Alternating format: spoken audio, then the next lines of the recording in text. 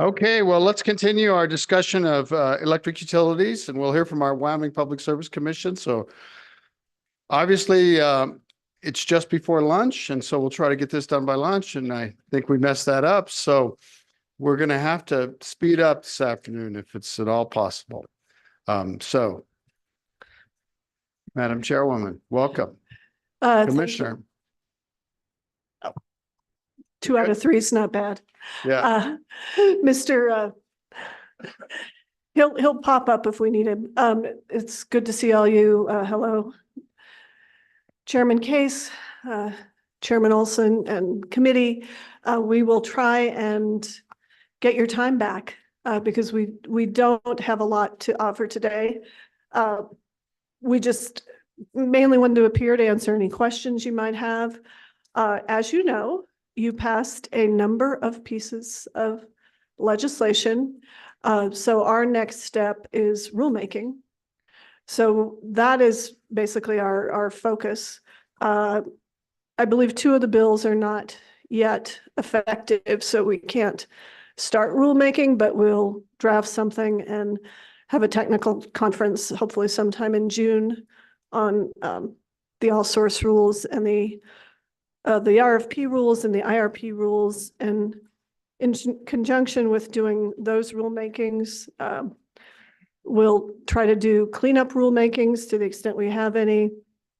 As you may know, we've also been working, and it's not a simple task, on developing a rule on third-party generators to allow to create a process that would allow us to designate someone as a non-utility generator if it were a contractor providing electricity to 1 or 2 customers.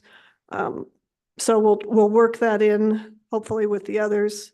We've committed and started working on some certificated territory rules to strengthen the process on certificated territories to hopefully avoid some of the conflicts that I believe you're aware of, and to avoid the need for legislation.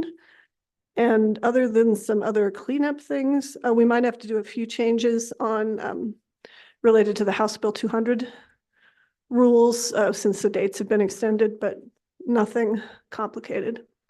And we just voted to, at an open meeting last week, to dismiss Black Hills Energy, because after the passage of Senate File 42, which was a minerals bill, we don't have jurisdiction over them anymore for carbon capture project. That's kind of where we are. Happy to answer any questions. Pardon me, I didn't have my microphone on. Questions for the commission? Any questions for the commission? I got a couple. One is in terms of the landscape of affordability and rates in Wyoming, do you anticipate further pressures with respect to electric rates as we go forward? Yes. And I think that's something we're seeing nationwide. I did ask Marcy Norby, our executive director, to periodically she updates a chart on where Wyoming is. Our composite electric rates, which is, all utilities, all sectors, are still some of the lowest in the country. I think as of January 2024, we were 3rd or 4th from the bottom. But that doesn't mean we don't have an affordability problem, or might not have an affordability problem. As you know, Senator Case, and any of you who attended the public comment hearings we had for Rocky Mountain Power's rate case, there was a lot of concern expressed about affordability. And it's not just a winter issue for people anymore, particularly for folks who are tenants, and they don't have a lot of control over their electric bills, and they might be in a building that's all electric, heating, cooling, everything. We don't have an affordability problem, I believe, compared to other states in terms of how much energy burden people have, but there's pressure across the country that, rates are not going down and it's just a constant source of conversation at our utility meetings. There's also pressure across the country in terms of demand growth from data centers. And that's on top of the reliability, resource adequacy challenges resulting from disruptive weather events. So they're just complexity on complexity on complexity. And then, Madam Chairwoman, just to add to that, you're also seeing pressure from different types of rate filings from utilities. Is that correct? And to the extent you can, I know that you now have new proceedings with respect to Rocky Mountain Power, although it's different than the general rate case that we had before. Maybe you might explain that difference and where that might be going. Sure. So, Mr. Chairman, committee, the energy cost adjustment filing that Rocky Mountain Power just filed recently is an annual event because they established their base net power costs in their general rate case. And this ECAM, as we call it, is to recover the net power costs that were not included in the 2020 rate case. So this isn't even related to the last rate case. And I think as we've explained in our PSC 101s, other utilities have a similar mechanism because utilities are entitled to recover their prudently incurred costs. And so, of course, we'll scrutinize their filing as we do all filings, and the burden is on them to demonstrate. And again, there's the sharing band. They have an 80-20 sharing band. So they will only recover 80%. Okay. Anything else? Senator Scott. Mr. Chairman, I had two questions. One, you mentioned data centers as a source of additional new power demand. I'm reading that as AI is being developed, that's a potential source that's going to be fairly disruptive. I wonder if you had any comments on that. And second, I wonder if you had any general comments on what the drivers of the increases are nationally. Madam Chairwoman. So to respond to the first question, Mr. Chairman, Senator Scott, I guess I was lumping AI in with data centers, but the AI pressure is adding to that, as everything moves to the cloud. And AI requires a lot more computing power. I think it's 10 times. We were just, give or take. It just adds to the need for more power. In terms of nationwide, I don't know if I can speak to the cost drivers, but we do have still, I think, ongoing supply chain problems. Cost of, interest rates are higher than they were, delays, the usual. And then fuel costs have been volatile, even though gas is low right now. We've heard a lot about shortages of things like transmission equipment, transformers. We still seeing that? Yes, Mr. Chairman, but I think there are people behind me who might have more current information. Okay, thank you. Any other questions for the commission? I just have one more. So just when I think I'm going to escape, Mr. Chairman, sorry. The latest efforts with the adjustment clauses, nothing to date filed by our biggest utility includes the cost of transmission facilities, including $8 billion of investment to connect Wyoming to the west for renewables, and I guess they say other uses. That's not included yet, right? And when will that come? Mr. Chairman, I think a small portion was in the rate case that you participated in. But if they file another rate case, that's when we would see more of that. And that's also a question I think they could answer. But that remains in the future. It is in the future, Mr. Unless Chairman. they've said they're just gonna not ask for that, right? Thank you, Madam Chairwoman. Anybody else? Anybody else? Thank you, guys. Stick around for 911 and sunset of telecom. Mr. Petrie, are you coming up? No. Oh, okay. Thought we missed you somehow. Okay. Who else would like to address the committee? We have, we kind of talked about hearing from the different utilities and we already heard from the REA, at least part of them, but I know there are others here. So who would like to talk to us next? How about some nice, friendly utility folks? Let's have them come up. Come on. Here's one, particular friendly. Mr. Bush, welcome.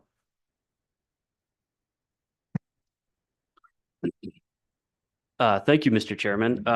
I don't have anything prepared to speak on, but I was getting a glance and a request, so I thought I better pop up here and see if there's anything you needed clarification on.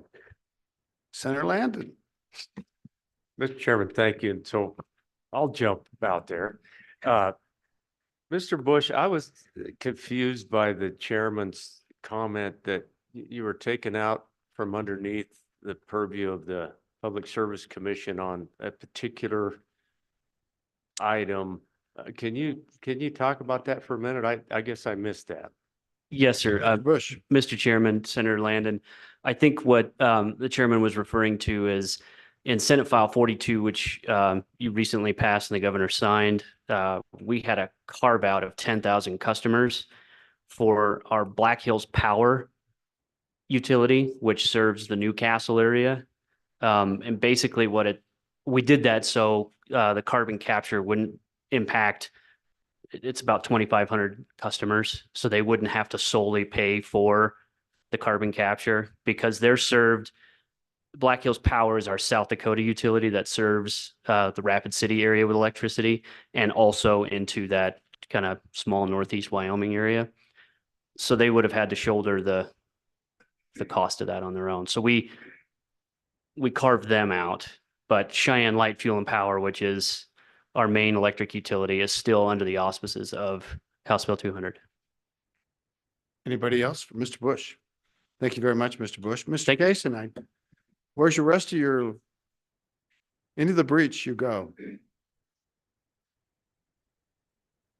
What's going on at Rocky Mountain Power, Mr. Cason? Good afternoon, Mr. Chairman, members of the committee. Rick Cason with Rocky Mountain Power. Excuse me. Like Mr. Bush, no prepared remarks, but try to answer questions you may have. Earlier today, we had representatives from the company that unfortunately, and they extend their apologies to each of you, that they had to get back on the plane and head back to Salt Lake City for some commitments, but they regretted that they could not stay longer. Because we went long on the housing issue this morning, which was some very good discussions. So they extend their apologies. With that, sir, with your warm invite, I will try to answer any questions that your members may have. Excuse me. Mr. Cason, I'm a little bit disappointed. We had another person had to catch a plane and we accommodated them. We could have, if we would have known, we would have been able to accommodate their testimony. Okay. Mr. Chairman, if I may, they were here again for Q&A or questions and answers. If any, they had no prepared comments as they were not a specific agenda topic. The company was not a specific agenda topic. So, but I will extend your concern. Questions for Rocky Mountain Power? Mr. Cason, when are you going to file for a rate case for those transmission lines? Mr. Chairman, members of the committee, And I believe it's about $8 billion. Is that correct? That amount of money I could not comment on for I any think that's kind of company-wide. accuracy, but Yeah. Ballparking it, if I may.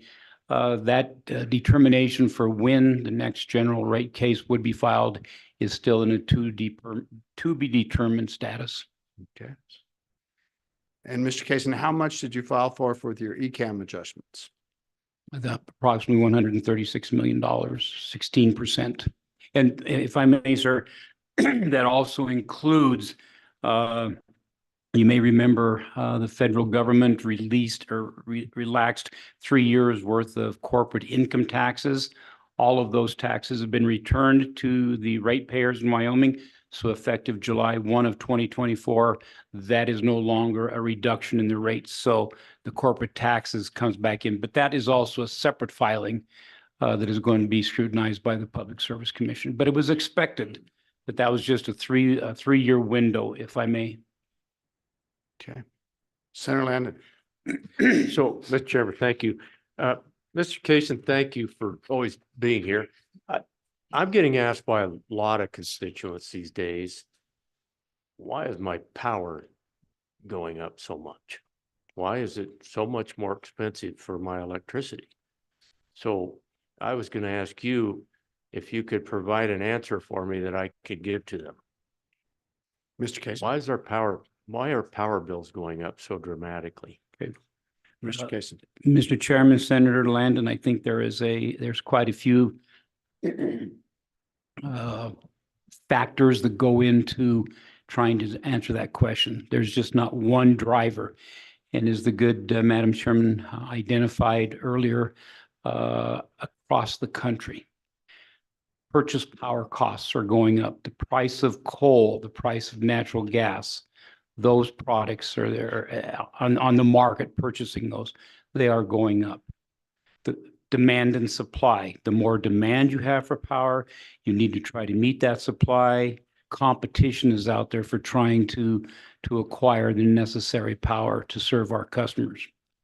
Inflation across the board, interest rates, you heard that earlier today as well. Financing, materials, supplies, everything that is, I don't mean to reduce it to this, but everything that affects your household budget, the utility is looking at something like that as well.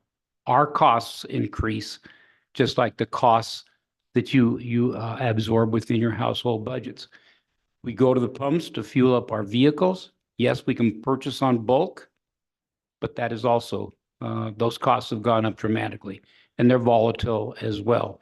So there's not just one particular item or two items, but it's a multitude of factors that are causing rates to go up.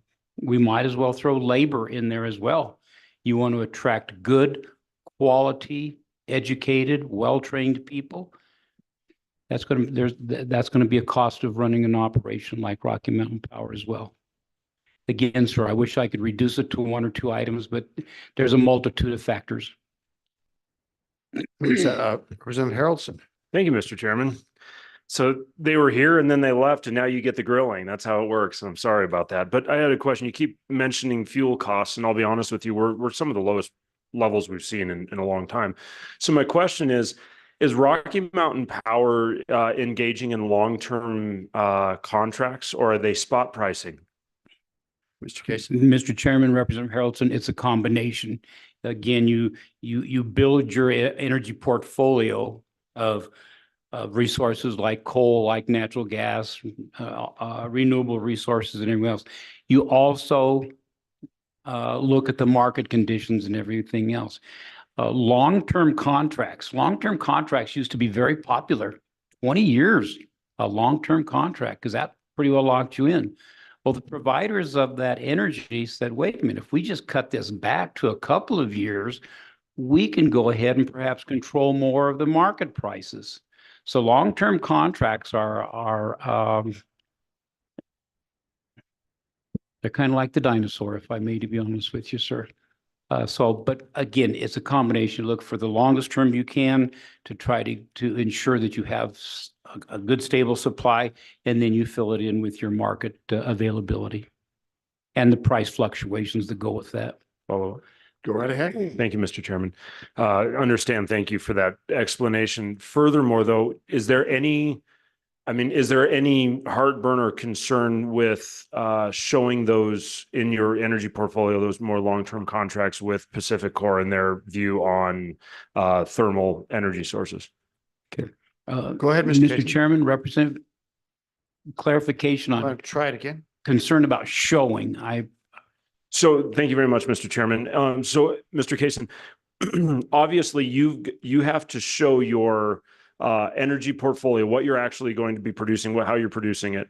And so having longer term coal contracts in Pacific Corp's view, are they having an issue, or would they have an issue with having long-term coal contracts with kind of their stance on only renewables and no coal fire in their portfolio? Okay. Mr. Kaysen. Mr. Chairman, Representative, thank you for the clarification.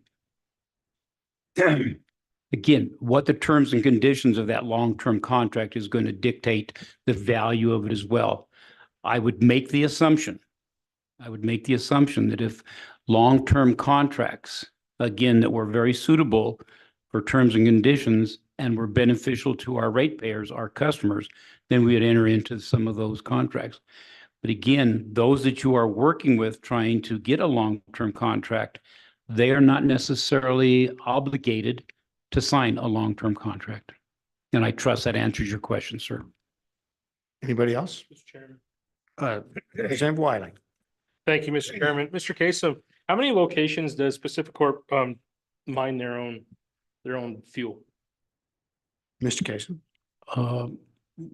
Mr. Chairman, Representative, coal mines? Yes, Is sir. that the- okay. To the best of my knowledge, and this is, I probably have to verify this, there are some mining operations in the state of Utah. I think there are 2 mines. There could be 3. There are 2 or 3. And then there's, of course, some minor operations outside of the Jim Bridger plant in southeast Wyoming. Mr. Chairman, Go ahead. Mr. Kasem, so within that planning, Rocky Mountain Power Pacific Corp, they plan for the future in that. Do you do your long-term contracts there with those, or do you just spot price as well? Mr. Kaysen.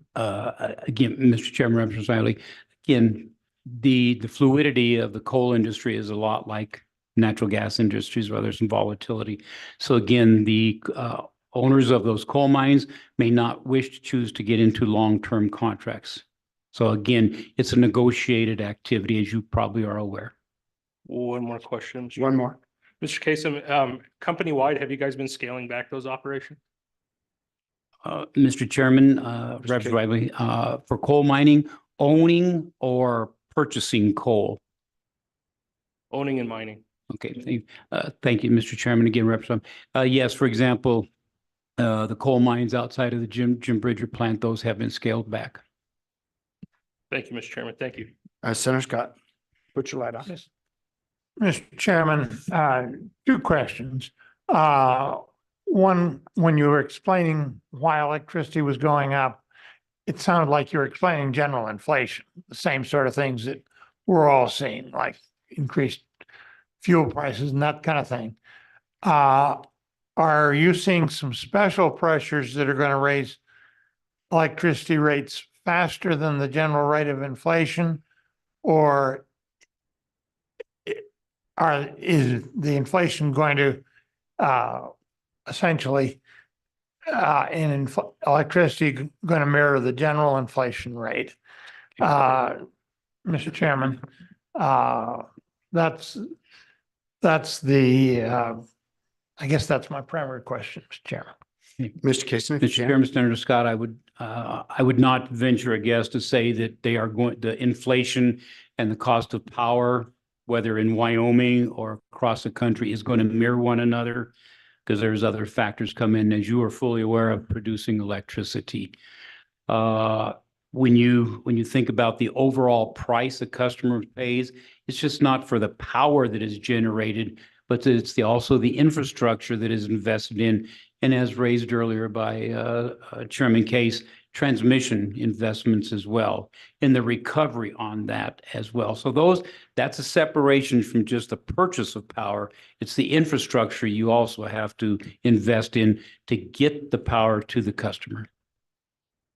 Mr. Chairman. Senator Scott. Second question was, I'm personally becoming increasingly concerned that we're going to have significant power outages, blackouts, and beyond Yeah, I'm used to the things that we get out in the country where the dogs chase a coon up the power pole and he sits in the transformer and your power's out for a few hours. And there's one less coon. Yeah, it's kind of hard in the coon. I've seen that happen. But long-term, where we're out for 2 or 3 days because the system is losing its reliability. And my question is, what do you think the probability is that we're going to, in the next couple of years, going to have one or more blackouts affecting good parts of Wyoming that will last for more than a day? Okay. Mr. Jason. Mr. Chairman, Senator Scott, as a city dweller, we have some of those problems in the city too. Not for days on end, but we got squirrels, what causes outages and that. Seriously, sir, again, I have to separate that question in a couple of components, if I may. If we're talking about reliability and dispatchability of power from a generation standpoint, that's one part. But if we're talking about transmission and distribution infrastructure to get to the customers, that's the second component of that. So if I had all of those answers, I would probably be back on the East Coast making hopefully rational decisions. Okay. As we know, the demand for power, we heard that earlier with regards to data centers and everything else, all this technological magic things that come along, that's going to be putting some stress on the entire system. Just not Pacific Corp, not Rocky Mountain Power. We also heard earlier today from Basin Electric about the RTOs and relying on generation and transmission entities relying on one another. Okay. So when we think about generation, the demand for power in the West is going to continue to grow. How we're going to meet that we're back to the portfolio discussions. Coal, natural gas, renewables, wind, solar, hydrogen. Will we be able to get will we be able to catch up fast enough to meet that demand? We talked about regulatory and reduction of regulations in the future. Okay. We heard about the through Mr. Taylor about the perfect crash or whatever it was this morning. Those restrictions that we're experiencing on the East Coast, they're hampering development as far as infrastructure, as far as being able to generate power.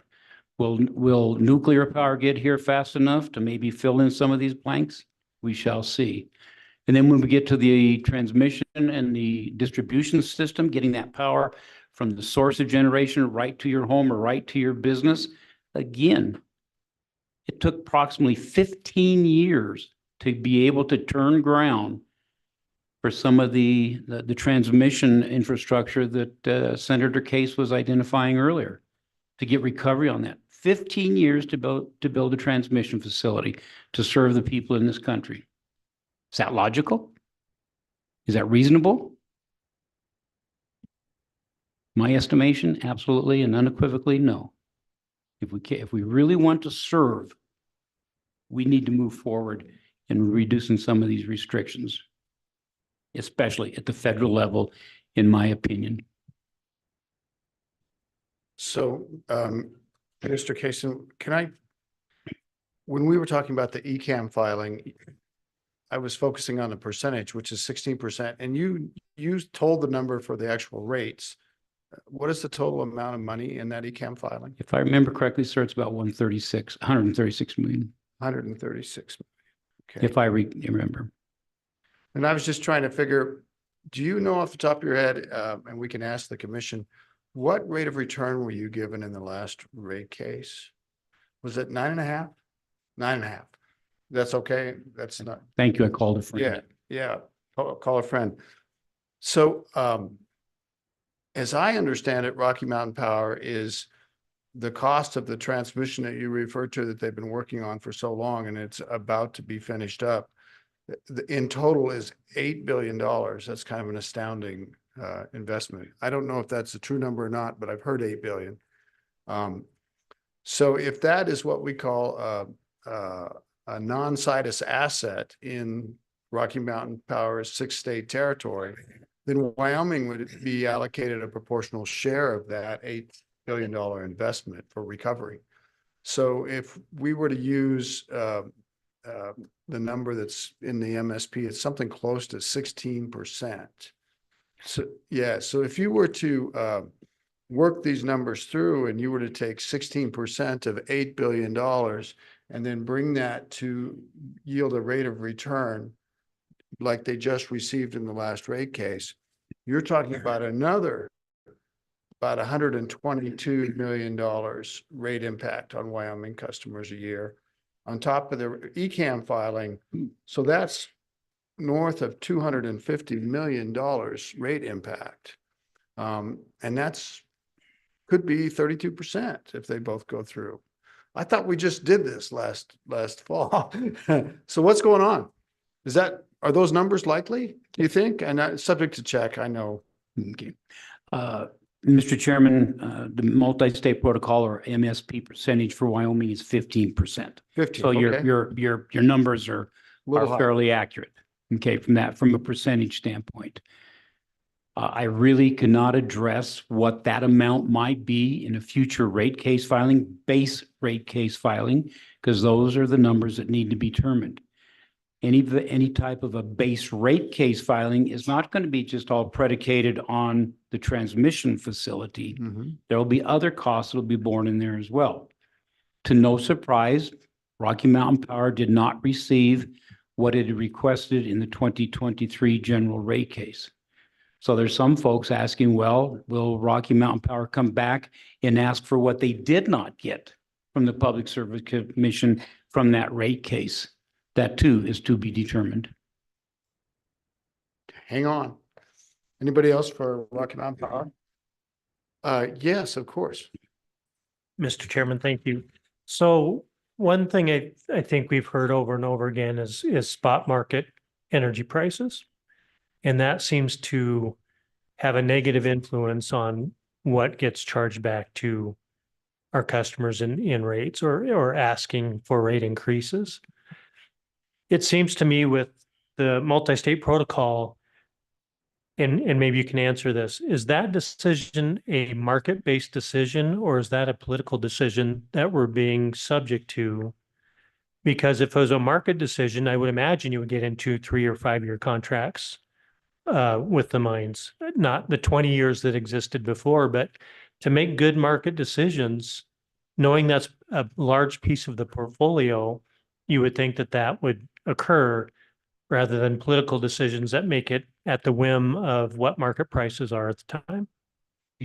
Mr. Cason. Senator Case, Representative Knapp, great question. I believe it is more, it's not the political decisions. In my opinion, if we went in front of the Public Service Commission to argue that our costs that we have absorbed are trying to recover that we already expended, and a political part of that was the decision, I believe the commission would tell us to have an enjoyable day and try again.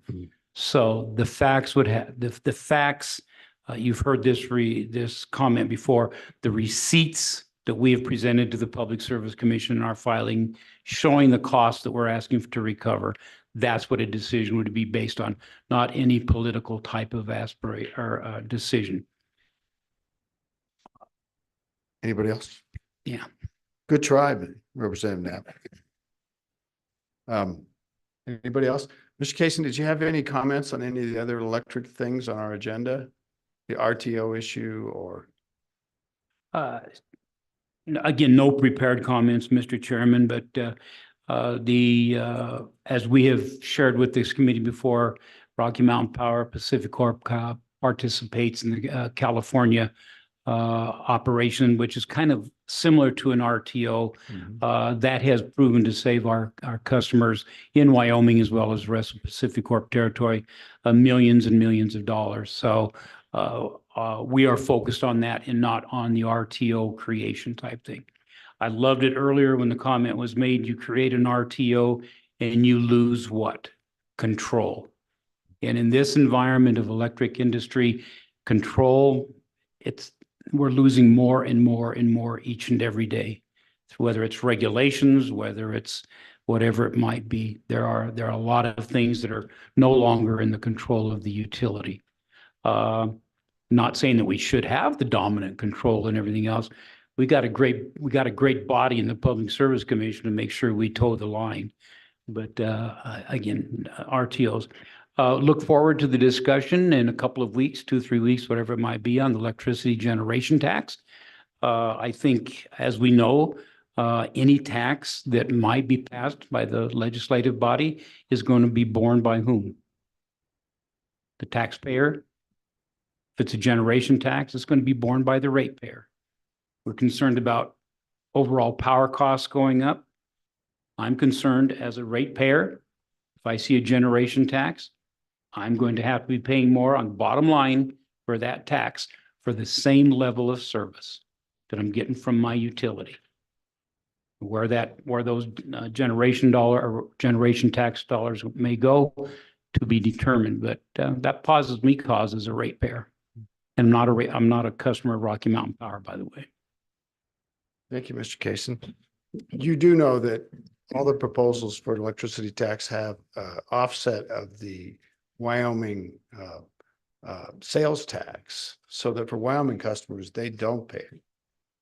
Mr. Chairman, I understand that as one of the conditions. Will that fly? To be determined. I think that is to be determined, but I think it's improper, I think, perhaps to say that every proposal we're making will cost Wyoming customers money. When if we implement it in terms of getting rid of the sales tax on electricity or reducing it, we could either save or keep Wyoming customers even. So let's be clear, that's what we're going to try to Chairman, talk that's about. more than fair. I agree. Yeah, thank you, Mr. Kaysen. Anybody else for Mr. Kaysen? Thank you, Mr. Kaysen. You've been a good sport, and you were abandoned by your comrades. Who else would like to address the committee? Who's next? Mr. Acey, I can always see when your eyes get really narrow that you're just wanting to do this next.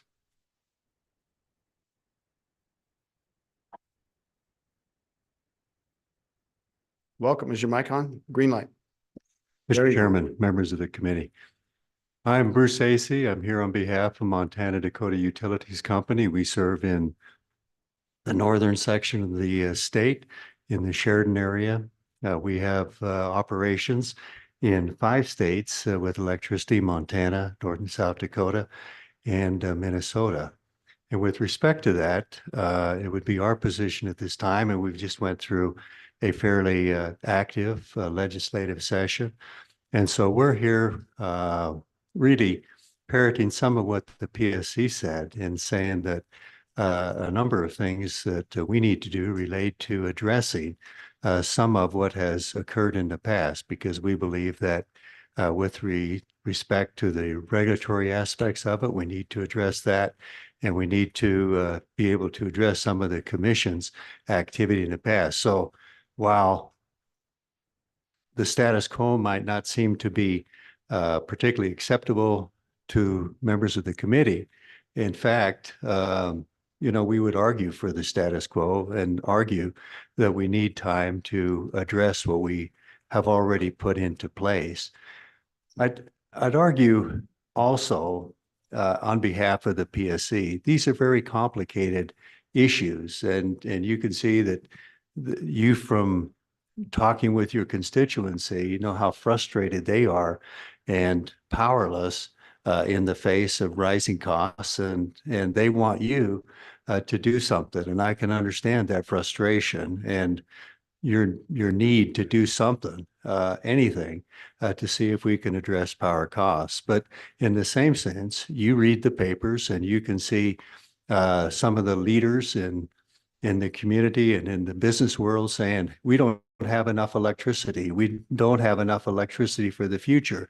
And you wonder, how are we going to do that if in fact we're cutting coal and we have other constraints that are addressing us.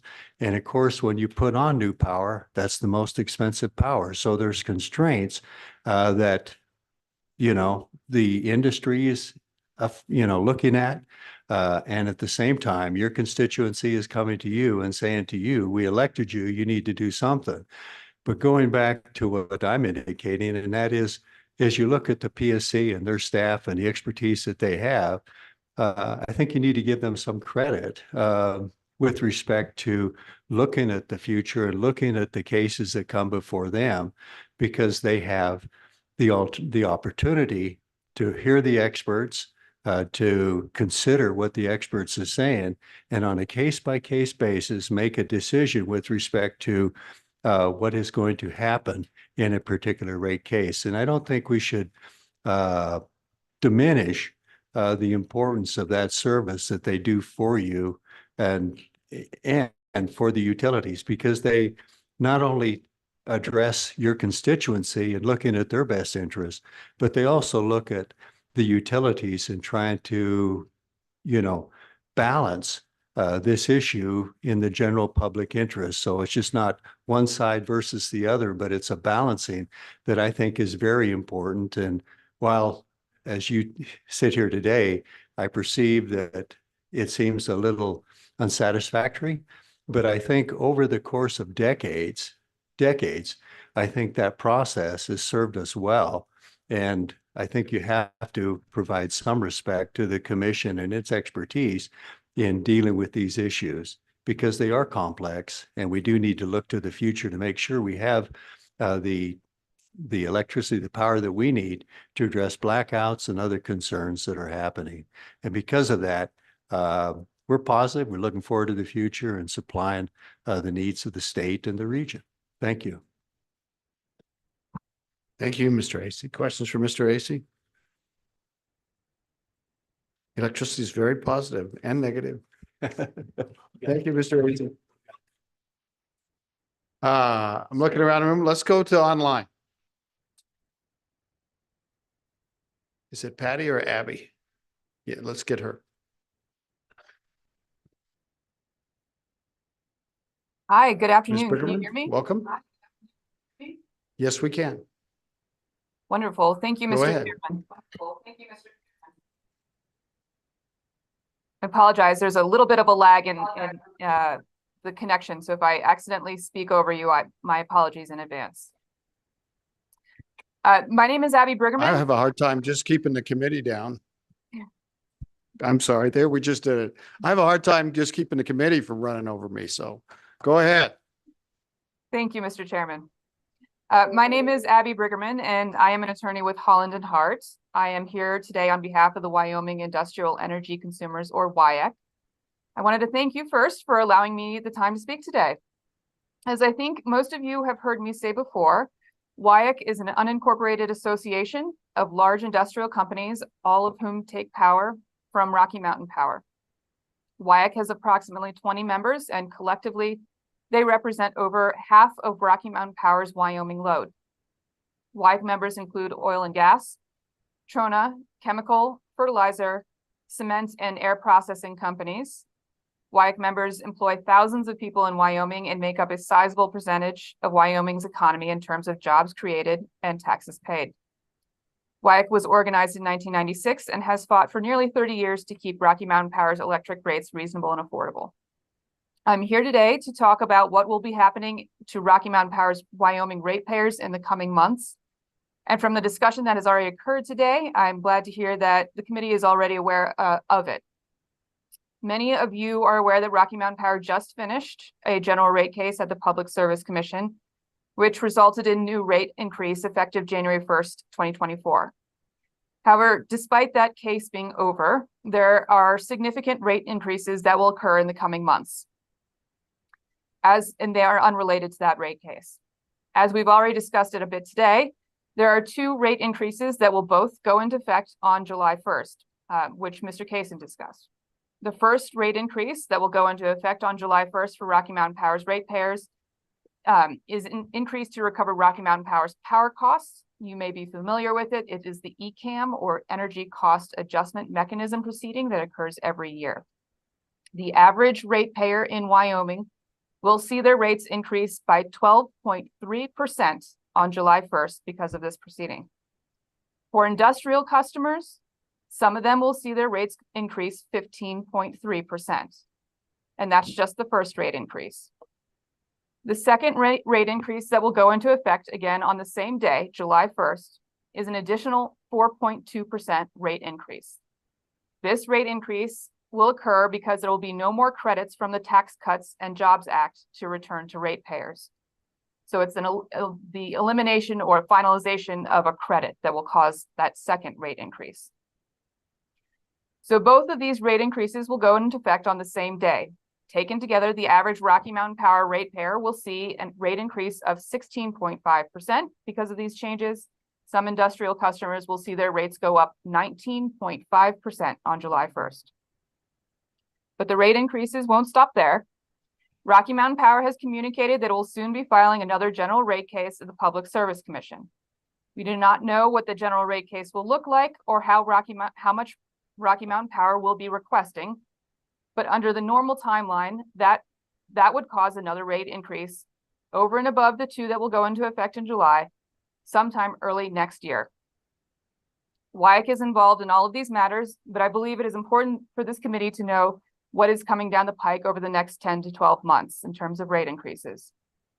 And I'll echo Mr. Kaysen's earlier comments that that as this committee looks into a generation tax, that tax will be borne by ratepayers if it's a tax increase. We are available on behalf of WIAC to discuss any of these issues, as well as to energy tax policy throughout the interim committee process. And again, we appreciate the committee's time here today. I'm available to answer any questions you may have. Thank you.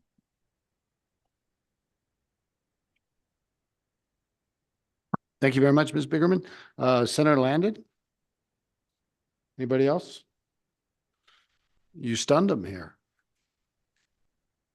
Thank you very much. Thank you. Who else is online? Mr. Collins. Good afternoon. Let's hope Mr. he's shorter Chairman. than this morning. Yes, sir. Good afternoon, Mr. Chairman, members of the committee. I am Patrick Collins, the mayor of Cheyenne. I started to tell you that one of my councilmen was down in Colorado, saw a landfill covered with solar panels, and thought, man, that's a great idea. We should look into it here.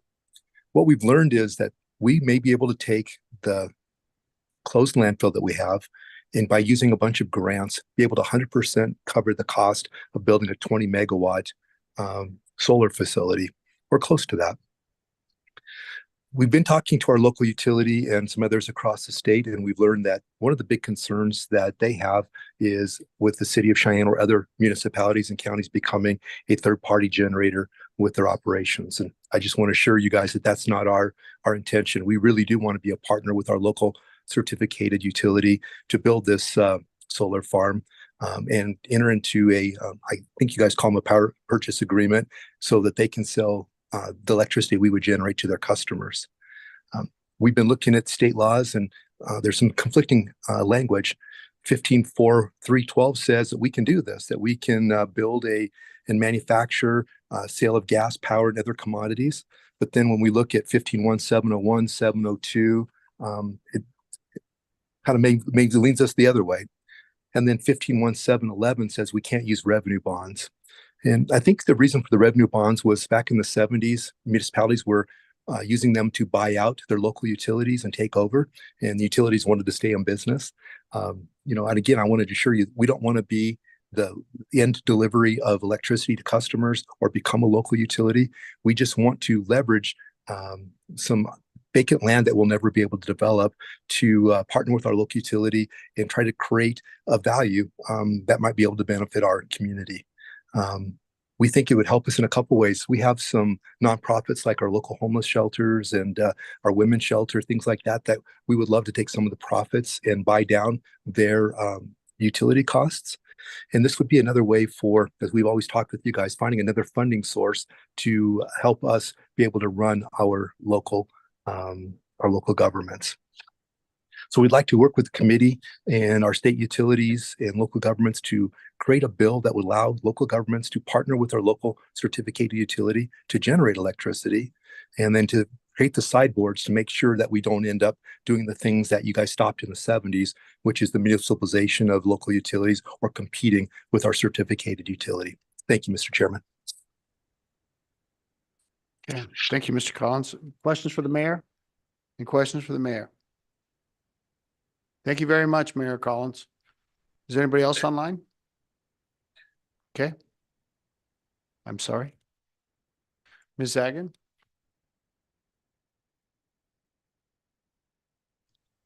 Hi, yes, thank you.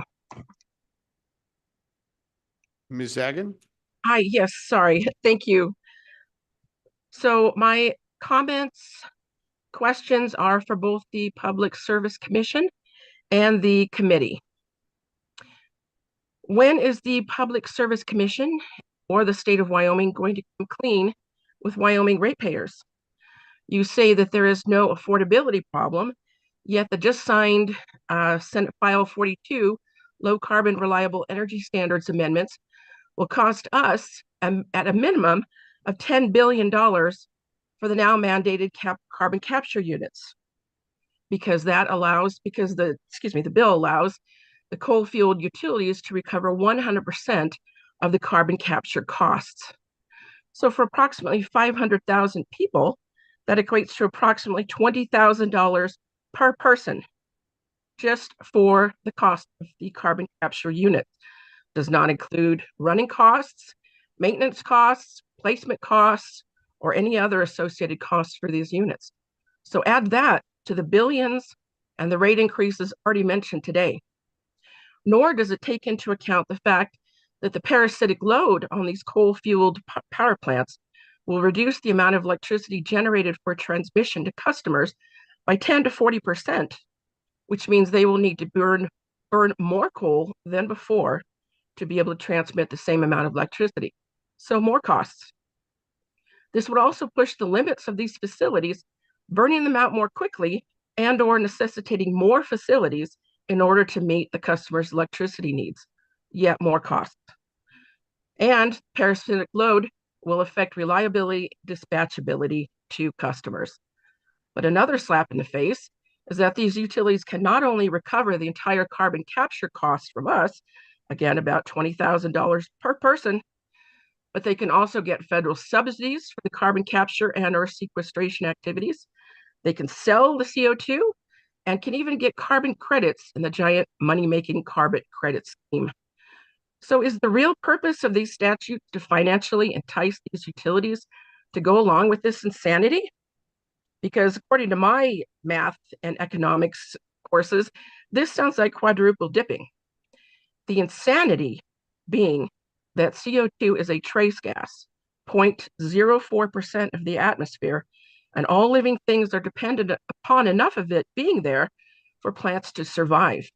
And we're just a couple of ticks above plant death. Yet we're going to keep it out of the atmosphere and even remove it from the atmosphere. If CO2 truly is a pollutant, as many seem to believe or want us to believe, then why hasn't the EPA or other agencies declared it as such?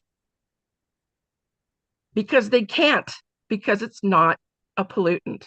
So why are we doing this? How is any of this insanity considered by anyone to be necessary or affordable, let alone both? Why wasn't a cost-benefit analysis performed on this insane bill before or even now after the passage of this? Thank you. Thank you. And would you say your name again, ma'am? I'm so sorry. Yes, I apologize. I should have said it. Carrie Agan. Agan? Yes. A-G-A-N? A-G-G-E-N. Ms. Agan? A-G-G-E-N. Ms. Yes. Agan, welcome to the committee. Where do you live? I'm wondering who your utility might be. I'm in Buffalo. Okay, Buffalo. So I think that would be Who's Rocky Mountain your Power. utility support? Oh. Okay. Sorry, there is a little bit of a lag. Yeah, I apologize, and I'm tripping people up with that myself, so I apologize. But Ms. Agam, we could try to get you some more answers. You said a lot of things, and I think the investment of $20,000 per customer, I question on that, but we might be able to get you a better number. And some resources might be the Office of Consumer Advocate, who's willing to help. Director Ornelas is here and he's nodding his head. I think maybe your utility, Mr. Kaysen, I think some answers about the cost of carbon capture per customer for this lady. Is that a possibility? That would be And I think the tremendous. rate recovery in Wyoming is, yeah, Mr. Kaysen, and somebody, I'm looking out to anybody to help me here. The cost of recovery of carbon capture is limited by percentage amount. Is that still true? To 2%. So I'm trying to get the $20,000 per customer and what the rate impacts of that might be. And ma'am, I didn't support that bill in the legislature, but I think the rate impacts are much larger. But Mr. Kaysen's here from Rocky Mountain Power. Can you have somebody contact the lady about her questions about the utility? Mr. Chairman, I would be very, very happy to do that. And if I do, I would like to phone a friend with Montana Dakota Utilities who provides power to the city of Buffalo. Unfortunately, this kind lady is not a customer of ours, so I will pass the buck if I may, sir. All right. Representative Knapp has a question. Your buck is passed, Mr. Kaysen. Thank you. Representative Knapp, did you have a question for the lady? Well, I just had a comment if I can. That number may be ambiguous because most of those projects are pilot projects, not commercial projects. So once they're proven, then they go into a commercial viability. So I'm not sure we can nail down the number quite yet. Ma'am, we're going to we'll definitely let you respond, but if it's okay with you, I'm going to share your contact information through our LSO to your utility, and we'll have them contact you and you can get some specific answers about your situation. If that's okay with you. If you don't want to do that, that's fine. But I'm not asking you to give your address or email address or anything online, but I think we have it at the LSO when you signed up to testify. So would it be okay if we shared that with the utility? Yes, Chairman, I would really appreciate that. I would like to say one more thing, and that is, this is a very rough estimate. Please go ahead. This is a very rough estimate, as Representative Knapp said, because these are still in pilot stage, in pilot stage. So the other concern I have is that this was passed without any cost benefit analysis being done. And again, the third concern is that this is absolutely unnecessary because CO2 in the atmosphere is a good thing, not a bad thing. Thank you. Thank you, ma'am. I believe we would have done something that's called a fiscal note, and we'll get that for you as well. It is not by any shape or form a cost benefit analysis as you're thinking, but we would have done a fiscal note on that bill. We'll get you that part, and we'll have your utility contact you, and we'll follow up some more. We're grateful for your calling in today. Thank you. I still wish you would address the other two concerns I have, one being that this is unnecessary and that there was no fiscal note. I looked for one and it was only about administrative costs to, I forget, the state or the Public Service Commission. I apologize. Fair enough. And thank you for that. Well, I'll look at that myself, and I think you're probably right. With regards to Senate File 42, it was passed by the legislature. Not everyone voted for it, I might add, but it is the law. And so this committee doesn't have the power to change the law other than to pass a new bill that would reverse it. So we're in a bit of it's not an issue that we can fix today. And I suspect having the bill just been passed and passed pretty overwhelmingly, looking around the committee, ma'am, there's not a lot of appetite to roll that back or try to roll that back. And that's one of the realisms of the world and the way we do things, but I don't think I can address your question. Thank you. Thank you, ma'am. We appreciate it. And we will get you that other contact information. Okay, who else? Is there anybody else online? Anybody else in the room want to address the committee? Who's next? I'm not seeing anybody in the committees or in that room, so I'm assuming we can move on. Fair enough.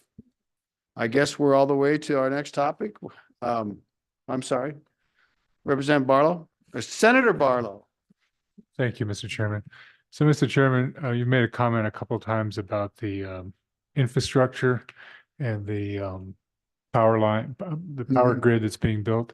And I guess my question is, doesn't Senate File 20, which went effective immediately, just passed in the last session, actually speak to that issue about recovery of rates that are not associated, that do not benefit Wyoming ratepayers? Anyway, you've brought that several times. You don't have to respond to it in this setting, but it seems like that's exactly what we were trying to get to with that bill, which this committee brought forth from the last interim and was passed, signed into law. And the commission has that authority now because it was effective immediately. So I just throw that out there. Like I said, we don't need to debate the bill right now, but it seems like that actually got to, I thought, what you're concerned about rate recovery for infrastructure that does not benefit Wyoming. Thank you, Mr. Chairman. Thank you, Senator Barlow. And the answer is, I truly hope so. But there will be arguments made when that rate recovery comes that it does benefit Wyoming. And it will be torturous arguments, and the commission will have to make a decision. But we did put in that bill for that purpose. And I can't tell you how it come out in the end. But thank you for bringing that up. And that was a case where we were proactive about future impacts. Anybody else? Okay. I think we're up to telecommunications. So we're almost to lunch. We're past lunch. We're back from lunch. Hi, Mr. Secretary. We're running a little behind, but we're catching up. Hey, hang in there. So we will hear about the Telecommunications Act. First, we'll hear from the Public Service Commission, then we'll go to the telecom providers. Mr. Petrie, this one's yours, and you're all by yourself. Welcome, Commissioner. Thank you, Mr. Chairman. Of course, Mr. Chairman, I'm Chris Petrie, Deputy Chairman at the Public Service Commission. Thanks for having us today. As everybody's probably aware, the Wyoming Telecommunications Act is set to sunset next summer. So 2025 sunset, that's after a couple of extensions. This act has been amended and extended various times over the years since it was passed in 1995. Wyoming was kind of ahead of the game in getting with the more modern vision of a telecommunications system. The federal act was passed in 1996, and the Public Service Commission administers or enacts the provisions of the act. And over the past a couple of decades, there has been significant movement towards a more of a market-based system and less traditional utility regulation for the telecommunications companies. We now have just a few telecoms that are actually under rate regulation, and even they are permitted to reduce their rates at will. It's only for rate increases that they would come to the commission with a rate case. We haven't seen that for quite a while. It's been over 10 years, I believe. I'd recommend to you the Telecom Act history and summary that Ms. Jody Levine has placed on the table back here. She's done a nice job, so I won't torment anybody with the rest of that. And I'll get right into what it is that the Wyoming Public Service Commission still does in telecommunications regulation. Number one, we administer the Wyoming Universal Service Fund. This is a mechanism that collects money through a surcharge on telecommunications bills and then distributes that to, I believe it's 9 telecom companies that currently receive support from that, which is designed to keep the end rate for essential telecommunication services at $30 or less.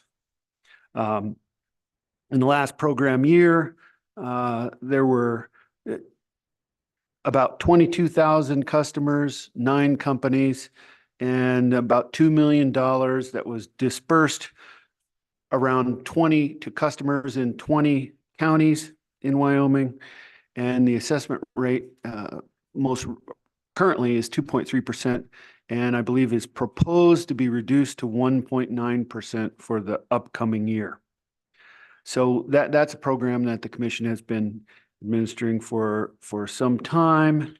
And are there any want me to go on, Mr. Chairman, or should I pause between topics?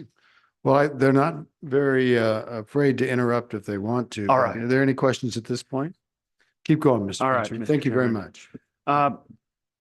Another function that the Public Service Commission still performs is the issuance of certificates of public convenience and necessity for new entrants into the market in Wyoming. And basically what we're doing there is serving a screening function. You may remember from history that the telecommunications sector is not immune from entry by bad actors. And so the commission serves to screen those telecommunications companies that wish to do business in the state to make sure that they're legitimate operators and that they have the sort of experience and financial standing that's necessary to engage in that business.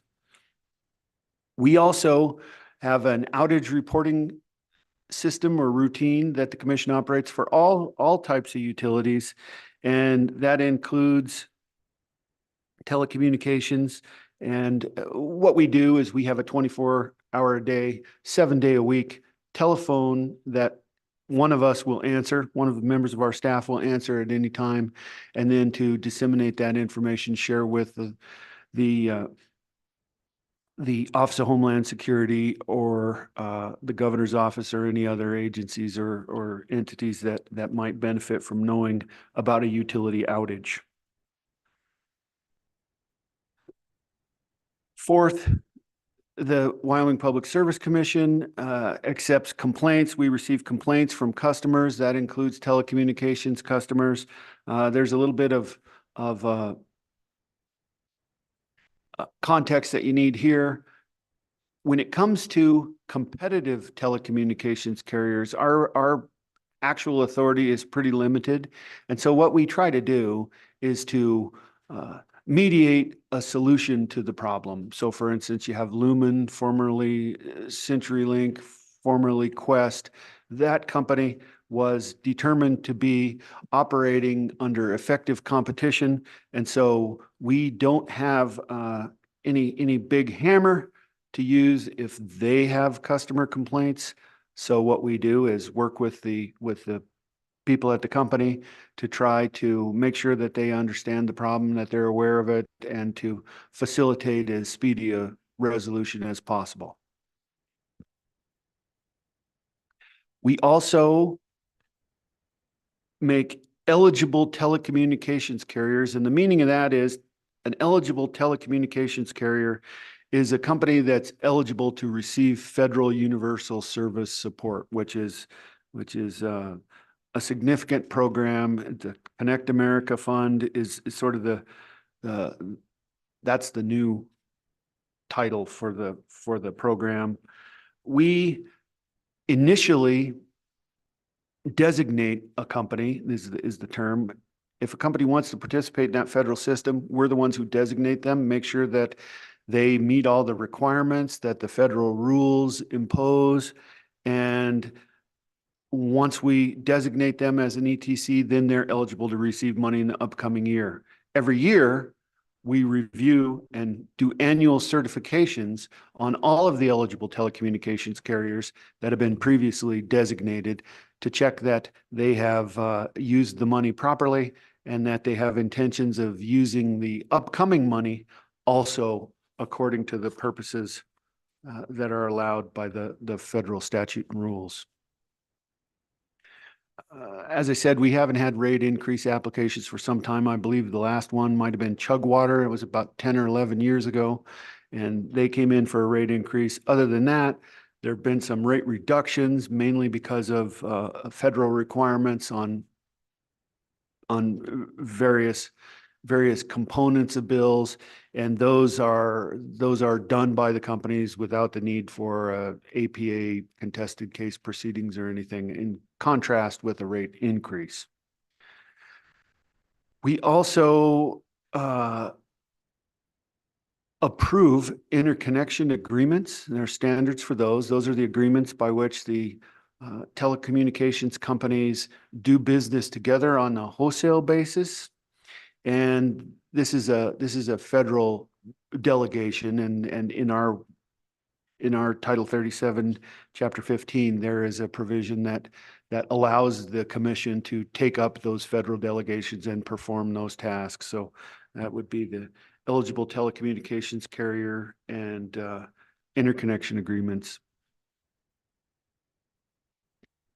Finally, we have, along with our other outage reporting activity or outage report receiving activity, we at times get reports that there are issues with the 911 system. And as we let you know, we've got some folks here today from YDOT and some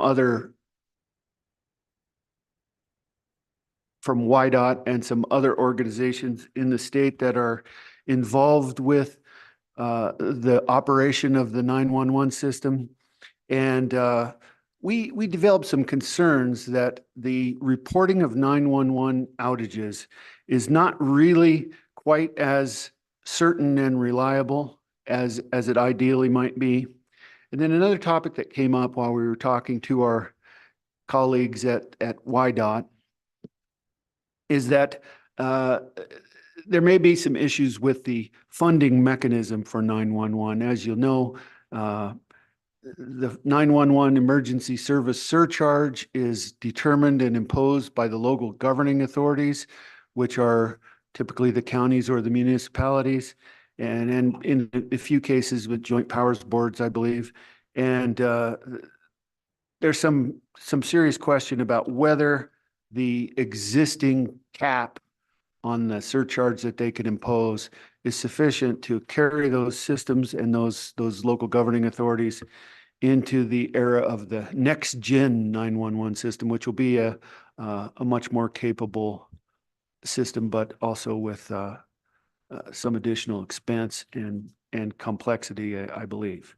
Anyway, I won't attempt to talk too much about that because we have some actual experts here, and I'll leave that to them. That'll be Mr. Smolinski and Ms. Binning.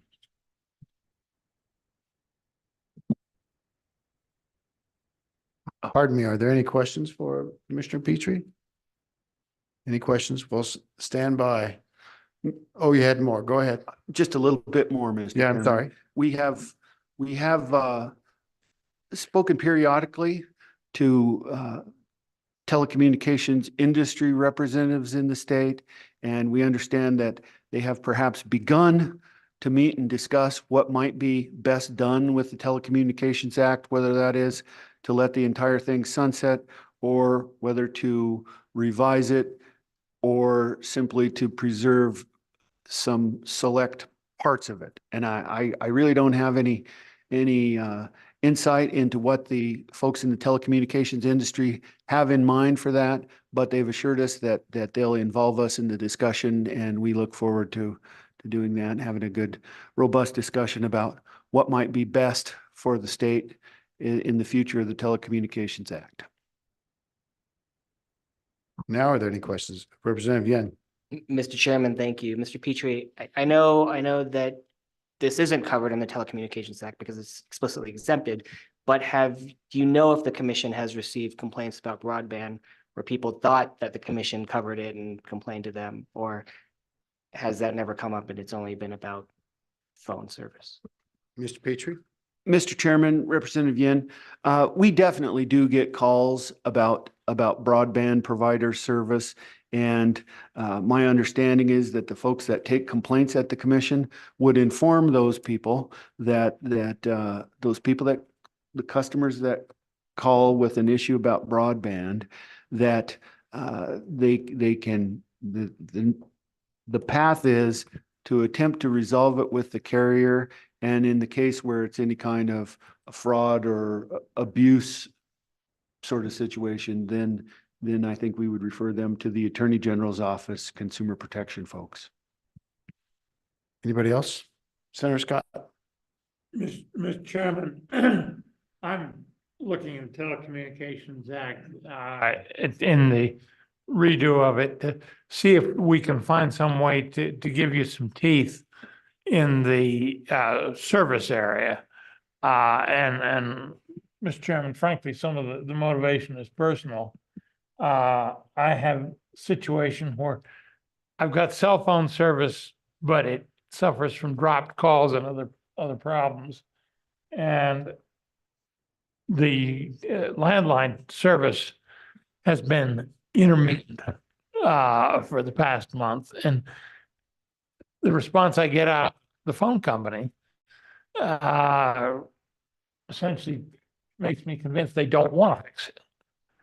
And I'm looking for some help, because it is a real problem not to have telephone service in this society. And I keep facing it, and I keep thinking cell phone service is going to get better, and it is gradually, but it hasn't gotten to the point where I felt I could drop it. And just go to cell phone. Is there a question in there, though? Anyway, the question is what does the PSC have any ideas as to what would be a reasonable level of being able to do something about complaints? What could we do to give you some more authority? Mr. Petrie. Mr. Chairman, Senator Scott, I've seen quite a bit of this problem. This goes way back, and Senator Case would remember the hearings that we had up in his district. And that was many years ago. And many of those people had the same kind of problems that I believe, Senator Scott, you're talking about, which is that you're out on fairly lengthy copper pairs, and the equipment's old. It's been dug into and spliced and repaired over the years many times. There's often trouble with obtaining replacement equipment. We had talked about the old Anaconda systems that have been outdated for a long time. And one of the basic issues that we ran into, even going way back to those hearings on the Wind River Indian Reservation, was that there's not a very economically advantageous concentration of customers in some of those very rural areas. And so the commission, which I wasn't a commissioner in those days, but the commission always struggled with the problem that anything that the commission would order the company to do, even before the declaration of or the finding of competition for CenturyLink or Lumen, was that you have to provide for recovery of the costs. And some of the price tags that were presented to the commission for what it would take to replace or refurbish some of those lines was it was a really heavy bill for the relatively few customers. And so, which is not to say that there's nothing to be done. You know, the commission had some success with requiring basic patrolling and maintenance and simple repairs and kind of a patrolling of the lines and patrolling of the pedestals and some fixing up. But that's been a long time ago. And kind of babbling on and on, Mr. Chairman, Senator Scott, we can certainly give it some more thought, and I don't believe that we currently have real authority to require anything of a competitive company. I suppose in the kind of the outer realms of possibility, there is included in the statutes the concept that the commission could revisit a finding of competition and find that in some areas it doesn't actually exist any longer. That really hasn't come up, and I don't know if you did that, how you would get over the fair opportunity to recover the costs of the rebuilds and repairs. So we'll have to give that some thought, and I hope that we could discuss that as we go forward with the future of the act. Senator Scott, follow up. Yes, Mr. Chairman, and I would just say that in my case, I think the problem is in the last 50 feet. There are two lines in to the ranch, and one of them has no trouble at all. I think it's a problem with a simple fix in a very short distance. But that's, so I understand what you say about some of the really lengthy lines, and you can't get them fixed, and it's a real problem going forward, Mr. Chairman. But that's not the problem. Mr. Chairman, I think there is a need because the company is just not, you can't deal with them. They sent a repairman without the equipment to do anything. Mr. Chairman and Mr. Petrie. Senator Scott, I wasn't aware that you had that type of troubleshooting done and had the issue pinned down to that sort of a small length of line. And that's the sort of thing that I think we continue to have some bit of success with in working with Lumen to get people out to address those problems, and we could certainly do that in your case. Of course, it wouldn't be special treatment. It would be illustrative, but Mr. what would Chairman, everybody's experience in the world. it wouldn't be special treatment if he'd call under a false name to our office. We'd go ahead and try to do what we could. Okay, thank you. We'll try to get that addressed. Anything else from Mr. Petrie, Representative Ottman? Thank you, Mr. Chairman. Mr. Petrie, what is the situation with satellite? Does that come under telecom? No. Mr. Chairman, Representative Ottman, sorry. That does not, for any kind of regulatory purposes. I believe they pay some of the fees and surcharges perhaps, but we don't regulate voice over internet protocol via satellite. But that has been used and has been adopted in a good number of customers in the extremely rural territories that were and are still served to a degree by formerly CenturyLink Lumen. But it's out there, and it has proved to be a solution for some people. And as far as any problems with it, it would be like the other things that really aren't under our jurisdiction. We would always try to help a citizen who calls with a problem, try to direct them into the right path to get their problem resolved, and try to smooth that path any way we can, but we don't have real authority over it. And Mr. Petrie, though, it's true, I think that extension and offering to those people of those satellite phone service was kind of a part of a bigger agreement with the commission and the carrier to try to get to a new place. And I realize you didn't retain regulatory authority over it, but that was kind of the deal that was made back in those days. Do I have that right? Mr. Chairman, that was part of a stipulation that came to the commission, and it was signed off on by the Office of Consumer Advocate and I believe the AARP. And there were other provisions. There was it was basically set up so that the telephone company paid so that the customers who wanted to transition to VoIP over satellite internet their phone service, would pay a reduced rate for a period. It seems like it was 2 years, the period where they received a significant discount on the bill, and then they received service by satellite from HughesNet. And I think that may have even been extended in some areas or for some customers beyond the initial period that was planned, but it's been a while. Senator Scott, Mr. Chairman, let's get your light on. There you go.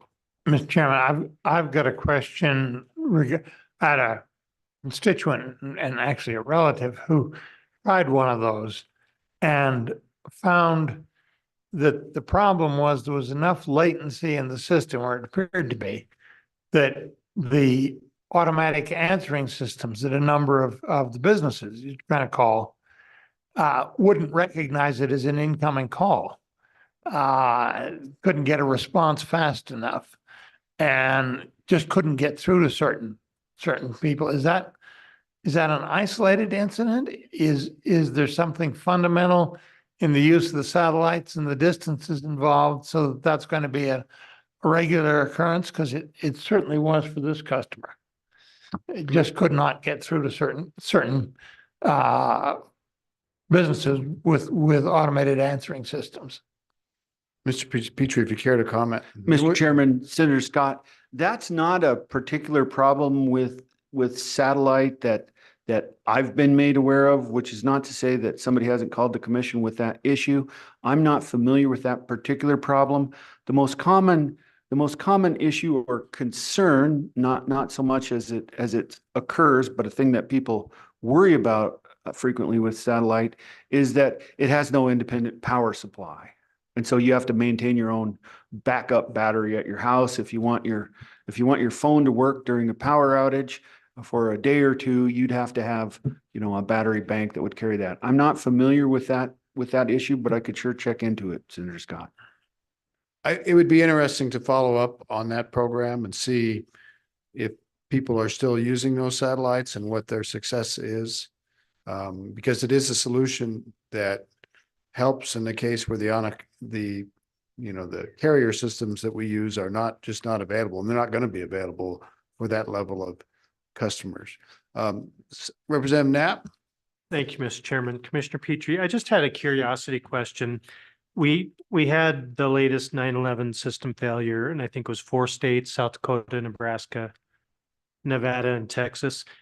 Is the 9/11 system in any way interconnected between states? That was kind of a random happening. And I just wondered, is there any connection between states? If one goes down, another goes down, or how does that work? Mr. Petrie? Mr. Chairman, Representative Knapp, I believe in thinking back a few years to the outage that did affect Wyoming, a 911 outage, and I believe ultimately was traced back to the failure of a card somewhere in Denver. And I think there is likely some potential. Hopefully there's some redundancy built in and we won't see a lot of that. But as you mentioned, we recently did see a widespread outage. And I think that itself is an indication that there is a connection between those systems. They're operating. There's always been some centralized equipment. For example, when you call 911 and the dispatcher obtains your information, where you are and so forth, mainly your address, well, that's reaching out to another system. And I believe that was historically, perhaps that was in St. Louis, maybe. Chairman Case probably knows better than I do. But yes, it's certainly not localized. It certainly is connected to larger systems. And another aspect of the 911 system that I believe this is correct. 2 or 3 decades ago, there was one outfit in charge of the whole system, the whole network. And now there are many participants in that operation. So you could have a situation where for some reason Verizon customers cannot reach 911 in a particular geography. maybe they can't reach anything, maybe it's just 911, that their system is not independent. It goes to ground as soon as it can generally to get on some kind of fiber network. And then that traffic passes along other systems. So there's a great deal of interconnection in the telecommunications business now, especially as to compared to, you know, the previous world where it was all operated by one big monopoly company. Thank you. So committee, I'm thinking we need to push a little bit and to try to move along, hear from the industry, hear from our 911 partners, and then try to think about how we're going to bring a bill on the table in the time we've got this year. So we got a lot of people to hear about. Mr. Petrie, thank you very much. That was great work. Thank Stay you, Mr. close. Chairman. Should we go to industry next? Then we'll get the 911 folks at the end. Is that all right? Okay. And yeah, fill up the chairs and be aware that we're not going to solve anything today. Mr. Representative Yen? Mr. Chairman, just for the committee's edification, for satellite internet, if it's the geostationary satellite, so HughesNet is about a half a second minimum round trip latency, but just because of the physical distance in space. Up and down. Starlink is a much lower orbit satellite system, so it's actually an order of magnitude. You get under 100 milliseconds. There are other pros and cons, but the latency for the HughesNet for sure is one that's very high. Yeah, so Senator Scott, the one with the latency is the geostationary satellites. Yeah, but these low Earth orbit ones, which are in essence an inverted cellular system that rotates us instead of we rotate, like Elon Musk's idea, that's pretty darn quick. You don't really notice it, but there can be gaps in coverage. Let's go to the industry, and I don't know how you guys have, it's nice to see you all sitting down together, and who wants to go first? Go ahead. I was just going to introduce myself, Mr. Chairman. Jody Okay, let's Logan. introduce I'm across and then. Here on behalf of Verizon and Charter, and I wanted to clarify, I certainly appreciate the credit for the documents in front of you, but the credit actually goes to the two colleagues sitting next to me. They're going to walk through these documents, and then I will give you kind of a explanation of what we're doing as industry and ask for the committee's assistance in that regard. Thank you, Ms. Levin. Appreciate it. Mr. Henderson. Good afternoon, Jason Hendricks with Range. We're a provider in a number of parts of the state. Good afternoon, Mr. Chairman, members of the committee. My name is Dave Pickard. For this presentation, I'm representing Lumen and Senator Scott. We'd be more than welcome to have a longer conversation with you at the break regarding your services up there. But for the presentation, we're going to stick to what we have in front of you. I'll let my other two colleagues start. Ms. Wilkinson. Mr. Chairman, members of the committee, sorry, Catherine Wilkinson here, behalf on All West Communications and Silver Star Communications. Thank you. Mr. Woody. Thank you, Senator Case, Chairman Case. Brian Woody with Union Telephone Company. Appreciate it. You guys have been around a long time. I think we all have. Yeah. Mr. Chairman, members of the committee, again, appreciate this opportunity. And I also appreciate Commissioner Petrie referencing quite a few of the milestones within the Wyoming Telecommunications Act history. So I don't think I'm going to go in depth, but I will say that all of this started in 1984 with the divestiture at the federal level of AT&T, which was, the national monopoly in telecommunications. And Mr. Chairman, as you recall, Wyoming was the leader in state-based telecommunications acts. Under your leadership, we, as the state of Wyoming, adopted the 1995 Act, the first in the nation. And it laid out a few things. You can see that in the the document that LSO distributed. But it ended the monopoly local phone service by allowing competitors into the state of Wyoming. It also required those incumbent providers, of which there was only one at the time, except for the long haul, long distance, to provide interconnect with competitors.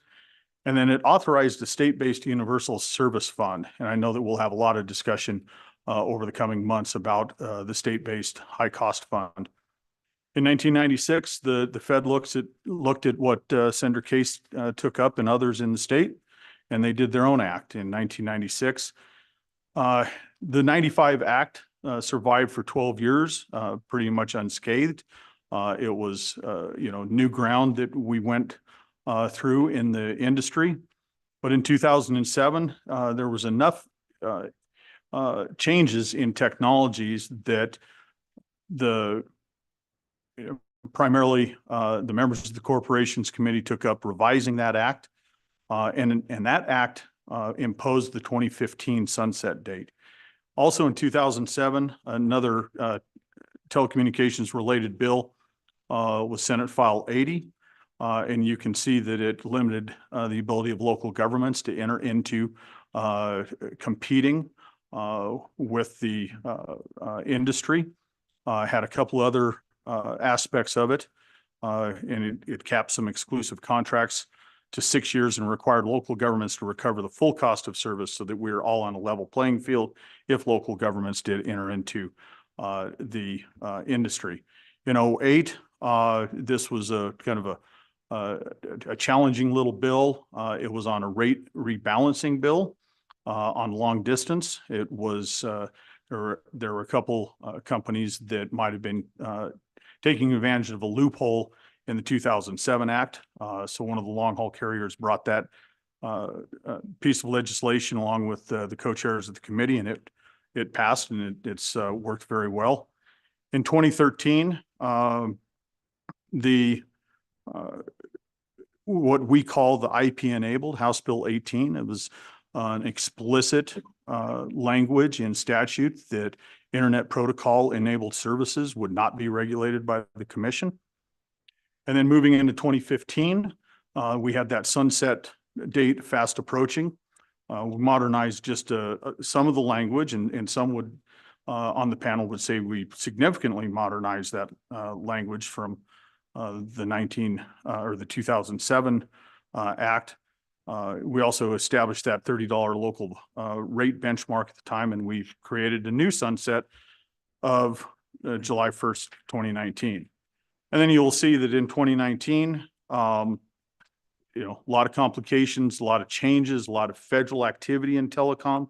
I believe CAF fund was coming out, the Connect America Fund. So there's a lot of uncertainty on what the Federal Communications Commission would be doing at the federal level that would impact the broadband issues at the state. And so instead of taking on a rewrite, extended that sunset. And in 2023, which all of you were involved in, we turned around and extended the sunset again to July 1st of 2025. You can also see, because these documents, the history document we presented last year to this committee, it was a standalone document. Mr. Hendricks has gone in and really done a robust discussion of what the act does now. So I'll skip over that section of the two-page document. And then we did provide, and again, these faces and names of companies change over time, but currently the faces of Wyoming Telecom that you see at the Capitol. And then there are a lot of other company representatives behind me in the panel, and you'll all get to know those over the course of the next several weeks. So I'm if there's no questions for myself, I'm going to turn it over to Jason to walk through the act and the summary very quickly. All right, so working off the summary document, just a real quick summary of just what Mr. Picker just said right there is, historically, telecom was regulated just like what you heard this morning, this afternoon with electricity. Companies would come in with rate cases. There was implicit subsidies because you had urban helping to keep rates affordable in rural areas. Very similar up until that point that Mr. Picker talked about when things changed with the Telecom Act. And the biggest impetus was change in technology. There was a way to open up markets to competition, but you still had to address concerns where certain parts of the network were not very attractive for competition. And so that's how the Universal Service Fund became established to help keep rates affordable in rural areas where there wasn't competition and the benefits from it. So with that, just kind of as a background, I'll go through, I won't go through line by line of this document. It's about a 6-page document, but just kind of highlight some of the main parts of each section of the act. Well, first of all, section 3715-201, that's your sunset date, July 1st, 2025. And then the act gets into definitions.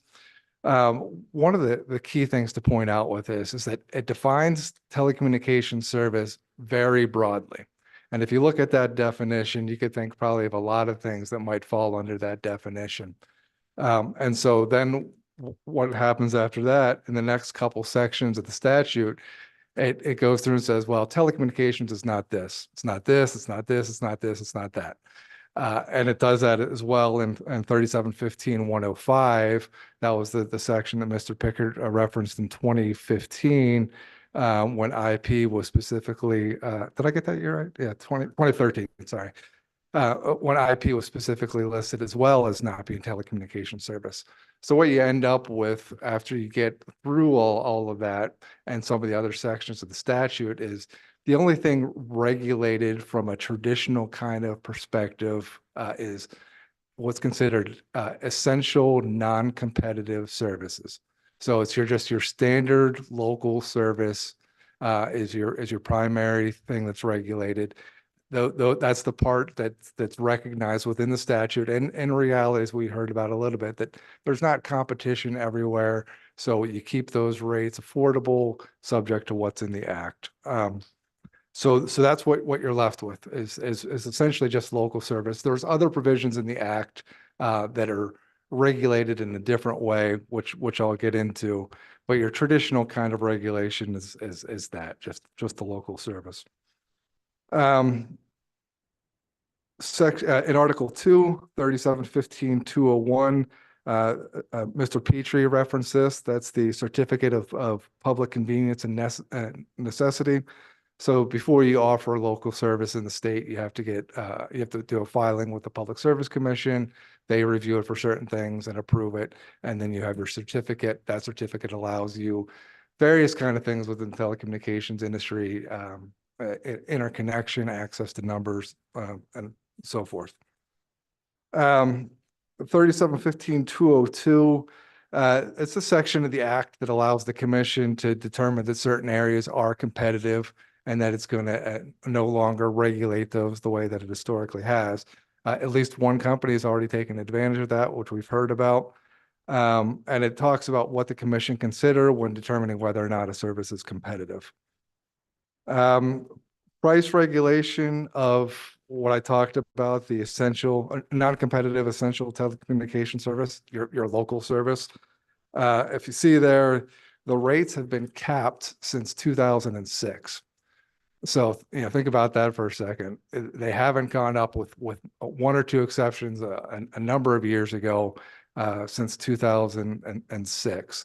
A company can come in, file a price schedule and reduce prices, but anything that would cause an increase would be, it would have to go through approval in a standard, semi-standard kind of a rate of return kind of a document. Also in that section, switched access prices are capped at 3 cents per minute. And what that means is that when you hand off traffic from a local company to the long distance company, the rate they pay to the local provider, that's at 3 cents a minute, and vice versa when it terminates to the provider. So that's certainly having a cap like that is certainly important for those carriers who pay that fee. Price schedules, those are your tariffs, just like the electric companies file, except it's again, it's a modified version of it. It's a simplified version, not quite as robust, but those still do have to be filed with the commission. They still have to be paper copies, so things like that, perhaps, as we're looking at modernizing things, maybe that could be modernized too. We can talk about that. Inter-exchange companies defines who those are and the certificates they have to get before they can provide service. That's in Article 3, very short article. Article 4, commission powers. That gets into what the commission can do as far as investigations. They can make rules, they can require reports, hold hearings, listen to complaints, and then regulate services as allowed and under the act. 3715-404, protection of consumers. Companies aren't allowed to discriminate, and there's various provisions related to that. There's rules in there for interconnection, which is very important for competitive companies when they come in and they want to interconnect with the local provider, ensuring that there's rules of the game that have to be complied with as far as handing off traffic and the relationships between the providers. Anti-competitive behavior is prohibited. And then 3715-405, here's where the commission has the authority to take on complaints on pricing. Next section 406, same thing except for quality of service. 407, there's an annual report the commission files with the legislature. And then in 408, there's various provisions that are applicable. It's listed specifically what's applicable for telecommunications companies, because in some ways were utilities, other ways were not. So this references various parts of the act with that. 412, here are a couple things. Slamming, you can't change a customer's authorized provider without their authority. To do so would be slamming. You can't charge them for services they didn't agree to pay for. That's cramming. Both of those things are clearly articulated and not allowed. I think that's the main part there. 413, Mr. Pickard mentioned this one too. This is about political subdivisions. They essentially they can't provide service in competition with local providers unless they go through certain things. They have to make sure that no one else is willing to provide service, and they can enter into an agreement. Otherwise, for the most part, they're prohibited from providing service in competition with private entities. Article 5, here's the Universal Service Fund. So again, this is essentially to cover those parts of the state that are not attractive to competition, allowing those funds to be, or allowing services to be affordable, and how companies can actually receive universal service. The things that they have to do as far as price schedules, costs they have to file, and other things. So there are essentially two types of companies. There's a price-based universal service, and then what was added later, which is cost-based. But they're both very similar in that there's a cost for service is established. You factor in all the revenues that a company can get. The difference is made up for partially with the universal service, and specifically with a cost-based fund. Partially is very true, because you can clearly see that there's a big chunk of costs that aren't recovered, even after considering all of those other revenue sources. And there's also a section of 502 talks about other companies are potentially eligible for service or universal service. That hasn't happened. It's really just your traditional incumbent local exchange carriers. Some of them receive universal service fund to keep the rates affordable, and actually to keep them upgraded and maintained. The other thing to point out, that surcharge, it's 2.3 something I heard percent currently, potentially dropping down to 1.9%. If you factor what that is on a monthly basis on your bill for intrastate retail revenue, what that pays for, that's a pretty small number. But it's very important for the companies collectively who receive that to help keep rates affordable.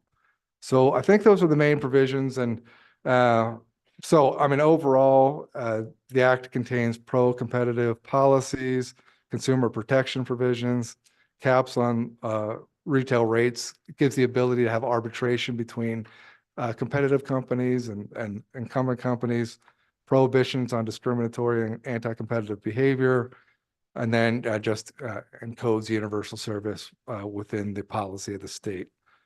Those are the main provisions, and I would stand for any questions that you might have.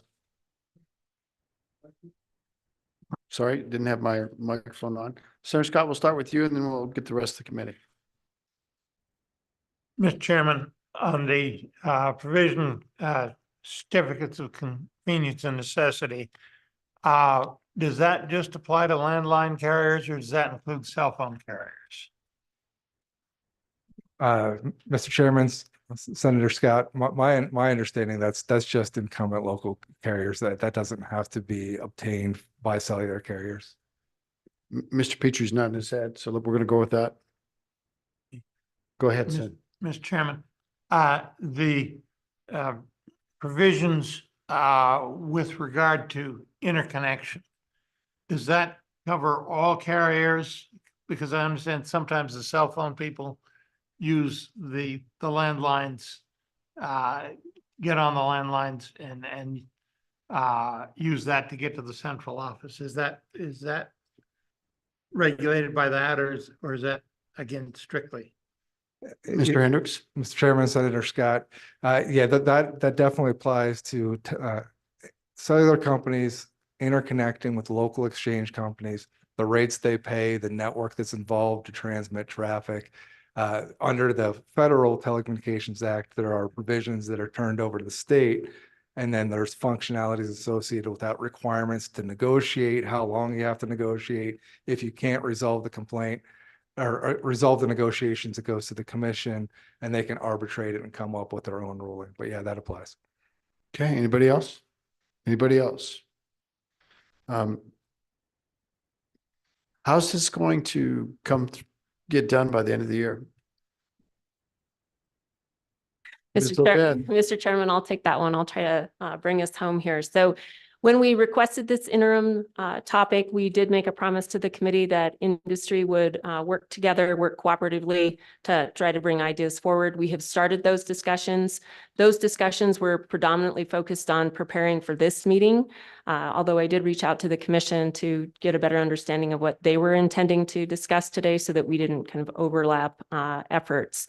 So going forward, that's exactly what we intend to do. We intend to be meeting weekly, not just as industry, but we will be including the commission, the Office of Consumer Advocate, entities that we know who've had an interest in the Telecom Act previously. So organizations such as AARP, Farm Bureau, and we would welcome and actually request some members of the committee to join us in that working group effort. You know, when we were working on transitioning from a monopolistic industry to a competitive one, telecom was always a very active interim topic before this committee, hours and hours at every single interim committee meeting, so that there was a broad understanding of telecom issues within the legislature. Now that we've moved much more to a competitive industry, we don't have those robust debates or fights. They were fights back in the day, which is that's a good thing. That means the industry has transitioned, but we've kind of lost that historical knowledge within the legislature. So we would appreciate some volunteers from the committee joining us so that when it comes time to explain all these efforts on the floor, you're well versed, and we're certainly glad to help with all of those efforts, but we do welcome the committee's participation. So at this point, I can say two things where industry kind of is. We believe the act needs to be modernized, and it shouldn't sunset outright. There are elements of it that are important to retain, but it needs to look different than kind of the structure that you see today. Beyond that, we don't have any more agreement from industry. It doesn't mean that disagreements don't, still continue today, but they're not the really divisive arguments that we used to have in the past. Fair enough. Looking around at the committee, the issue of 911, will you be addressing that in your working group, and will you work with the other parties on that issue, or is that something separate we're going to have to integrate? Mr. Chairman, I think it's the belief of industry that those are probably separate efforts. Now, I think industry is glad to still discuss it, but you have to involve other statutes when you start talking about 911. So we're very focused on a sunset date on a Telecom Act. So you're probably looking at two bills is the easiest way to say that. Are we glad to work with YDOT and the, emergency responders? Of course we are. Okay. So we have two more meetings after this one, two-day meetings. And that I would think that the committee would really want to see the draft of a bill at the August meeting. And it's the early part of August, I believe the 8th or something like that. Is that our goal? Mr. Chairman, that is our goal. Our goal is to bring concepts forward to the committee for the August meeting, knowing that we'll have to work through those. Obviously, this is going to be, industry bringing recommendations forward to the committee. Ultimately, the committee has to determine whether that's the policy decision that they want to take forward to the legislature. Then we'll want another meeting to be able to work through those in a more formal process before the committee. We intend to meet throughout the interim, though. Okay. And then more housekeeping with respect to the commission and the OCA. Are you going to extend to them an invitation to maybe be observers in your process or not? That this is kind of an industry driven process. So I'm asking. Yes, Mr. Chairman, if I thought I said that, if I didn't, I apologize. Absolutely. I've already spoken with Commissioner Petrie about that. Okay. All right. I think you have a good suggestion to have help from this committee. But Mr. Chairman, I don't know what your thought might be, but I think it should be more than a casual commitment that, hey, I'll try to help you out with that. I think somebody should really take on kind of a liaison role and maybe two people or even more, I don't care, and make it more formal at some point. You're not going to get paid though, so don't be thinking that. But anyway, to have someone that's really responsible for knowing what they're doing and coming back to us. Okay, This is anything? the part where they're all looking down, so they're. I know, they always do. They always do. If it helps, Mr. Chairman, we do meet virtually and we try to keep those meetings very tight to an hour. Okay. Well, that's going to leave out Senator Scott, of course, because unless we can get his Century Lake lumen problem fixed. Okay, I think committee, are there any follow-up on that right now? Appreciate the work that you've done. I think in all years, we've always said there's going to be an industry bill and there's always things that you don't agree on. So I suspect, but you'll bring those to us as well and we'll work that out. Okay. I think we're done with you guys. Stay close. Let's hear what our friends with 911 want to talk to us about. Thank you, Mr. Chairman. Thank you very much. Good work.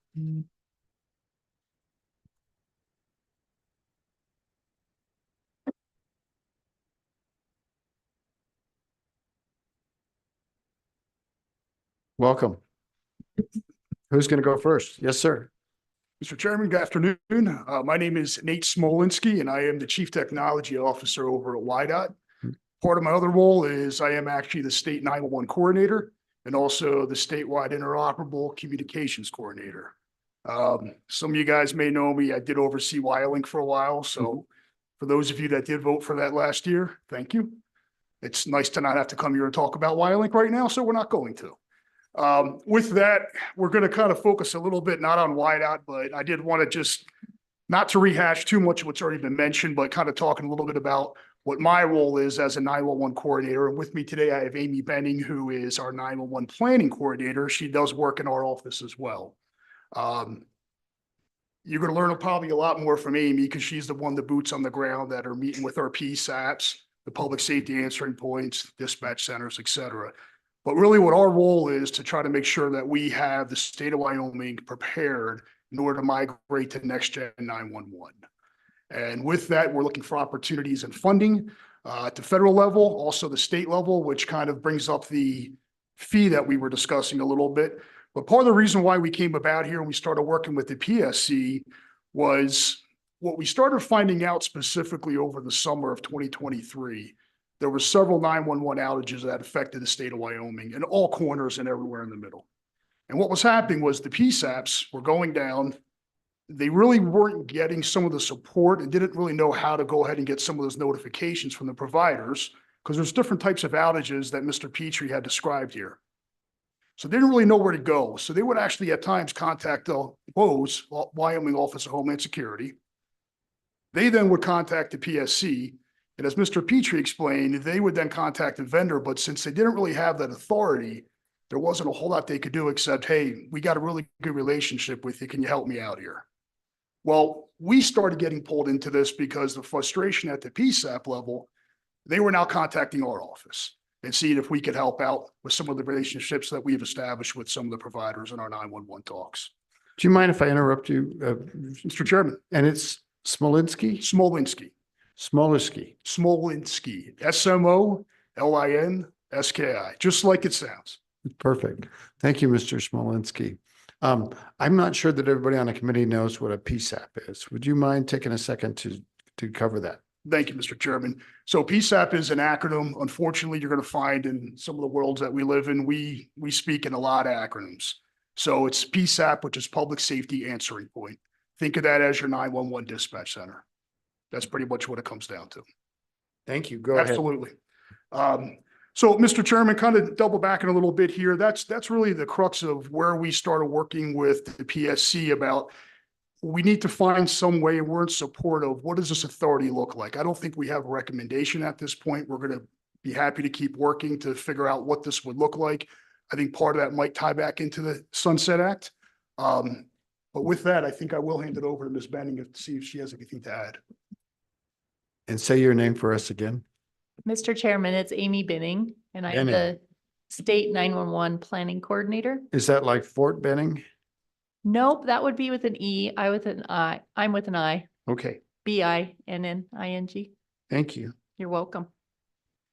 Go ahead. So as you've seen on the request from the PSC, there's a couple of different topics related to 911 that we're looking to the commission to help us with. One of them is the accountability of reliable service for telephone transmission to our 911 centers. There's several types of outages that can take place. I'm just going to go over 5 of them because it's important to understand what is the FCC holding telecommunication companies to. So there's a local outage. Think of it this way. If your service is provided and there's an isolated outage by that service, such as your Verizon phone doesn't work right now, you guys have seen some of those recent outages happen and affect many, many states at the same time. We had a line that was hit by AT&T a few months ago, and that outage took out all the ability from a telephone call to connect to a PSAP. That was the local outage. There's a point-to-point outage. This is a little bit different. Point A cannot talk to point B, and often this is due to cut lines or failed end equipment. You'll also hear about IP-enabled outages or network issues because a lot of the NextGen 911 is going to an IP network. It's an internet provided network. It's not necessarily a copper line carrying the traffic over a phone line. So example of this would be a wildfire, right? You have a wildfire happen. All of a sudden the caller locations cannot be located due to the equipment failure. We also have what's called an Alley Annie outage.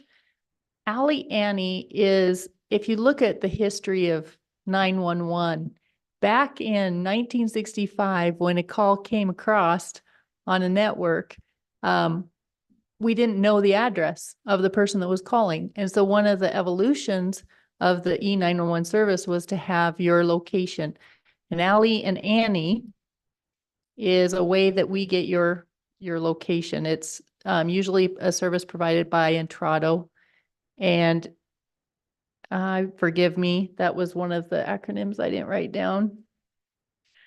But Alley and Annie outage, what happens oftentimes is the 911 call comes in.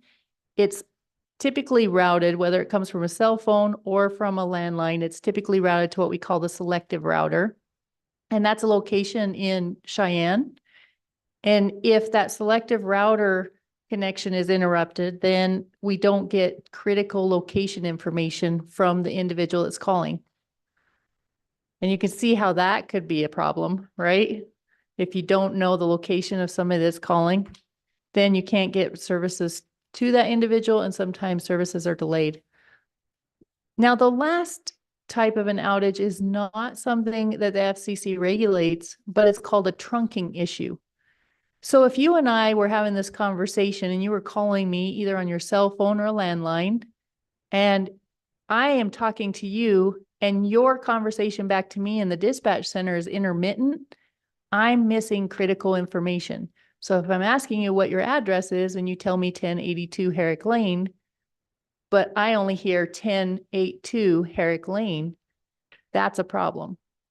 And those intermittent outages on the trunking issue can happen within months. It can happen for months at a time. So every time your telecommunicator sitting at the dispatch center is answering the phone, they're trying to get information from a caller and it's intermittent. And I believe you'll hear testimony today of how that particular issue impacted one of our local dispatch centers for 8 months. So when I talk about those added outages, I think what we are looking for is some assistance. You know, how we've seen how the Telecommunications Act is there. We've seen how within the state, we are working on awareness of how to report these issues to the PSC through using the Office of Homeland Security and their emergency managers. But for a PSAP, a lot of the network companies fall under the FCC rule. And the FCC rule has a threshold that's so high, it doesn't help people in Wyoming be notified if there's an outage with a telephone company.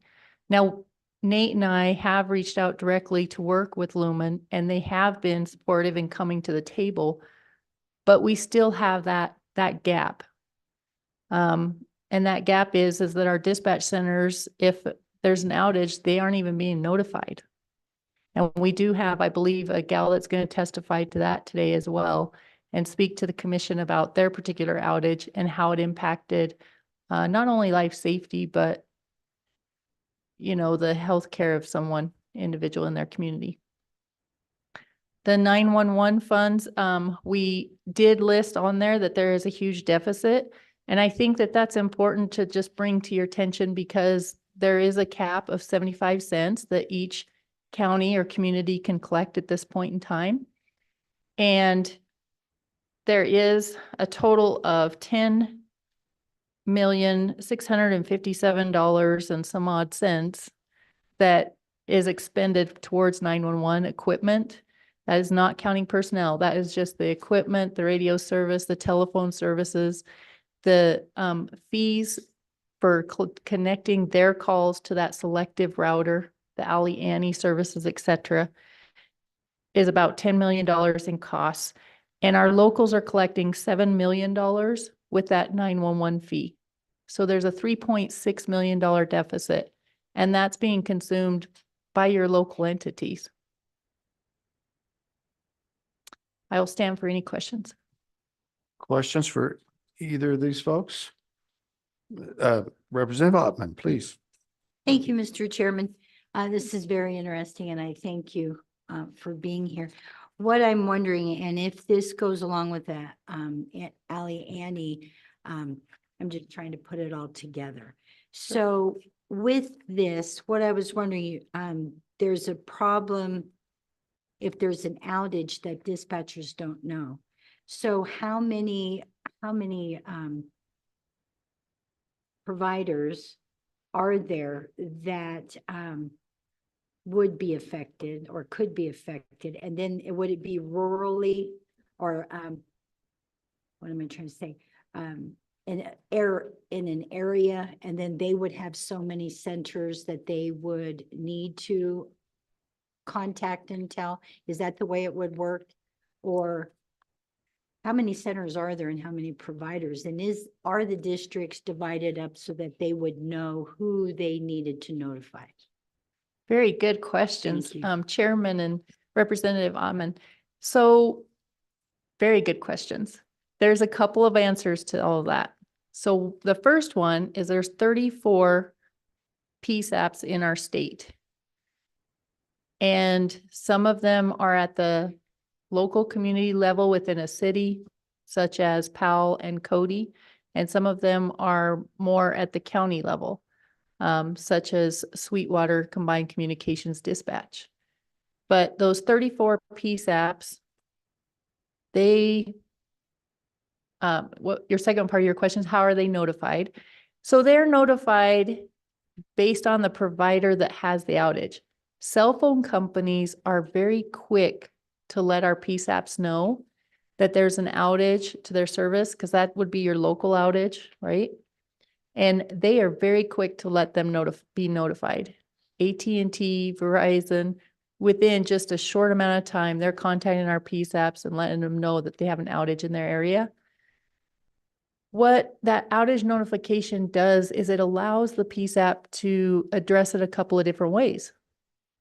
One that you heard, I think it was Representative Knapp, you had asked about the interconnection between PSAPs of other states or other counties, right? So if a PSAP knows that they're not able to answer calls, some of the ways that they've been handling that problem right now is they call the provider and ask them to transfer all 911 calls to a cell phone. There's one community that I know has got little red bat phones and they're taking their 911 calls on it. The problem with that is the way that a PSAP is set up is that you are not only listening to that caller and gathering their information, but you're putting it on a computer aided dispatch center that fills in a template depending on the call so that you get the right information for those resources that need to go out to the call. Law enforcement, fire, EMS, right? When you have an outage on your landline that connects the call to the selective router, there's a problem if you're not notified because you don't know that you have an outage. And when somebody's trying to call 911 from their landline and they dial it and it doesn't go out, then what do? How do they get services to them? How do they get a hold of anybody? And there's an expectation. There's an expectation that no matter where I dial 911 from or how I dial it, I will get assistance. You look at the Carey's Law and the Ray Baum Act.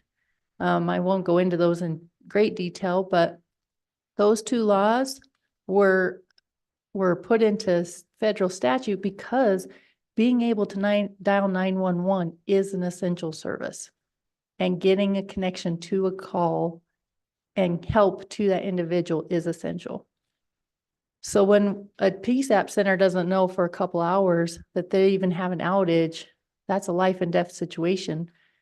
Some of the centers in the state have actually put into place a continuity of operations plan. Sometimes, like I told you earlier, having a cell phone to take their calls on, providing an alternative way to get a hold of 911. Like some people will have them call what they call their executive line. So it's not going to 911. It's going to a landline, similar to what you and I operate off of. And so they'll post that on their Facebook pages. They can set up a geofence and send the information out to anybody driving into the community that if they have a 911 emergency, call this number. But it's not a great answer to have to give a community that don't call 911. Yeah, Mr. Chairman, what we're finding is Yes, sir. When those outages do occur, the way the PSAPs are getting in contact with the citizens, it varies. Ms. Benning mentioned it before. It could be something from Facebook. It could be something we refer to as reverse 911, which is almost like a blast alert. So think of it kind of like an Amber Alert, but not necessarily to that degree. And that varies based upon the community and based upon what the operating budget for those PSAPs are. Okay. Mr. Chairman. Now that we're talking about this, I realize that because I know with my carrier, I have my landline connected with my internet service. And so sometimes I have to use my cell phone to call my internet company to tell them that my phone is down. And so, but what I'm wondering, again, do you know, since you deal with the problem, what a possible fix would be? Because, yeah, you don't know your service is down if you're not using it. So do you have an idea of what would be a fix? Mr. Chairman, Yes, thank you. very, very high level answer. That's what the migration to next generation 911 is about. So with the migration to NG 911, what we're doing is we're basically building an entire new, robust, reliable system. So it's no longer a singular point of connection. We have multiple automatic failovers. So let's just say for conversation's sake, that if a PSAP located in Sheridan County happened to go down, there would be automatic systems in place where maybe the Campbell County one would take over or Johnson County, just as an example. So these things is what would happen, but also the contact of how that could be made. That's also part of how that system is designed and stood up. So there are instruments in place, but part of that is that whole migration of why we start moving towards a new platform. So committee, we're just kind of at the first meeting of our interim and we'll have more on this. It would be my intention to finish the 911 discussion and then get the committee to a break and then come back and do the Secretary of State's office and the business issues. So just telegraphing what we're trying to do here. Anything else from you guys? Any other questions from the committee? I guess one question I'd want to ponder is we have a lot of PSAPs in Wyoming. We're talking about being short of money to run the 911 system and that the idea of an enhanced 911 or NextGen 911 is not very feasible.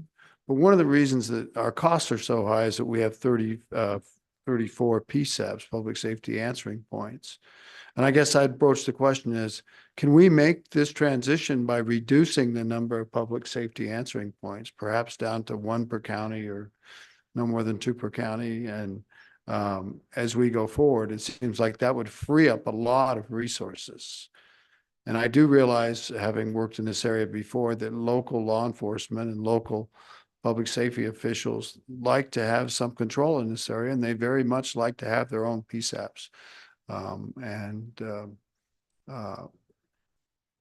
I would hope that would be on the table, and that would be something that I think we should explore in terms of being responsible. And with the next generation, you know, if it seems like the information capabilities we have now and the network capabilities and the redundancy we could build into the system could make it actually even better than what we have now, with fewer public safety answering points, which are hard to staff, expensive equipment, on and on and on. So I hope that's going to be on the table. And you're welcome to comment on that. Mr. Chairman, we'll be sure to include that in our discussions. Thank you very much. Was there anybody online on this issue? Let's go ahead to them.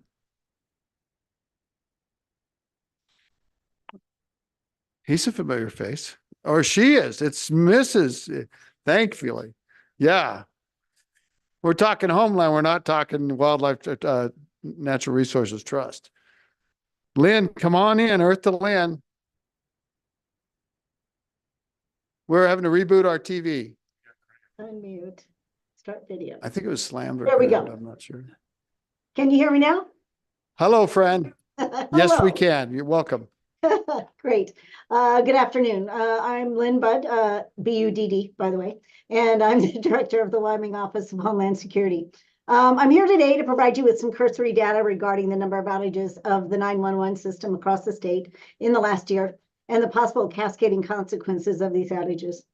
Giving some background on the functions of our office in this area, we coordinate with the 23 county and 1 tribal Homeland Security coordinator, also referred to as emergency managers.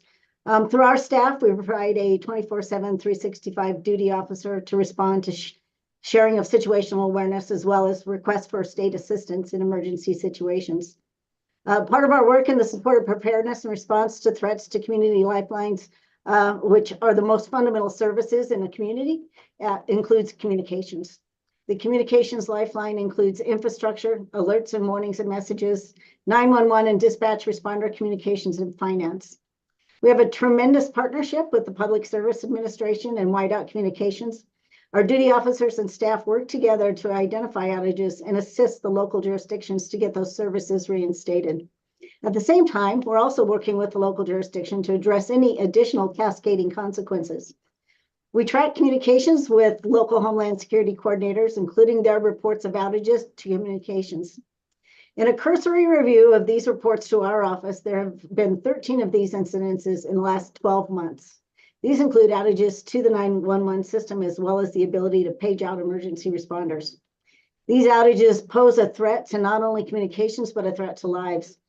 While communities have been very resilient and dedicated to making sure their communities have 911 service through rerouting to cell phones of the dispatchers, it's not a sustainable practice.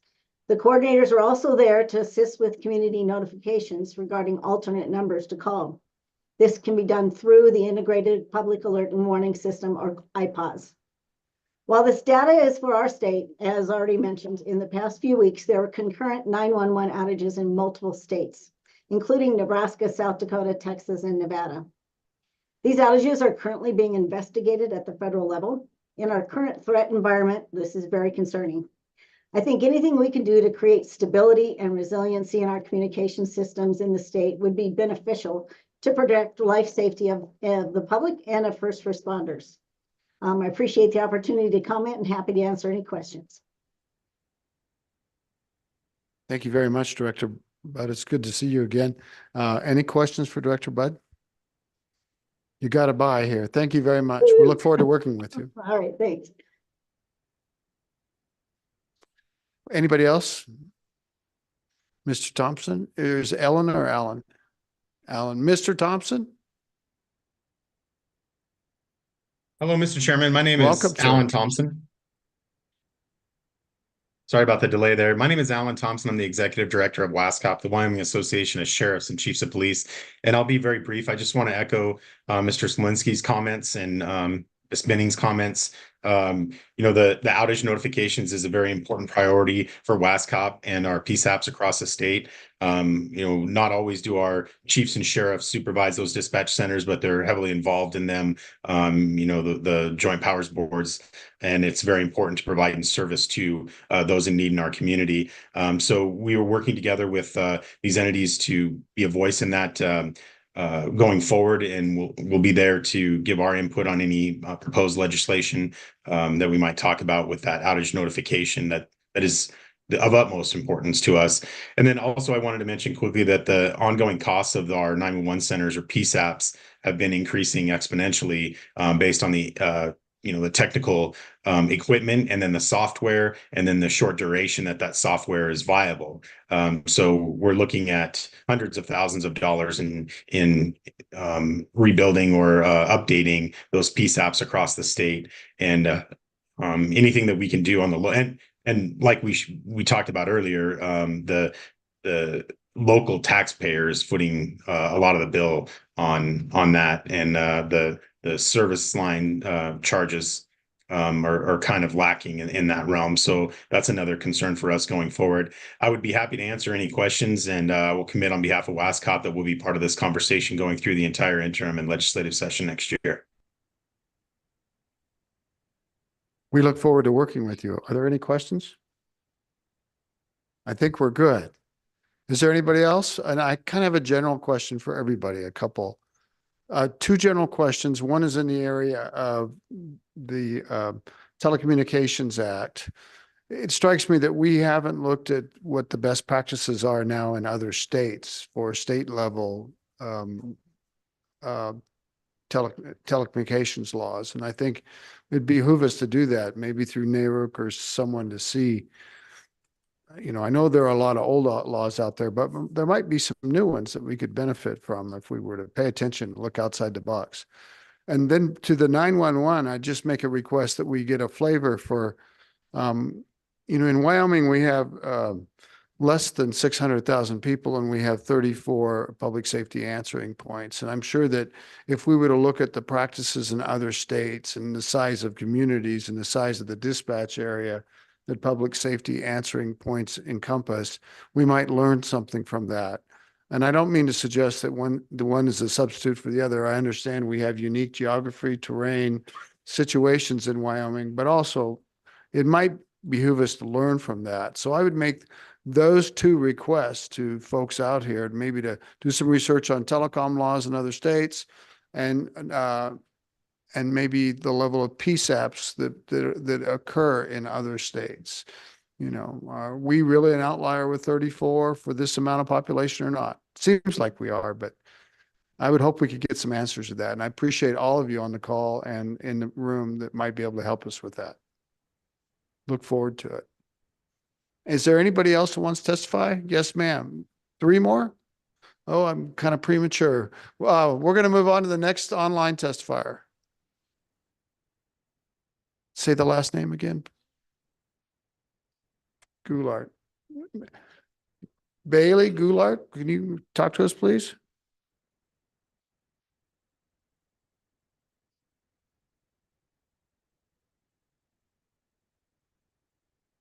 I'm not seeing it on this list, so.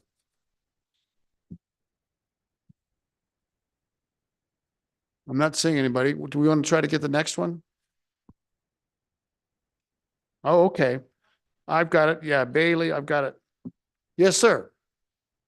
Mr. Goulart, am I saying that right?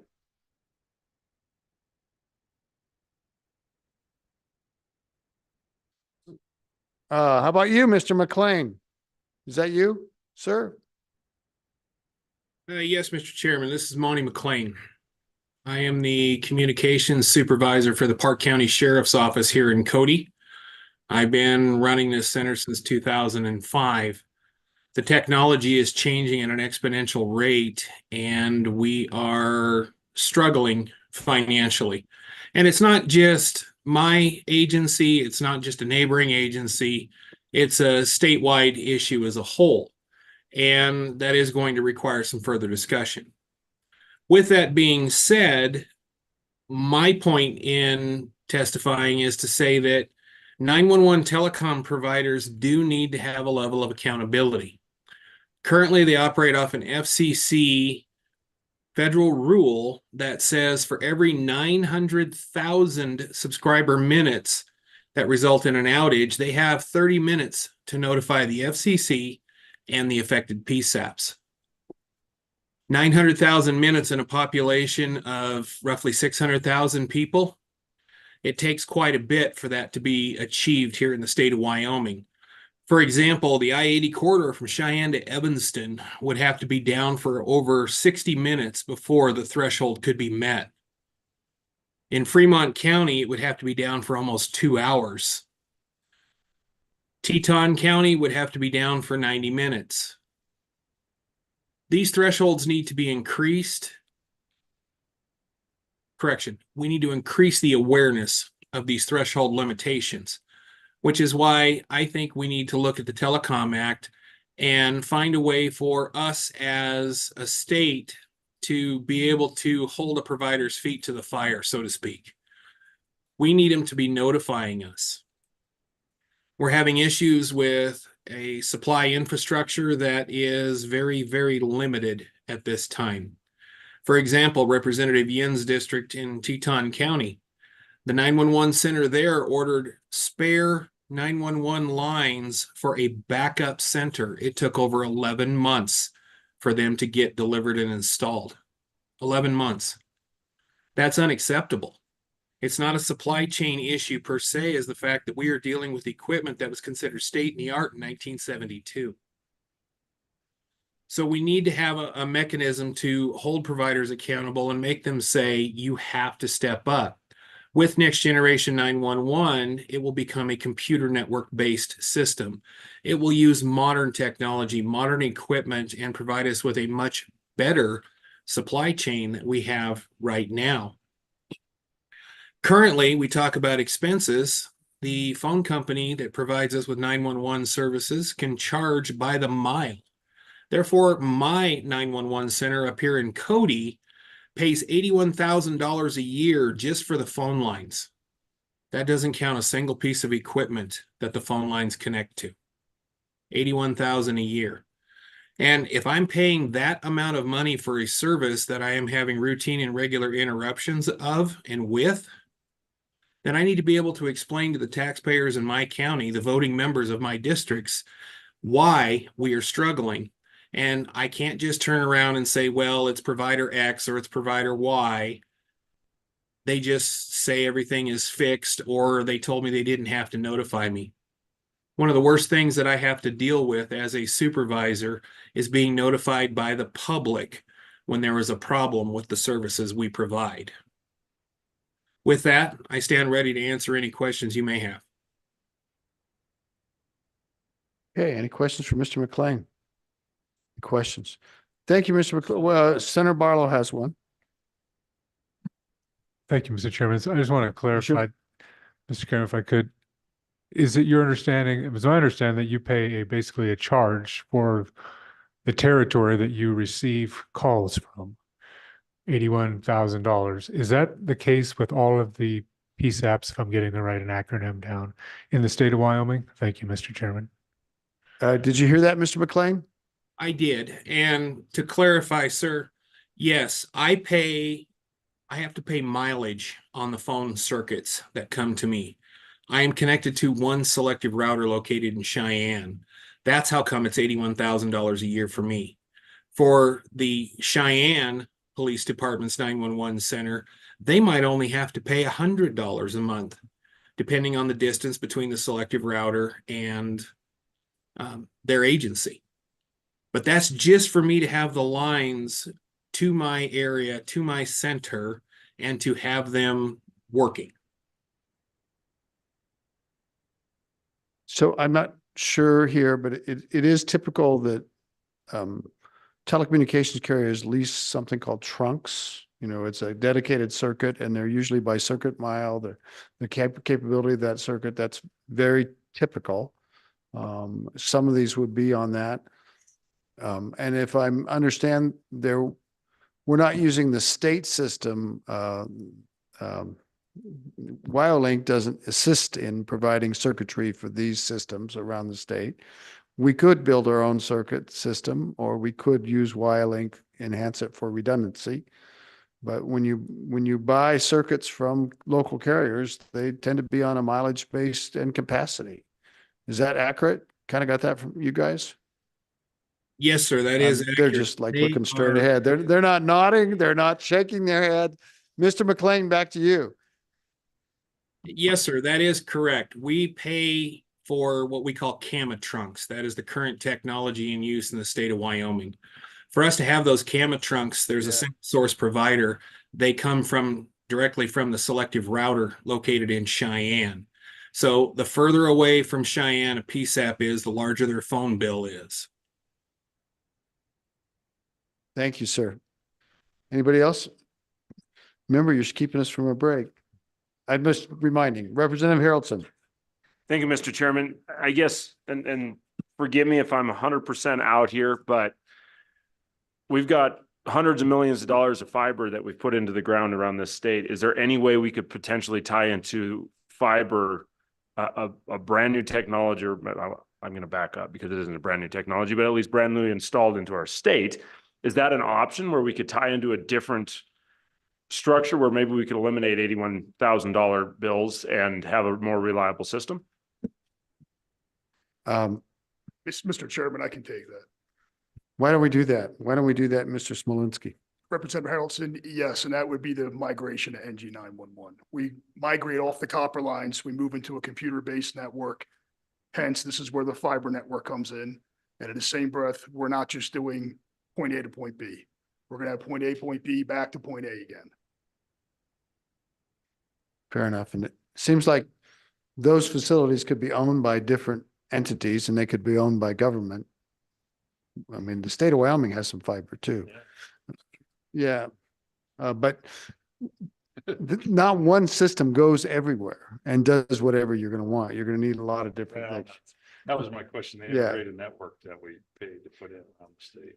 There's a lot here and we'll get to it over time, I think. Mr. McLean, did you have anything else you want to say? We appreciate your testimony.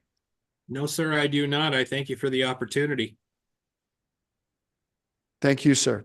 Thank you. One more online. Is it Golart? Who else is online? We don't really have a name for you, but would you turn on, if you want to testify, would you reach out to us here? Everything working now. Can you hear me now? We hear somebody, we don't know who it is. Okay, sorry. My name is Bailey Goulart. I'm the communications supervisor at the Torrington Police Department.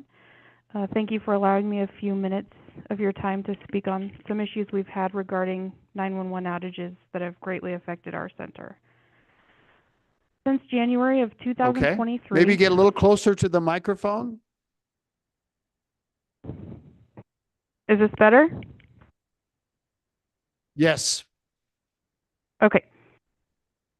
Since January of 2023, our agency has had 7 outages totaling approximately 215 hours of 911 downtime related to issues with Lumen. 3 of these outages lasted 2 days or more, and of these 7 outages, we were only notified by Lumen of 4 of them.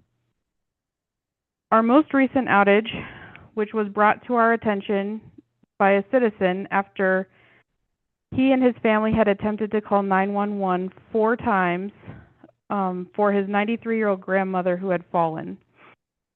He explained to our chief of police that they had tried to call from 4 different avenues and all were unsuccessful at reaching our center. At the time of this conversation the citizen was having with our chief, it had been at least 22 hours since the issue had been going on, and this was the first that we had been notified of it, as we were still receiving some sporadic 911 calls into our center. Around 1 p.m. that following day, which would have been February 1st, Lumen sent a ticket advising of a service impact for our area. We had been in contact with Lumen multiple times this day attempting to resolve the issue, and I spoke to a technician approximately 4 p.m. that day, and they were telling me that the system had been repaired.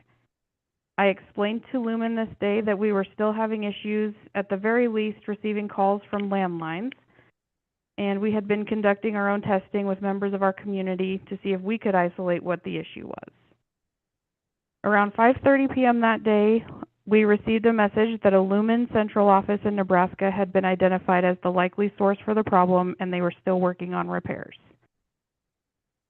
At approximately 6 p.m. on February 1st, our local Lumen repair technician advised our chief that they believed all of their 911 circuits were up and running, but that there may still be issues with Verizon and Vive broadband internet that may be affecting some customers. This specific ticket was closed by Lumen at approximately 10:24 p.m. on February 1st.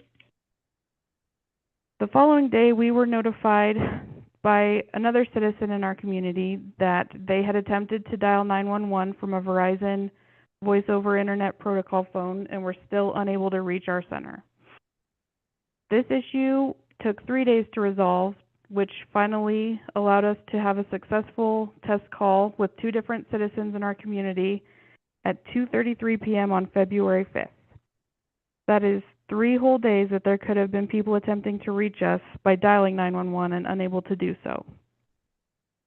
I will say that our current local Lumen rep is a former police officer who knows the importance of 911 reliability, and he has worked diligently during these outages to ensure we're getting the assistance that we need to get these issues resolved quickly.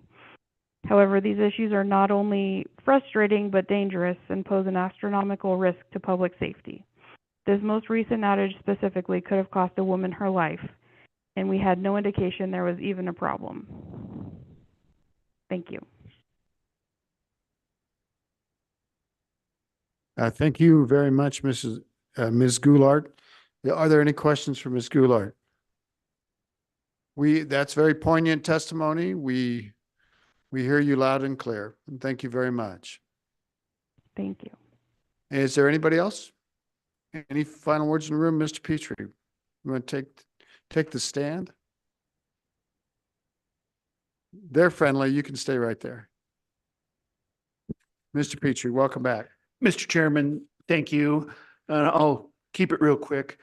I just want to remind you and the members of the committee, or the members of the committee, that the Public Service Commission, along with the Department of Revenue, beginning, I believe, 8 or 9 years ago when the statute was passed, endeavored to gather the data to figure out whether postpaid and prepaid wireless customers were being treated equitably. And some of that data shows that, for one thing, the funds, the revenue collected by the counties across the state, including all the counties, appears over the last 8 years to be at least a third low. Their expenditures are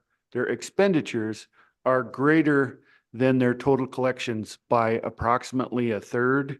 So you're talking about numbers in the $8 to $10 million range, and shortfalls in the high 2 million to mid 3 million range. So And you're referring to 911 surcharges, right? yes, Okay, keep going. yes. And so the other conclusion and recommendation was that the charge on prepaid wireless service was not sufficient to achieve parity with what is being paid by regular postpaid subscriber accounts. And then there's one other detail that goes with this topic, which is that the statute that authorizes and requires this activity by the Public Service Commission and the Department of Revenue to gather this data, study it, and turn it into a report, which we did the second one last year and provide to the legislature, is 16-9-109K, which we believe has sort of timed out or expired. And so if it's the desire to have that activity continued so that we can keep track of whether or not there's parity between prepaid and postpaid, then those dates should be adjusted to extend that activity into the future. Okay. Any questions? Senator Landon? Mr. Chairman, thank you. So where is this budget, Mr. Petrie? Does it come into YDOT? Is it these collections of 911 fees? I'm asking because it's something that I would suggest to the chairman that the committee ought to take a look at. I don't think we can be running a deficit without impacting centers around the state. I assume the impact is felt at the local level, is it not? Mr. Chairman, Yeah, Senator Landon. Go ahead, Commissioner. My understanding is that these 911 emergency services charges are determined and imposed by the local governing authorities. So if they're in fact spending more on their 911 operations than they receive in revenues from people paying it on their bills, then that is being made up somehow at the local level, I presume. I haven't talked to anybody who's in charge of any of the local budgets, but that's my understanding. And Ms. Mizell, who's with us today and who prepares the report, has explained to me that many of the counties may not be actually including all their 911 PSAP expenses that are appropriate to be paid by the surcharge funds, because they just don't, or they know that there's not sufficient funds likely to come in on the surcharge anyway. And so they're paying for aspects of that operation and service that they might pay if they had sufficient revenue from the surcharges, but paying them otherwise. So Senator Landon, the 911 fee is not a budget, hard best budget. It's If just it- a revenue stream that the locals can use But it's along capped, with is their it not? other things. It's capped at, it's capped by statute at a particular level. And then it's also, I think the local administrative authority can establish the fee up to the cap, if I remember right. Is that right? Mr. Chairman, that's correct. And the cap is, I believe, 75 cents. a month. 75 cents. So we could raise the cap. Some local entities probably have room under the cap, but the fees that are collected don't pay all the costs. And the fact that there's a deficit is that there are lots of ways you could argue that, I suppose. Some costs are kind of part 911 and part law enforcement and other things. You can also go down the road and say, well, it's more than just telecom subscribers that enjoy the services of 911. So maybe it should be more of a general fund source than just telecom fees. So there's a little bit of thinking in that whole area. Representative Yin, then Representative Ottman. So, Mr. Chairman, thank you. Mr. Petrie, I think the prepaid versus postpaid parity is something that we should make sure that we have the same for everyone, just so it's fair to everybody. It sounds like for Mr. Smolinski and Ms. Benning, that the ask from the PSAPs that testify to us, one of the biggest ones is that they want to be notified in an outage and they need something that's a bit tighter than the current FCC requirements. Is that what I'm hearing correctly? Mr. Chairman, Representative Yin, I believe that you are hearing that correctly. Yeah. And I believe that Mr. McLean was explaining that there are federal reporting thresholds and Mr. Smolinski mentioned it as well.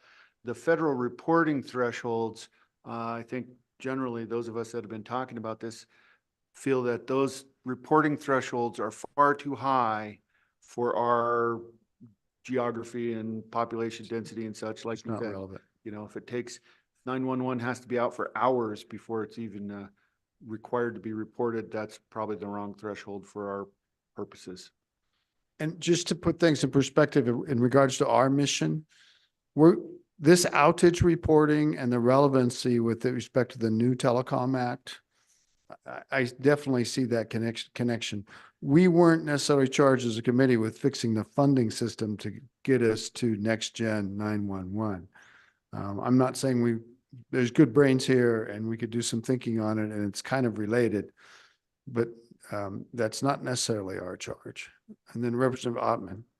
Thank you, Mr. Chairman. And not to create a big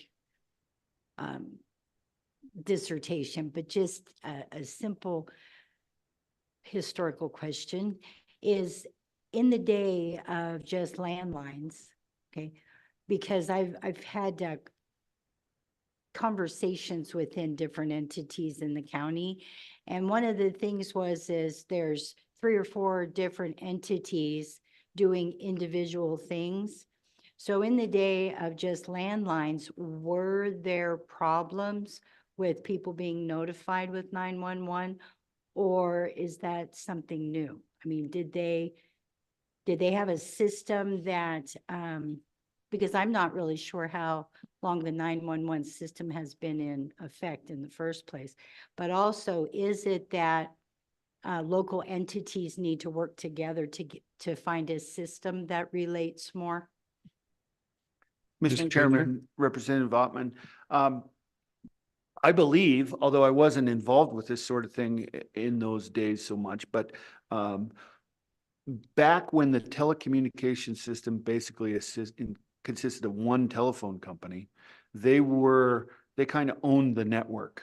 And so they were very diligent about conducting surveillance on their own network and spotting any problems. So they would know right away. There weren't so many players. You didn't have multiple wireless companies, satellite companies, and all the rest, all interlaced in the network. And so I think that it was, in a way, a simpler and easier task to keep track of it. And there was basically single point of contact with the company in order to get something addressed. Representative Ottman. Thank you, Mr. Chairman. Just to follow up, okay, I guess I'm wondering is that do you know? Because we're looking at a state thing. Do you know, is there just lack of communication within the EMS, fire department, sheriff's department, all of those entities that it's individualized instead of one common center? Would that help? Mr. Chairman, Representative Ottman, I don't have the sense that there's a big breakdown of communication between agencies at a local level. I think that as Director Budd was explaining, you know, they have a system of disseminating situational awareness information. And so even if they were having a problem at the local level, if there's any way to get a hold of those people, I believe that Homeland Security can generally manage to do that. And you know, I'd have to step back from that. Just went over your pay grade. Yeah, just went beyond my expertise and have at it. All right. Mr. Chairman, We're going to try to get to the end of this and get a break, I promise. just real quick, the PSAPs that we discussed, generally speaking, they will do dispatch services across all those entities you had mentioned. So in other words, you go to a community, you don't have one for a police department, one for fire, one for EMS. It's one common center that's going to go ahead and handle those responsibilities all the way through. So the communication internally there, it's usually pretty sound. I think we've had 911 systems since maybe as early as the 70s. We certainly, when I was in Illinois in the 80s at the commission, we had 911. So, and the costs were a problem then. Yes, Representative Newsom. Thank you, Mr. Chairman. In 2022, we had SF 41, which was the expansion of Next Generation 911. Where does that fit with what we're talking about? That was supposed to be some sort of upgrade that would help the situation, but it doesn't sound like it has. Who wants to take that? Madam Ms. Bennett? Chairman, so in 2016, I believe, going back historically, there was a request to investigate Next Generation 911. And that dropped. That was no longer taken. And then in 2019, there was a Senate bill that was introduced for the introduction of the state 911 coordinator. And the purpose was because there was billions of dollars set aside for federal government for the development of Next Generation 911. So a state entity could apply for a federal grant and then disseminate it down to the locals through a sub-grantee position that could help them build out their EZNet. And that's the network that Next Generation 911 is referred to as an EZNet. It's an IP network. Wyoming was not eligible for those federal grants because in their notice of funding, there was 3 requirements. The first one is they had to have a state level 911 coordinator. They had to have a statewide plan that described how they were going to initiate the transfer from E911 services, which is what we have today, to Next Generation 911. And they had to have a governing board. The last piece of that puzzle was completed last year, 2022, when the PSCC, which is the Public Safety Communications Commission, received 2 new entities to be on that board to represent 911 and Homeland Security. And so now the state is eligible for applying for federal funding. But that's what that state statute did, is it established our position, it established the governance, and then the locals helped us to develop a Next Gen 911 plan. Okay, anybody else? Anybody else in the audience? Anybody else online? So I charge you with coming up with language in terms of the law aspects of reporting with the PSC and the reporting requirements, what you'd like to see. And I'd like you to meet the same timeline as the industry is going to be working on their bill.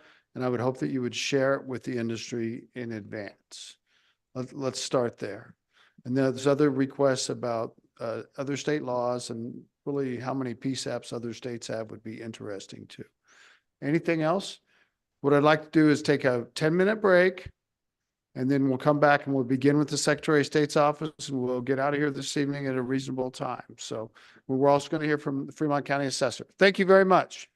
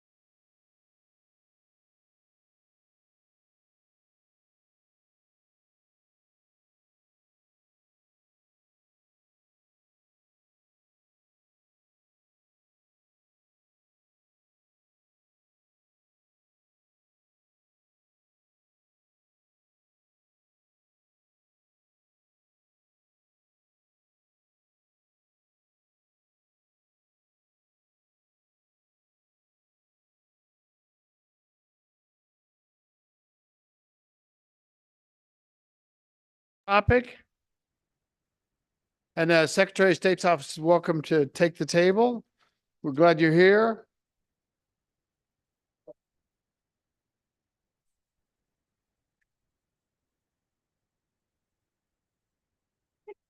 Did you guys have a beautiful drive? Yeah. It was great. Yeah. We'll get, it's been kind of long, but as you can see.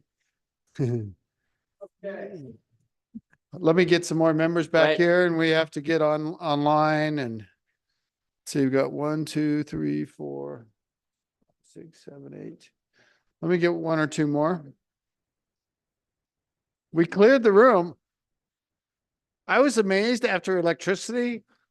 There were like 5 people that got up and left the room who didn't speak, who were here because they thought something else was going to happen. And I wonder what that was. Did you see that? And who they were? Yeah, that was fascinating. Okay, so let's try to go online. We're online. Okay. And so now we're at the last order of business for today, and we welcome Secretary Gray and his staff. And this is more of a discussion of business fraud, limited liability company reforms. And this was initiated by the Secretary with at our interim meeting, if you recall. So we're anxious to be here, and we yield to you, sir. Well, thank you, Mr. Chairman. Good afternoon, and members of the committee. I'm Chuck Gray, the Wyoming Secretary of State. Today, I'm joined by Colin Crossman, the director of our business division. He's to my right, and Joe Rubino, our policy director and general counsel. In line with some of our requests and the ultimate charge to the Committee for Management Council, we've prepared a presentation outlining a few topics interacting with our business division, statutes that can improve efficiency, stop fraud and abuse, protect our country from foreign adversaries, and improve service to the people of Wyoming.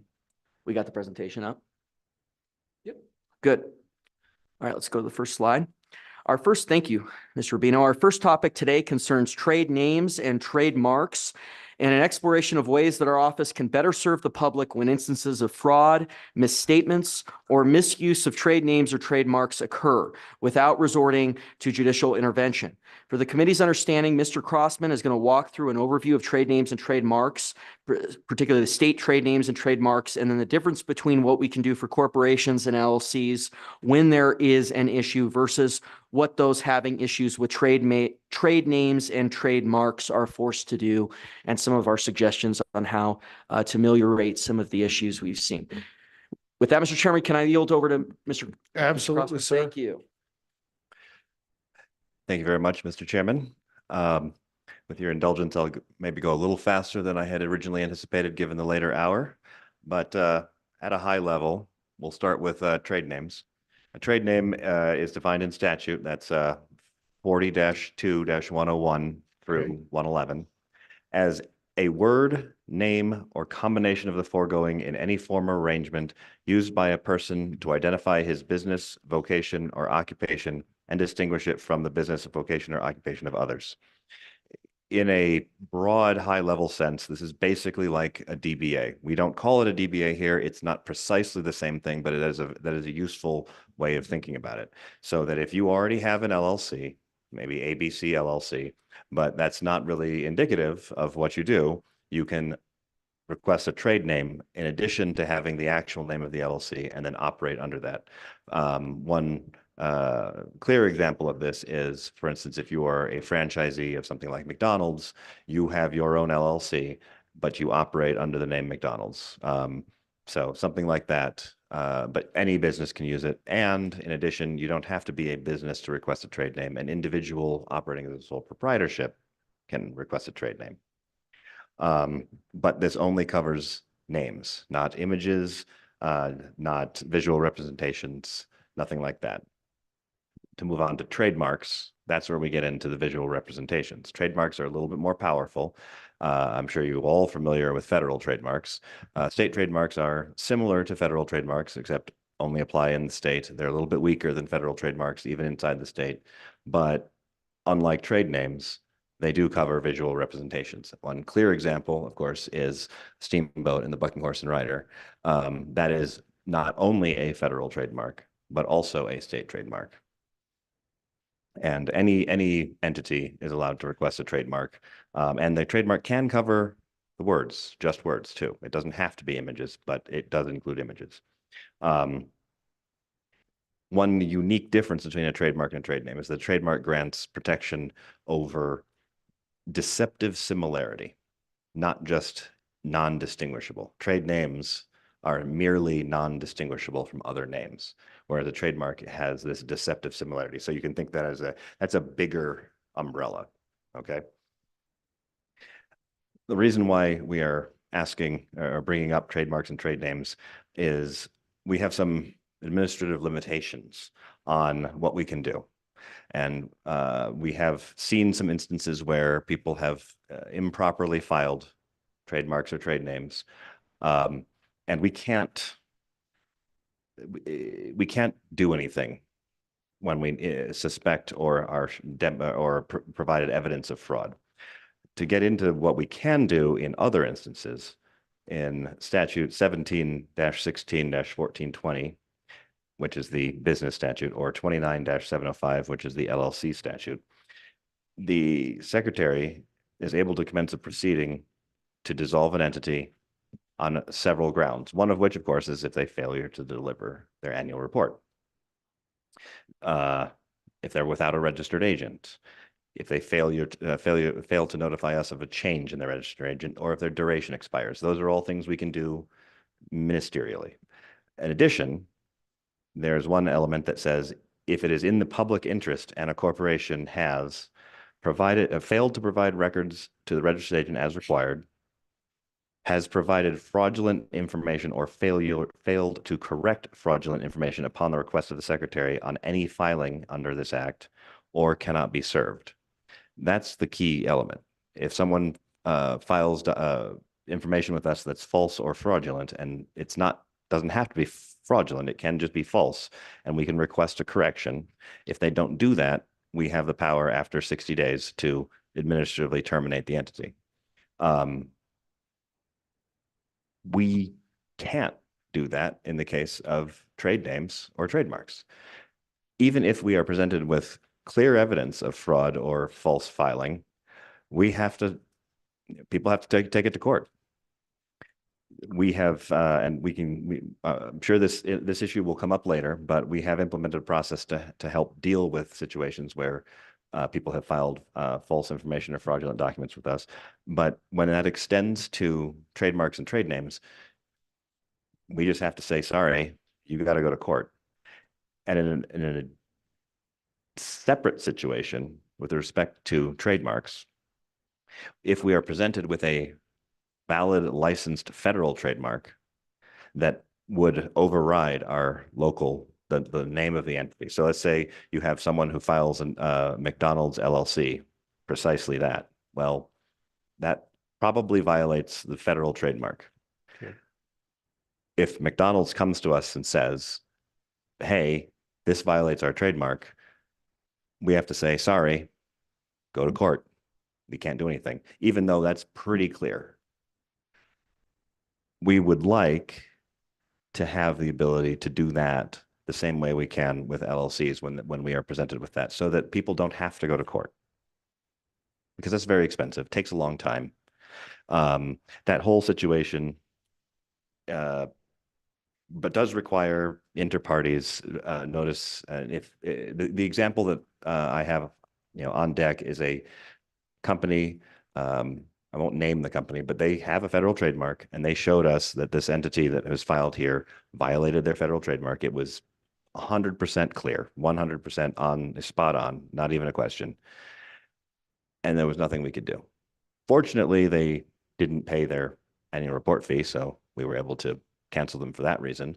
But that situation can happen regularly, and we just have to tell people, sorry, go to court. Whereas if somebody has filed an LLC improperly with an improper address or something else, we just can do an administrative procedure to handle it. But yeah, I think just in the interest of time, I will stand for questions on this point, because rather than get into some of the nitty-gritty details, I think you all kind of get the broad strokes here. Excuse me. Are there questions for Mr. Crossman? Senator Newsom? Representative Thank you. Newsom? Thank you, Mr. Chairman. What do you do when it's not so clear? So if somebody has a trade name and then somebody else has that same trade name, but it's not so clear that there's an overlap, then you send them to court, or then you have some other remedy, or how does that work? Mr. Crossman? Yes, thank you, Mr. Chair. Mr. Chairman, sorry. I would expect the current process of going to court stays in place, because that's always the remedy. If we do something and we get it wrong, they should go to court. But in a case like that where it wasn't clear, we would probably either decline because we would say, this is too close. We're not going to make this call. Or if we do make the call, the process that exists for LLCs is, if I'm presented with evidence of false or fraudulent information, we notify them. They have 60 days to correct, to tell us, wait, this isn't false or fraudulent, or it's false. Sorry, I made a mistake. Let's fix it. And if they do fix it to our satisfaction, then everybody moves on and there's nobody gets penalized. But my point on the allowing a bit of administrative process with respect to trademarks and trade names here is we can have that process over and done with before the court has even had a chance to hear your first hearing anyway. So if for somehow we get it wrong, which I don't think we would demur on close cases, but if we get it wrong, they still are able to get into court and have everything done the old-fashioned way. This just would add a bit of economy to the process to get it done a little bit faster and a little bit more expeditiously. Anybody else? Senator Barlow? Thank you, Mr. Chairman. So the comparison between the LLC current process and what you would like to see for trade names and trademarks, how many LLCs do you get a year? How many are refused for these purposes in this administrative manner? And then the same question, obviously you don't refuse any under trademarks and trade names, but how many do you receive there? Just so I have a sense of scale and proportion of the potential comparability. Thank you, Mr. Chairman. Mr. Crossman? Thank you, Mr. Chairman. I don't have the precise numbers off the top of my head for trade names, trademarks, and LLCs per year, but they're in the order of probably about a few hundred of trademarks, a few thousand, maybe 5,000-6,000 trade names. But on the LLC side, there's multiple tens of thousands LLCs. We receive. It's harder to say how many we handle with the process because that is a new process that we have implemented. But since doing that, we have had multiple per month.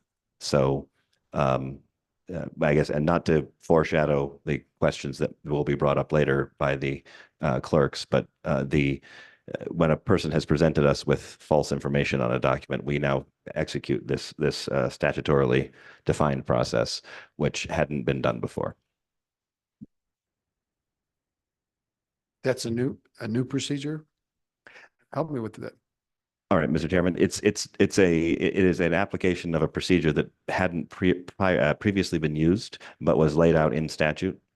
So previously, if we got a complaint that an entity had filed something fraudulently, usually an address or a registered agent, the office would just delete that information and allow the corporation to move on. However, the amount of filings like that where there was issues has increased. So we now do this process that is outlined under, I believe I had said, right. Yeah. Where if they have provided the false and fraudulent information, we now give them the deadline, which is 60 days, to fix it. And if they don't fix it, rather than just make them delinquent, that they then have the right to bring themselves back later. Because if they filed fraudulent information, they shouldn't be able to come back. Then they just get terminated. And of course, they still have the rights under the statute to take that to court. But rather than have it be this sort of limbo where the corporation looks like they're active, looks like they're not in good standing, but they're able to file just a reinstatement with us and pay a little bit of a penalty. It's a bit of a more clear, no, you did something wrong. You can't just come back for that. And I will say that there was of the ones that we have done, probably on the order of 40 or 50 since we started doing this. There was one instance where the individual was able to present us with information that it was an honest mistake. And okay, thank you very much. Here you go. You're fine. So when did you start doing this? We started doing these sorts of things about October, November.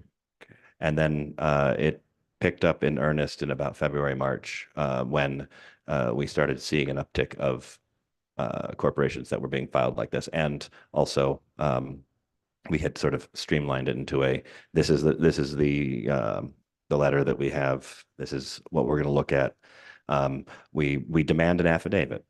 So if we're going to go through the process, and we tell them your choices are, if somebody comes to us with, hey, this corporation is, and I am kind of getting into this. I understand there's overlap for Yeah, sure. I just want to make good. sure. We're talking together. But if somebody comes to us and says, this corporation has used my address, they're not here, I'm not here, well, they'd have no right to this.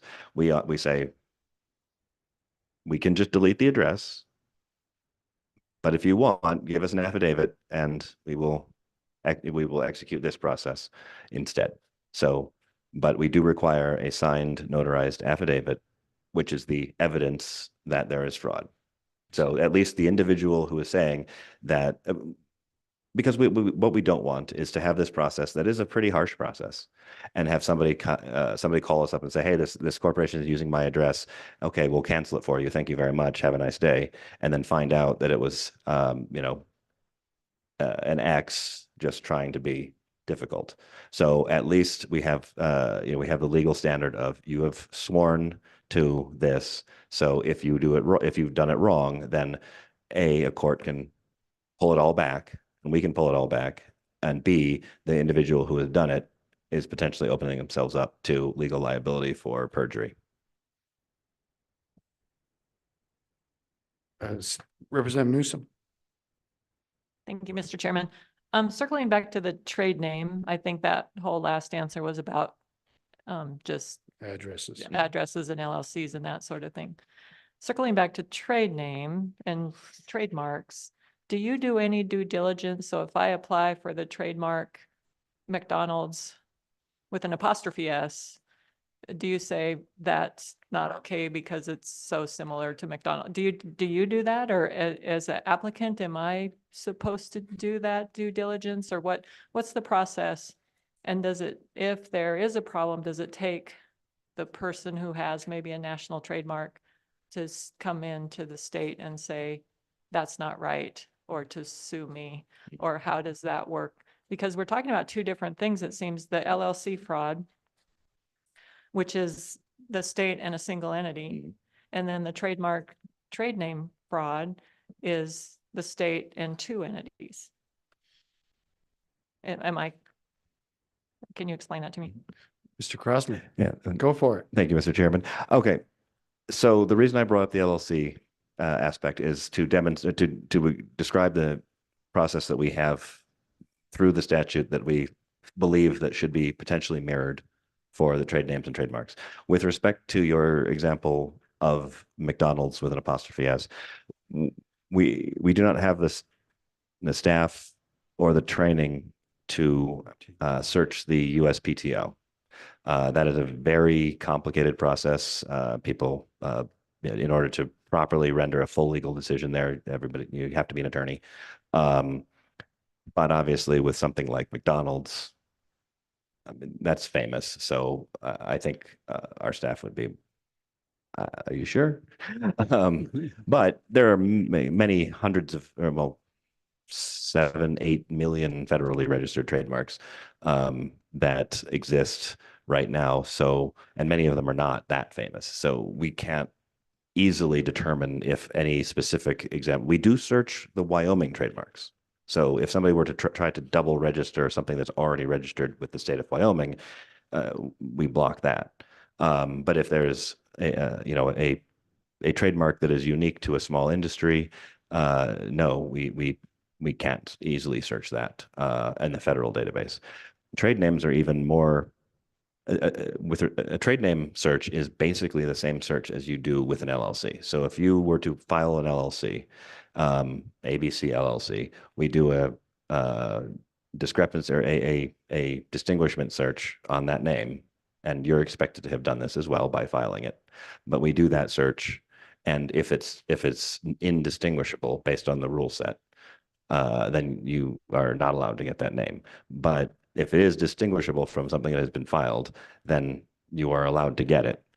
But unlike an LLC, so if you were to file for an LLC name and we find out that you filed incorrectly with addresses and everything else, then I can use the LLC statute and the procedures there. If you did it with a trade name, same name, same everything else, but you happen to check trade name instead of LLC, we can do nothing. Okay. Representative Yen. Mr. Chairman, thank you, Mr. Crossman. So this is interesting, the idea of being able to address fraud with an administrative procedure. My question is, I assume that there is, that is an increase in workload to have this new task. Who do you suspect would pay it? Would it be an appropriation, or do you think there'd be a new fee, or would it be a fee from a complainant or from whoever is in the wrong? Where would you imagine that cost being borne?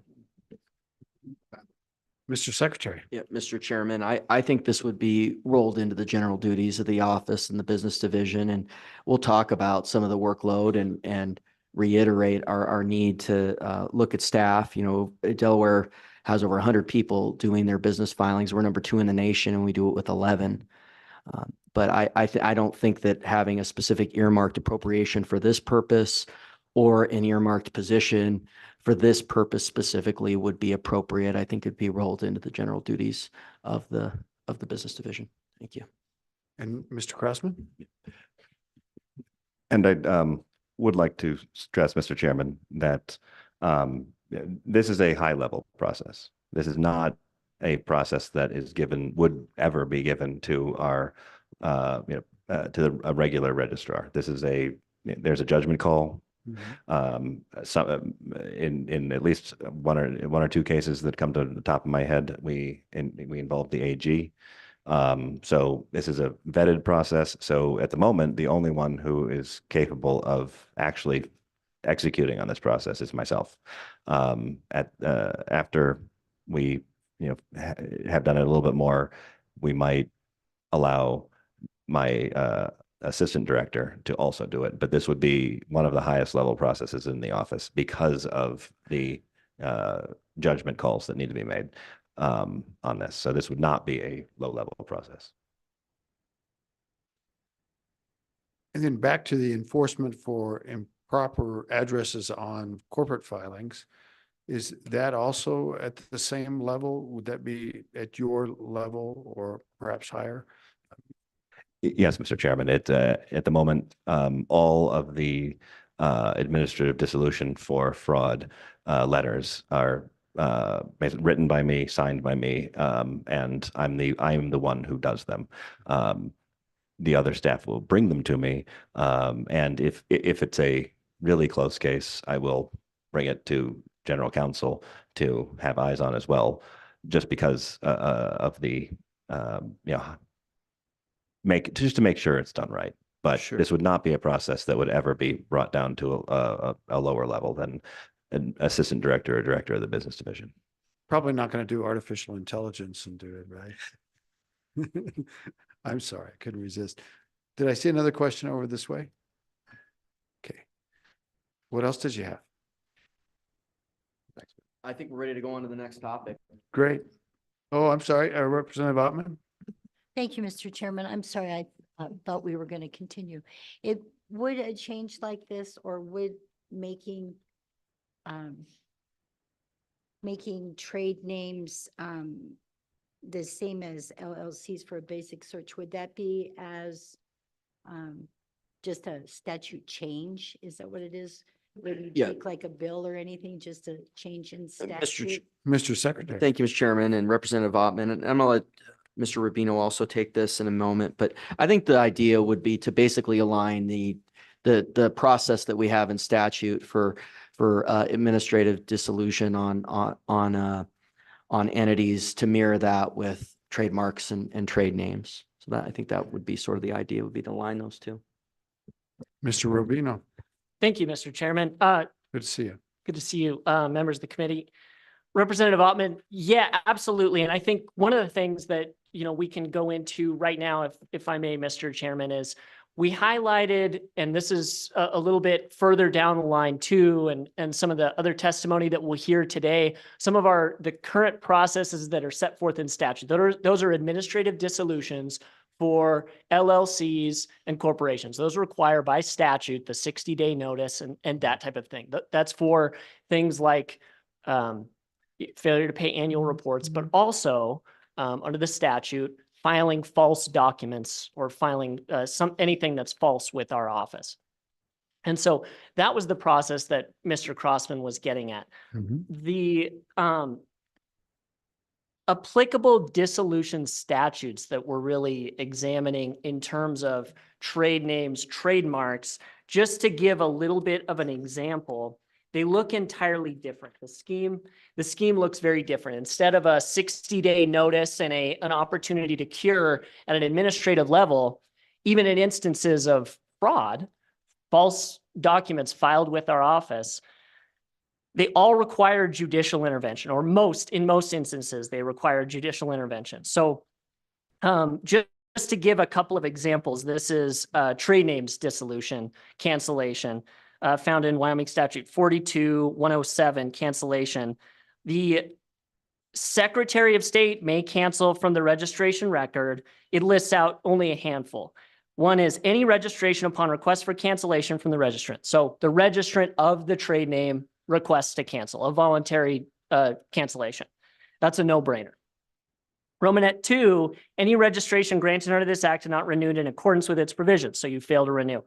Number 3, this is where it entirely deviates from the administrative dissolution process for the corporations and LLCs. Any registration if a court of competent jurisdiction finds that the registered trade name has been abandoned, that the registrant is not the owner of the trade name, that the registration was granted improperly, or that the registration was obtained fraudulently. So that's your first, before you exhaust any administrative remedies, that's your first go-to. You have to get an attorney, you have to go to court. And so yes, to Senator Barlow's point, while the scale may not be as much as those documents, the corporations, LLCs that are actively registered with the Secretary of State's office, when there are valid, legitimate issues that are brought by holders of trade names and trademarks, we're left telling them, well, you've got to go get an attorney and you've got to go to court. And we don't know how long this process is going to take because by statute, we can't do anything. We can't give a 60-day notice that there's a false document that's been filed so that they have the right to cure. We just kind of we are tied by the statute. So if that gets to your question, Representative Bob. It does. And Mr. Crossman, were you trying to get? Thank you, Mr. Chairman. And on the, with respect to the trademarks, it's the exact same thing that he described. However, there's an additional point saying if a court of competent jurisdiction has found that the federal trademark controls. So what we're effectively saying is we should have the authority to do that in-house more cheaply, more quickly. If we're wrong, they still have the court. It's all right there. But the reason that I'm bringing that one up specifically is because I have had 3 of those this year so far. So I've got a question. I don't know if it's a proper time, but these remedies that we're talking about, I assume the remedy for the trademark infringement, or however we want to call that, will look a lot like what happens with dissolution under, I mean, we're going to pattern it after it. But if I heard your discussion about dissolution for, say, filing under a false name or using false addresses and things, where you have a fraud in that aspect, there's a 60-day window. Is that right? And I'm a little concerned. I'm glad you're doing this, and I'm glad the law provides for it. But I'm wondering if it really is fraud, and something bad is happening. I mean, people are lying. It's sort of like you're robbing a bank, and we're going to give you 60 days to stop robbing the bank. Do you understand what I'm saying? I'm wondering, is there a point we notify law enforcement? Is it a point that it's a crime rather than just facing your dissolution of your corporate authority? And in that period, a lot of mischief could happen in 60 days. And so these two are the only attorneys here on this committee, but I'm wondering if,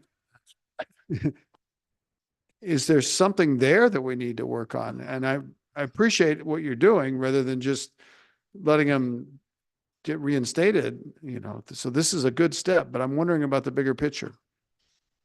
I'm sorry, it was kind of a rambling question. Thank you, Mr. Chairman. So first of all, it's not that they get 60 days and everything is fine. They are marked as delinquent other, and there's a letter that gets put in their file, basically saying, here are the grounds we've had. So it's not a, secret to the public that this company has something screwy going on. They have to come to us and affirmatively fix it, or they get basically dissolved. But it does say delinquent other. So that we have three statuses for delinquency. We have delinquent for tax. You haven't paid your annual report fee. You have delinquent for registered agent. Your registered agent has dropped you, or you failed to keep it, or they moved, or whatever. And then we have other, and that is the catch-all for any other reason that could be a problem. But we turn that flag on, so that now they're delinquent other. They can't file any documents with us. They can't, if anybody were to go, if they're trying to get a bank account and the bank is doing their property diligence and they're looking online and they say, "Hey, you're delinquent," they're not able to get a certificate of good standing at that point because they're not in good standing. So if they are a legitimate company, and as I said, there was one instance where a legitimate entity had messed up. It turned out to be a entirely innocent problem. Without getting into the details, they contacted us when they noticed it, and provided us with sufficient evidence that it was actually their mess up, and we turned them back on, and they went, hopefully they're going about their merry way now.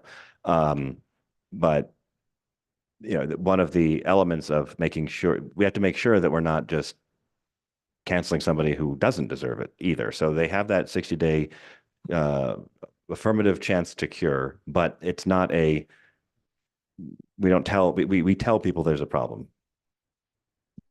Well, and I just want to say for the record. Go ahead, At please. certain Thank you. times, Mr. Chairman, we have notified law enforcement when appropriate, and I think that's very important.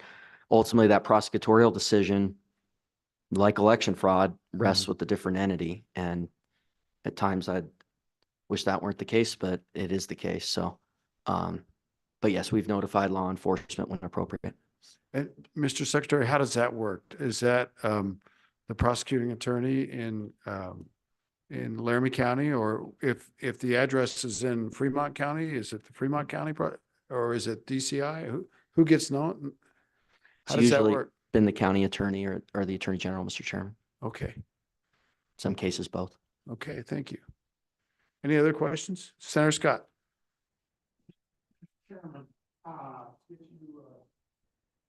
Yeah. Mr. Chairman, my thought looking at this is that maybe the best way to proceed is to go into these other two statutes that were cited and add a bullet point, giving you the authority to proceed. And we could modify it as necessary to give people due process, but give you the ability to suspend right away. And proceed from there, as opposed to coming back and putting this in the Title 17 statute with the other one. What's your thoughts on that?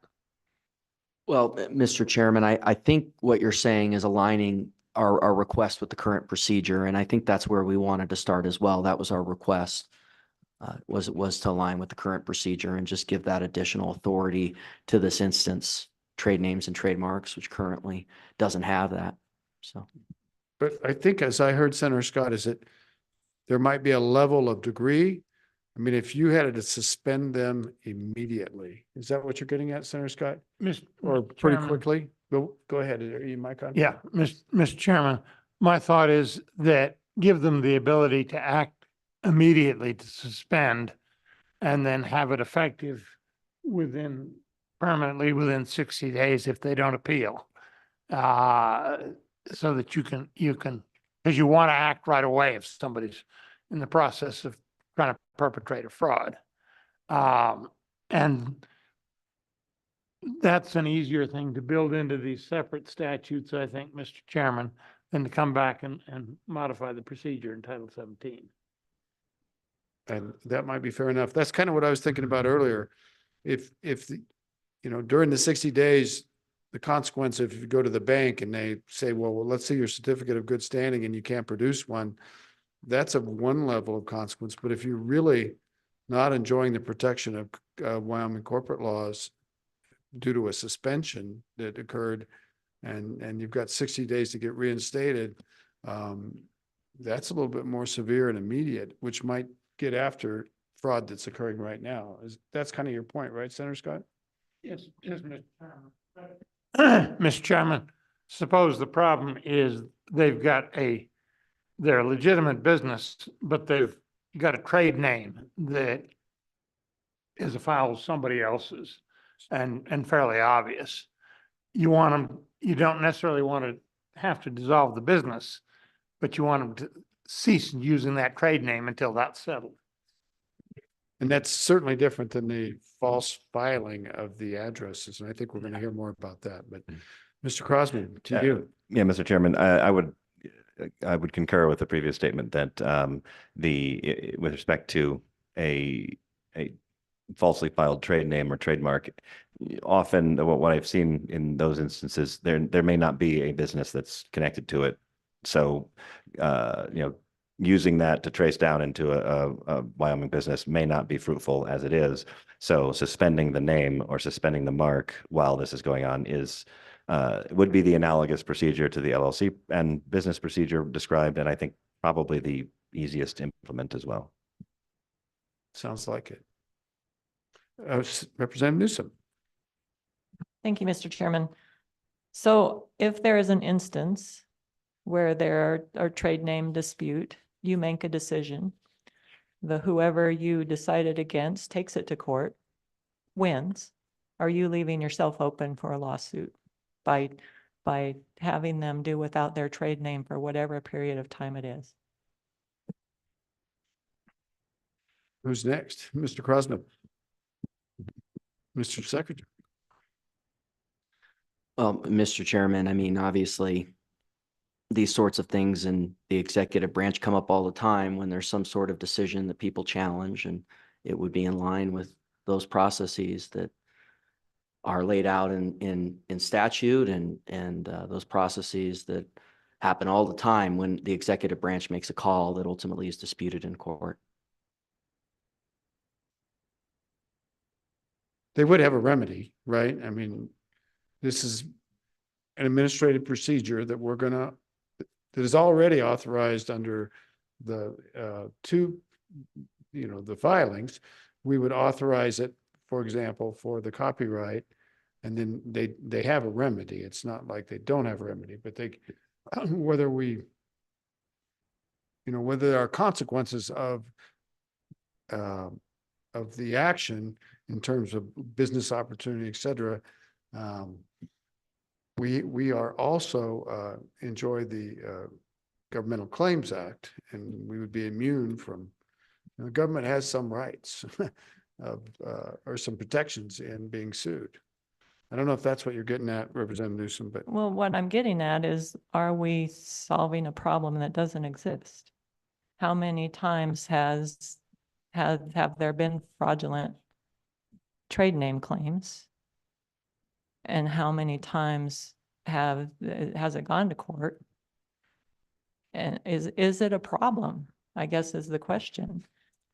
Do you have documentation that this has been happening on a regular basis and needs to be addressed? you're welcome to confer. Mr. Chairman, on the trade name, there's one that comes to mind, but I'd rather not get into the parties involved. I believe it's still ongoing as to the situation. With the trademarks, those are actually easier to deal with. They're more common. There were 3 this year already. Less in the cases of people fraudulently filing trademarks, but more in the cases of the intersection between the federal and the state, where a person had named an LLC one thing, and that actually conflicted. So it's kind of a mirror situation where we don't have the authority to cancel a trademark. We also don't have an authority to cancel to an LLC if a trademark conflicts, because that's not one of the fraudulent, or it's not false, then you named the company. So the trademark is a little bit more complicated in that respect, but there were 3 of those with federal trademarks that were attempted to be asserted in our office that we couldn't do anything about. And as I said, these are not super common, but they are the problem of they're common with respect to the quantity that we receive. And the downside is the entity that is being harmed, it'll $10,000, $20,000, $30,000 to go to court, especially if the federal trademark is involved, just to get rid of a scammer potentially, that everyone can see. We might have an administrative procedure that's 10 minutes and free, or $5 or something. And again, the court is still open. So if we happen to get it wrong, then that process is still there. And in fact, probably wouldn't even have started by the time we would have made a decision and be done with our administrative process anyway. So it's just, on the trademark side, I see these things increasing. On the trade name side, as I said, I don't want to get into the individuals involved, but that's actually potentially more damaging for local businesses than trademarks, because the trademark is actually more helping the national, the people who have seen that their trademark is being stolen by an LLC here in Wyoming, more than the other way around. I think in perspective, Representative, there's damage to the other party too. With the trademark thing, there is another party who's being harmed. Back to you. Mr. Chairman, I agree. And is it the place of the legal system to determine that, or is it the place of the Secretary of State's office to determine that harm? And I think it sits with the judicial branch, because that's where conflicts between 2 parties are resolved. They are not resolved in the governor's office, or they're not resolved in the executive branch. I think that's why we have a court system, is to resolve those disputes between 2 parties. Mr. Chairman, if I might.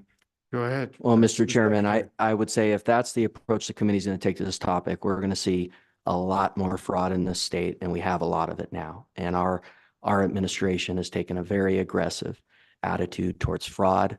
There are real parties that are harmed by this fraud. And I can tell you, if that's the soft approach, that there's going to be there's real consequences to that. Thank you. Well, I just want everybody take a deep breath. It's a beautiful day here in Fremont County, and we're on the very last issue, and people have been working so hard all day long. And it'll be up to the committee to decide this. And so we don't know what's going to happen. We're going to hear both sides. I think we would be interested in hearing a proposed language you might have. Would that be fair, committee? Fair thing? And so we look forward to that. And just a deep breath. You know, everybody has different opinions. And Well, I agree. Yeah. So I was just giving mine there. Thank you. you're welcome, Mr. Secretary. We're glad you're here. Senator Barlow? Mr. Chairman, so I know there's more people, I think, going to testify on this topic in general. I think you said assessor's office here, Fremont County. So I don't know that She's we're not on the trademark issue, but she's Oh, on the okay. false address issue. Fall this. Okay, so Yeah. it's a fraud issue then Yep. in general.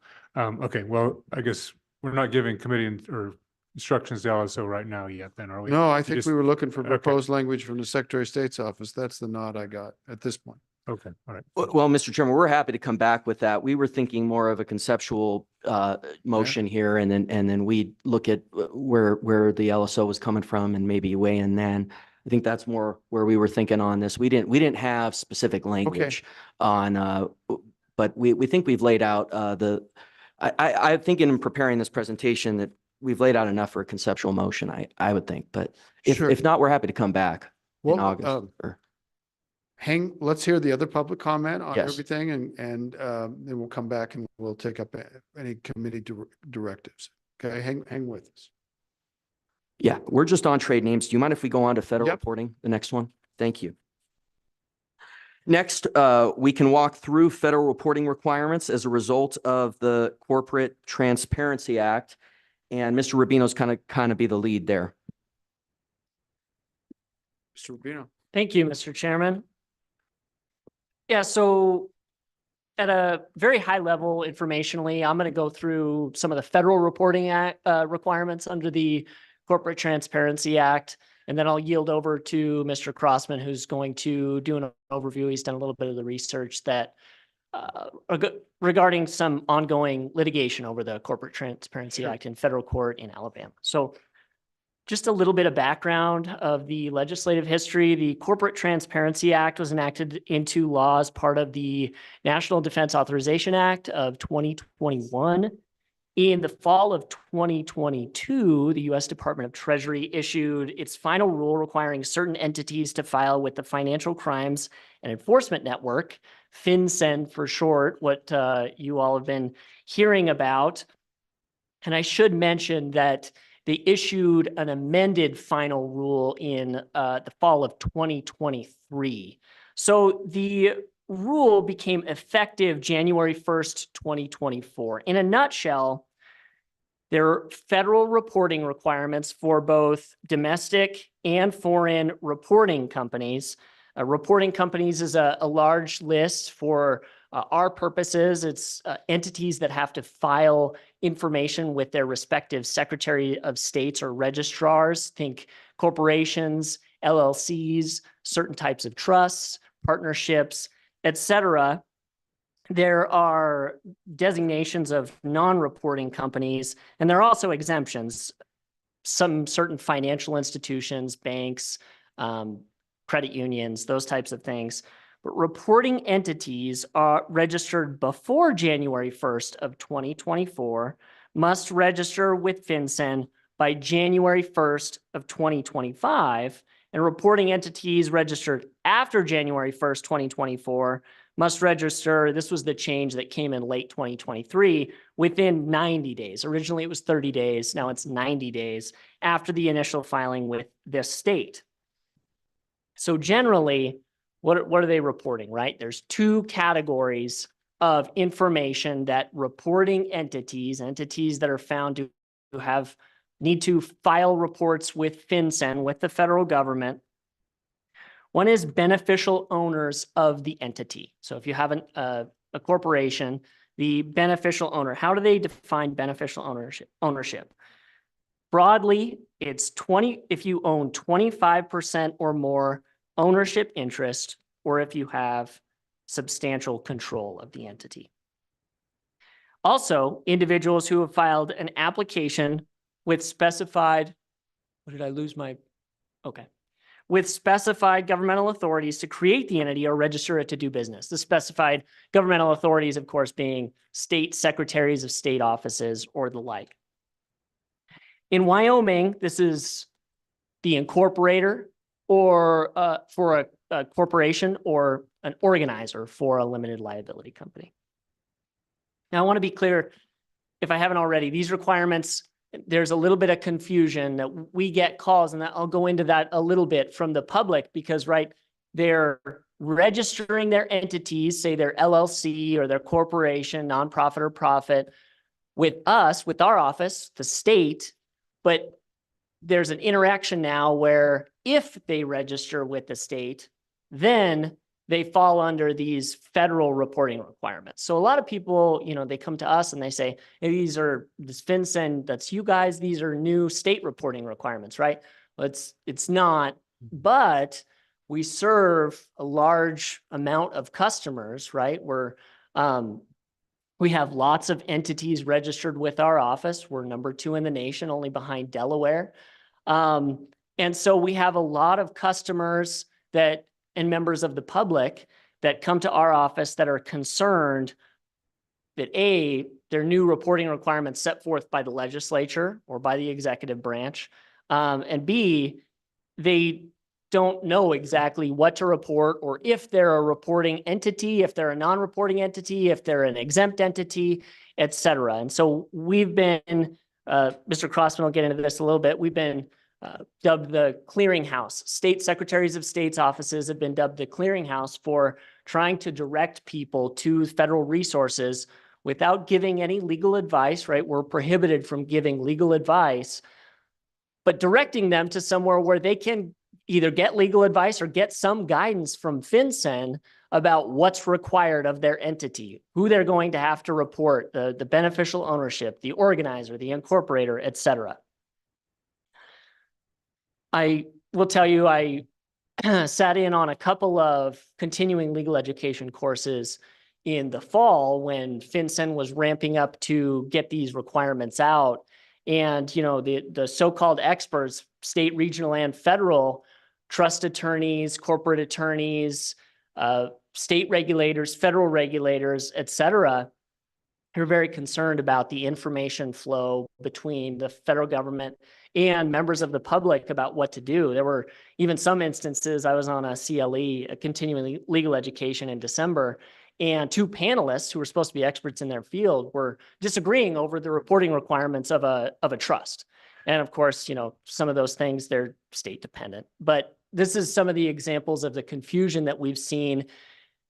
It's not just a patchwork, it's across the board. I was also at a conference of secretaries of state that met from across the country, and several secretaries got up to speak because the office is put in this interesting position of informing the public, wanting to inform the public accurately, without giving them any incorrect information on federal, not Alabama or Tennessee or Wyoming requirements that could change. I mean, there's a bill in Congress that is currently being tracked. It made its way through the House. I think it was almost a unanimous vote to delay implementation of the federal reporting requirements. That's currently sitting in the Senate. I don't think that that's going to go anywhere, although I don't know. But this is, you know, some of the questions that we've been facing. And so, yeah, go ahead. You know, and Mr. Chairman, we're very concerned and continue to communicate with FinCEN on our concern of a lack of a call center, lack of any staffing to implement the CTA. And that is a concern, I can tell you, that is shared by secretaries of state across the nation to actually answer these questions. And they're putting all these requirements on individuals. It's creating a lot of uncertainty. There's privacy concerns that I absolutely share.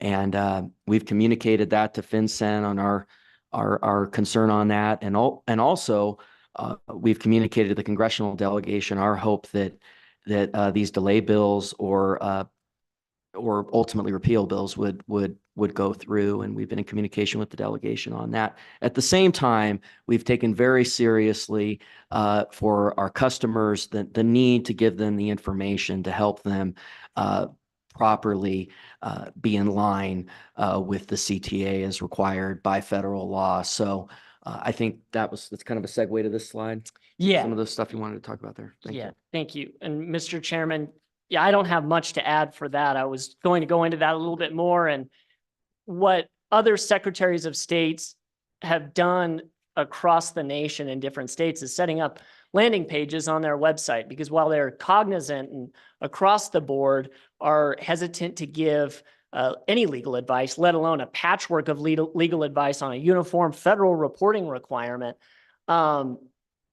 everybody is directing the public and customers to FinCEN.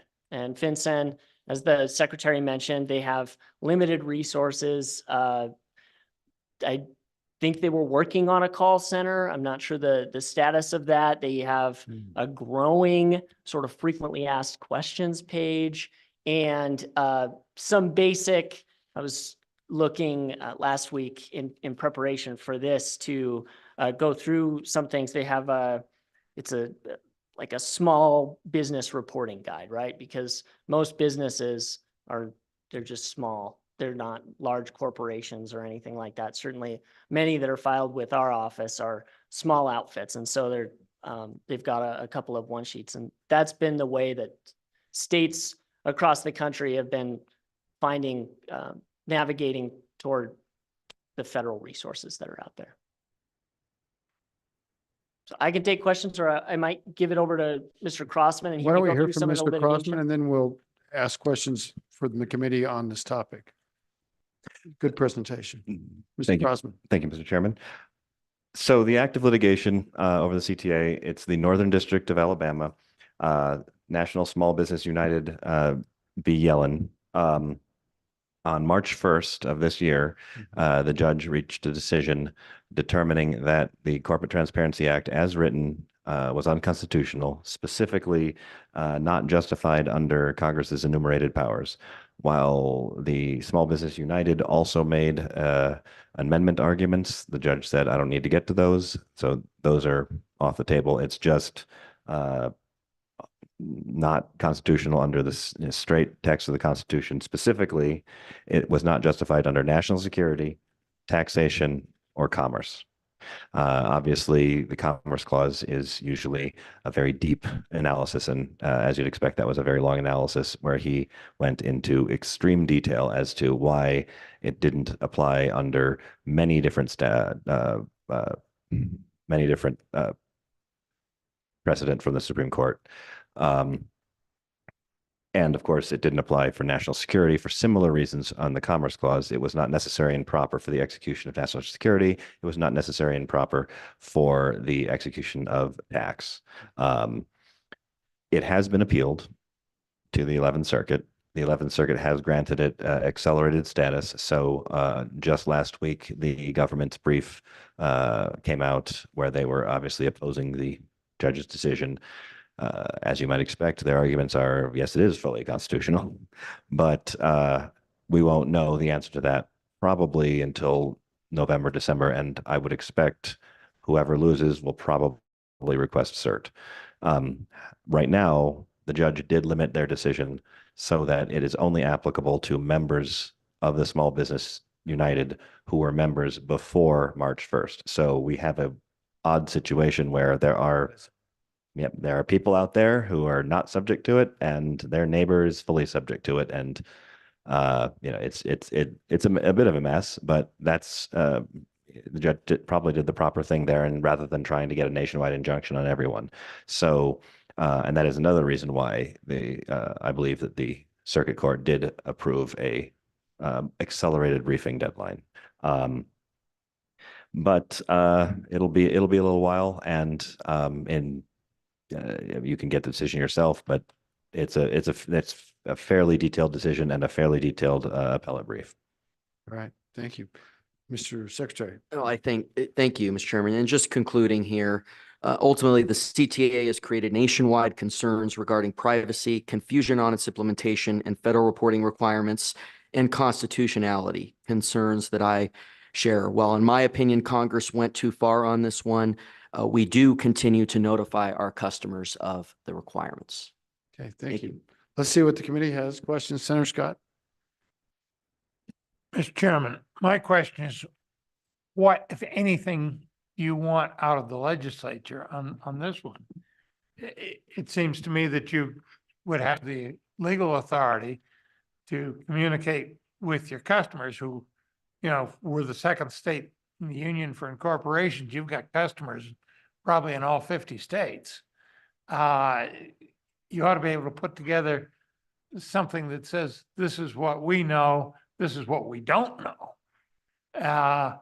And contact either the federal agency or contact your US Senator and representative to get an answer as to what really applies to you. Can you guys just on your own put together some kind of response on that and take care of it without reference to the legislature? Well, Mr. Chairman, this was more informational. Secretary. We don't have a specific ask here. Yeah, it's more, definitely our constituents are hearing about this. It sort of comes into play in Wyoming law in the sense that we have the possibility of under one particular business form of not disclosing your principals. And that's an anonymity that is in Wyoming law. The registered agent is supposed to be the stand-in for the principals and to be able to facilitate communication with the principals. But that's the particular business form I think that would be affected most in Wyoming. The issue of trusts and other entities, I don't even imagine the ramifications of that, but we had a lot of discussion about trusts in our last interim. You don't need to register a trust with the state of Wyoming to be a trust. So you don't have to, there's not an entity, and it's whether you want people to have to disclose trusts. There are a lot more trusts than you're aware of. There are people at the front of this room that have trusts, people out there. So it's a big topic. I appreciate you doing this. Well, thanks. Let's hear from the secretary and then to go to you. I do want to add, Mr. Chairman, one caveat to that last response to Mr. Scott's, Senator Scott's, excuse me. Mine or yours? Question, or both. You know, the one request we would have within the executive branch would be for the Attorney General looking at making the state of Wyoming a plaintiff on the constitutionality of the CTA, and certainly putting on my old legislative hat, maybe the legislature wants to weigh in on that one too. But from the executive branch side, that is a request we have of the Attorney General. I know that there are a lot of people out there that want state AGs to weigh into this, and our view would be that needs to be looked at heavily. So thank you. Representative Wiley. Mr. Chairman, thank you, Mr. Chairman. Is the Secretary of State's office, are you guys putting out communications informing, business filings about this and what's going on? Yeah, Mr. Chairman, as stated earlier, we have our landing page and we continue to respond to the questions that have been received. And I'll yield to Mr. Crossman to talk more about them. Thank you very much. Go ahead. Thank you very much, Mr. Chairman. In addition to the landing page on the website and that information, whenever a new entity is filed, as part of the packet that they receive from our office, they also get a PDF version of the letter that you see on the right side of the screen up here. So we have, and if they have a document that is due, like an annual report that is due, the notification of that now includes a statement of, by the way, there's Corporate Transparency Act, this federal law out there, you might be subject to it. Click here for more information.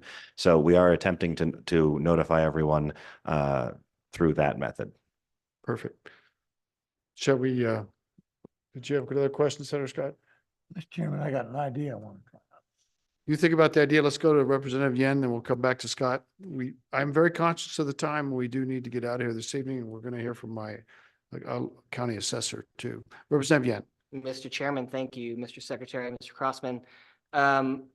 So, let's just assume that we don't get a nationwide injunction or it doesn't get struck down by the court by January 1st, 2025. We're going to have a lot of businesses that, especially small businesses, because I think this is basically affecting small businesses and not affecting large businesses, that are going to have this burden of navigating the federal administrative system of filing a report that's going to be way, way, way, way, way more burdensome than what we have on the state level, right? So I'm curious, you know, in Wyoming, we do accept primacy for certain things, especially around the EPA. Is there a way that we could accept primacy for this to reduce the burden on a small business to have that filing through the state? And would we be able to do that and then transmit it to the federal government? Or I don't know, is there a pathway in the federal legislation of the Corporate Transparency Act to ease that burden on small businesses should it come to pass that by January 1st, 2025, we all have to do this? Because I have an LLC that I'm going to also have to file a report. Mr. Secretary. Oh, Mr. Chairman, and we'll certainly get the follow-up here from my counterparts. I have not, in any of the panels I've been on, anything I have read, heard of any allowance in the federal statute for state primacy to take over the reporting defense end. Yeah. Senator Scott, I'm not seeing any other question.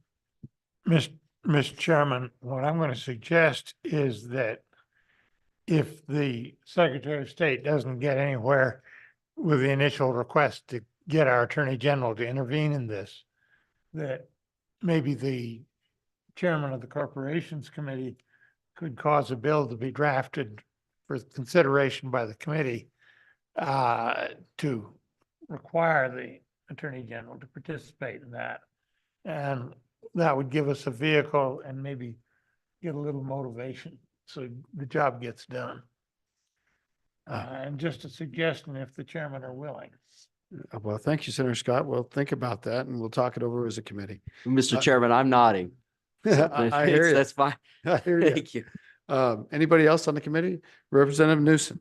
So just a point of clarification, is this federal filing an annual event or a one-time event?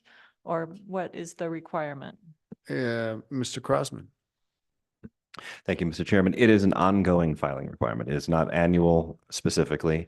At any point, if your ownership information changes, then you are required to file within that 90-day period. That 90-day period resets if there's a change. That change includes change of owners. So if you sell a component to another person, if you change your address, you would have 90 days. And the penalty for failure to file is, I believe, $10,000 a day and federal felony. Representative Newsom. Thank you. And so you mentioned that when you send out my reminder that I need to file my annual taxes, that you added statement in there. So I don't know about the rest of you, but I get it's time to file your annual taxes and I go and file them and I don't really read the email. So I'm wondering if you would consider sending out a separate email to all the corporation entities that would be affected, just kind of alert sort of thing. Because when I see that email for mine, it's like, yeah, okay. And then I go to the Secretary of State's and I file. So I think that it might not be as effective as you might think it is. So if they were to do that, it'd be courtesy only. I mean, it's federal law and they certainly have the capability of doing that. As I read the federal law, it basically applies to everybody. And so anyway, that's certainly, you're doing some of that with this page, and I think you're intending to do some more. What do you have to say about that? Well, thank you, Mr. Chairman. I appreciate the feedback, and we're continuing to take all that under advisement as we continue to inform the public on these requirements. Thank you. Anybody else? Let's move on to the other topics. Thank you, Mr. Chairman. Next, we wanted to go through our procedures for reinstatement, our interaction with the public and with the Attorney General's office on a streamlined and efficient system for administrative and judicial reinstatement. And we're going to have Mr. Crossman and Mr. Rubino here to run through that, and then also field questions, because they've gotten, I'll tell you, over the last 15 months, they've gotten very good at this process. And I think it's been an enormous service to the people of the state of Wyoming and our customers in getting that balance right. Okay, who's first? Rubino? Mr. Rubino. Thank you, Mr. Chairman. Yeah, so for a brief overview, we talked a little bit about administrative dissolutions right earlier, and there were a couple of questions about, well, what happens in the instance that maybe not fraud, that's separately carved out in statute, but you're administratively dissolved because you failed to pay your annual reports. Requisite time has elapsed and you're administratively dissolved. That's a ground under the statutes for corporate entities, corporations, and LLCs that the Secretary of State can and shall administratively dissolve. They failed to pay their annual taxes. Within 2 years of administrative dissolution, an entity can apply to the Secretary of State stating that the ground or grounds for dissolution either did not exist or they've been eliminated. So this is like you pay back your payments and any applicable civil penalties for failure to pay your annual or for failure to have a registered agent, those types of things. If the reinstatement procedure is met and the Secretary of State finds that all of the requirements have been met, they've paid their annual reports, they paid the back taxes, then we can reinstate. That process is set forth in statute and it's very streamlined. The beyond 2 years, just as an example for, I believe it's, this is in the Wyoming Business Corporation Act, but statute 17, 16, 14, 22. I only say this because we're bifurcating between instances of failure to pay your reports and instances of filing false or fraudulent documents. Reinstatement may be denied by the Secretary of State if the corporation has been subject of Secretary of State and law enforcement investigation pertaining to fraud or any other violation of state or federal law, or if there is other reason to believe the corporation was engaged in illegal operations. So those are instances where you would not be reinstated under the administrative process. And that's an existing law. Yes, yes. But just as a little vignette, because I know people were asking about the difference between false, fraudulent document filings and a very common administrative dissolution for being delinquent on your taxes, failure to pay your annual report taxes. So if outside of that 2-year window, the corporation or the limited liability company has failed to cure, they've failed to, as a good instance, because it's not fraud, they've failed to pay their annual report fees for 2.5 years or 3 years, they can seek judicial reinstatement. Administrative reinstatement is only within that 2-year band, within that statute. So also, it's if the Secretary of State denies an administrative reinstatement, the entity has 30 days to appeal. So either the Secretary of State denies, then you have 30 days to appeal that decision to a court, or if more than 2 years since the dissolution, the entity may seek judicial reinstatement. Our office examined in close consultation with the Attorney General's office a way to streamline judicial reinstatement. There were some interim committee topics about the consequences that you would have of a dissolution, whether it be administrative or otherwise, and a time lapsing, whether or not you could timely reinstate, even beyond that 2-year window, for something as simple as failure to pay your annual reports, assuming you pay them all back. So we've streamlined this process with the Attorney General's office to allow for a reinstatement process for entities, especially those outside of the 2-year window, assuming they cure all of the deficiencies, in most cases, pay back taxes owed to the state. And I'll yield over to Mr. Crossman here in a little bit because he's dealt with the Attorney General's office directly with these on these filings that entities that, yes, they've lapsed in their payment for whatever reason to pay their annual reports, but now they have to seek judicial reinstatement. Unlike a person, they can't represent themselves. In Wyoming, you can't represent an entity like an LLC or a corporation pro se. You have to get an attorney. And so outside of that 2-year band, in order to streamline those judicial resources and make it as affordable and streamlined as possible for entities, we've done, or the court has done, a court order directing reinstatement. So what these are is rather than an inter-party dispute, say ABC LLC or ABC Corporation versus Secretary of State's office for the entity's failure to pay their annual report fees for the last 2 years. This is an in-ray ABC Corporation or in-ray ABC LLC, where they can apply a petition to the court, the court of competent jurisdiction, say, for whatever reason, we have failed to pay the annual report license fees, but we are going to pledge to pay them if we receive a court order that will be administratively reinstated. It's not inter-party, it's achieved through an in-ray filing. The process is streamlined. There's no need for discovery like you'd have with an inter-party dispute. And it doesn't waste other timely and costly judicial resources. So I'll yield over to Mr. Crossman to go through. We've got an example up here on the screen. We've redacted it for purposes of this, not to out any corporation who's utilized this process. But some of these in-ray filings and what we've done in consultation with the AG's office to make this as streamlined as possible. I think done it in a remarkably short timeline, seeking a judicial reinstatement in as little as a month. So, Mr. Crossman. Thank you, Mr. Chairman. So this actually seems to happen more than you'd expect. There is a process in statute. So we, as you said, we consulted with the AG's office to implement the process that's already in statute and implement it more fully. And in some cases, we've been approached by an entity that, for whatever reason, forgot to pay their annual reports for, let's say, 15 years. Well, this does not need to be an inter-parties where we have discovery, we have, back and forth, briefing, answer, all of this. They just need to petition the court. As a state, our interest is that they just pay everything.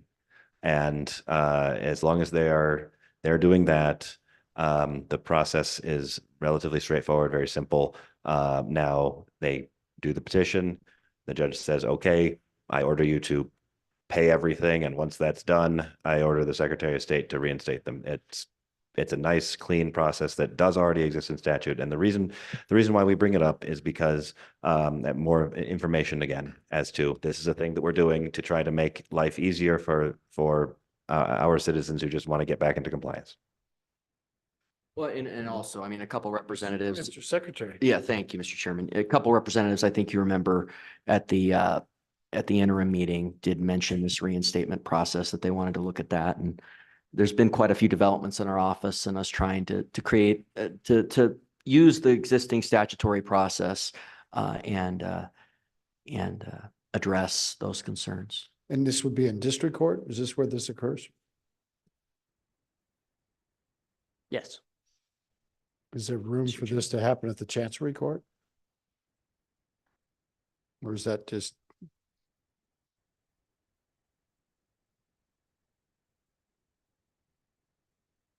Yeah, I don't think they're restricted from it. Yeah, well, Mr. Chairman, we're happy to get back with you on that. Yeah, I'm sorry, Mr. Secretary, go Mr. ahead. Chairman, we're happy to get with you back on that. I mean, on the 2019 bill. Mr. Chairman, I think the judicial reinstatement procedure was crafted before the Chancery Court was created. And so I don't think it was explicitly contemplated when that process, the judicial reinstatement process was in there. I'm trying to think, about the grounds that you can use to get into Chancery Court. And off the top of my head, I don't know. I'd have to look into that and get back to you if that would be it. Fair enough. Are there questions from the committee on this issue? Any questions? Representative Wiley? Mr. Chairman, thank you. Mr. Secretary, is there a vetting process? So you can't have somebody going through the scrolls and, they find a dormant company and then, they pay it up to date and stuff and try to take whatever assets are there if they're not like an original partner or officer of said company? Well, Mr. Chairman, Mr. Chairman, I think that this process runs through the court system. So I think that would be probably a question for them in terms of the fact finding they do there. But happy to engage with the Judiciary Committee on that fact finding process that they use. Thank you, Mr. Secretary. You know, part of me likes this idea, but part of me thinks we have an entity that did not follow Wyoming law and then has proceeded in business presumably for all that time as if they were a corporation or as if they were LLC, they thought they were enjoying the benefits of being one in Wyoming. It was never put to test, and now they can go back and correct it. I guess it has benefits. Well, Mr. Mr. Chairman, Secretary? thank you, Mr. Chairman. You know, there was a representative that was very interested in us in this process, and I think had some entities in his own legal practice that he was interested, you know, that he had some issues with in the past. So we just wanted to make clear that entities use the judicial system to reinstate, and that process has become more vigorous recently, and that's a statute that has existed. And there's no statute of limitations. They can do that for as long, whenever. And here, administratively, you've got 2 years. That's fair enough. Any other questions on this issue? Let's go to the next one. Well, thank you, Mr. Chairman. Wrapping up here, we wanted to explore opportunities for Wyoming to address fraud and abuses of corporate filings by foreign actors and adversaries for illicit purposes. There's always that balance between retaining privacy, but we do think there's some things here that the committee could address. So first, I want to go into a little bit, turning it over to Mr. Crossman of what we've done with existing statutes in terms of increasing oversight of commercial registered agents in Wyoming. Go ahead. Thank you, Mr. Chairman. So we have increased the number of the in-person audits that we've done. We have a threshold that we're attempting to, that we're meeting every quarter of 12 full audits of registered agents, commercial registered agents, sorry. And this has resulted in some ongoing investigations and discovering of issues that had previously not been discovered. And we know that the corporate commercial registered agents, they talk. There's heightened awareness that we are actually engaging in more vigorous auditing. But it has come to light that there are some holes in our authority, and one of those holes is third-party organizers. Okay, so I'm going to make a distinction here. We have commercial registered agents. Those are the registered agents that you hire. They have a physical presence in Wyoming. They're the address that you have to have if your entity is not in Wyoming, and you are allowed to be a registered agent for your own company if you are here. But if you are not here, you have to hire one. And after 10 entities represented, you must that person must register as a commercial registered agent. However, anyone can organize a company, and there are absolutely no regulations in our statutes over those individuals. So a commercial registered agent can be an organizer, and that actually is relatively common. However, it's not so common as to be dominant. It's probably 45, 50%, whereas many of the others are paid third-party organizers that have no connection with Wyoming. They may be in Texas, they may be in California, they may be somewhere else. In some cases, we don't know if these third-party organizers are actually real people. There's a case out of New York where the court questioned the natural person status for an individual who later turned out to be real, but I believe the court never determined that. I personally spoke to this person on the phone, so I know that they're real. But I don't believe the court in New York ever figured this out, because these third-party organizers are not just in Wyoming, but I think in many states, they have no regulation at all. And one element of fraudulent filings is if the person filing the document doesn't exist, then how can we be sure that anything else on that document is legit at all? And if it isn't, and we decide that there was a fraud there that was so severe that we actually need to prosecute, how can we prosecute? Because nothing was ever done. The person doesn't exist. So, and I think at a high level, I guess what I'm describing here is we need some way to hold those third parties accountable and maybe register them, maybe have some sort of method of knowing that they actually exist. As to how that looks or what that looks like, I'm not entirely sure. I think that that's where maybe there needs to be some back and forth, but that is one big area that we can tighten up our statutes and maybe make things a little bit clearer. What do you have for a suggestion? Anything? Well, one suggestion that I would have, Mr. Chairman, would be to perhaps define a third-party organizer under the Commercial Registered Agent Act, such that they have to register as a commercial registered agent if they are engaged in the practice of organizing entities for pay for others. Okay. What we don't necessarily want to do is make someone register as a commercial registered agent so they can register one company for themselves.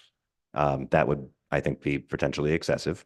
But if you are being paid to do it and you're doing it over and over and over again, well, maybe we need to make sure that you actually exist. We know who you are. We have, a notarized document that you exist and that you're being paid and that you're doing these things. One reason for that is, if this individual does turn out to be filing maybe a higher percentage of fraudulent documents that we see, maybe we pull their ability to file, or otherwise engage in some sort of investigation. Maybe we refer it to the feds, because one key is that this person's probably not here in Wyoming. Surprised the bar's not upset about this. Well, Mr. Co-Chairman, I'm not sure if I heard Mr. Crossman correctly, but were you suggesting that the organizer must be a commercial registered agent? Or just that you have the ability to verify who they are? You could do that without them being a commercial registered agent. Yes, Mr. Chairman. I suggested that one relatively easy fix would be that we apply the commercial registered agent regulations to those individuals. That's not the only way, but that is, we already have that regulatory framework in the statutes that could be potentially just read in onto them. That is not the only thing that can be done. We just need some way of knowing, maybe a whole separate regulatory framework, because it isn't the same thing as a commercial registered agent, clearly. They're not here. They can't be a commercial registered agent, but maybe just a separate, similar pathway where they are attesting to their existence, providing us with those sorts of documents that would allow that, or just a notarized statement that they exist. Something more than, this person is signing this document and we don't know who they are. Yeah, what if you just had when you're filing the corporation or the LLC, what if you just had an attestation where they verify that they are a real person, just like they already have to sign off on verifying that they did the name check and things like that. I would almost suspect that you could do that on your own without any, Mr. Secretary, without any legislative authority. Just put up a attestation page and maybe that's it. Well, Mr. Chairman, we have that. And my concern is that is not enough. We have in fact, I don't have a easy to call up copy, but if you see the filed LLC form on the second page at the top, it has a series of checkboxes. The first checkbox is, I am the person whose signature appears on this document, and I am authorized to sign this document.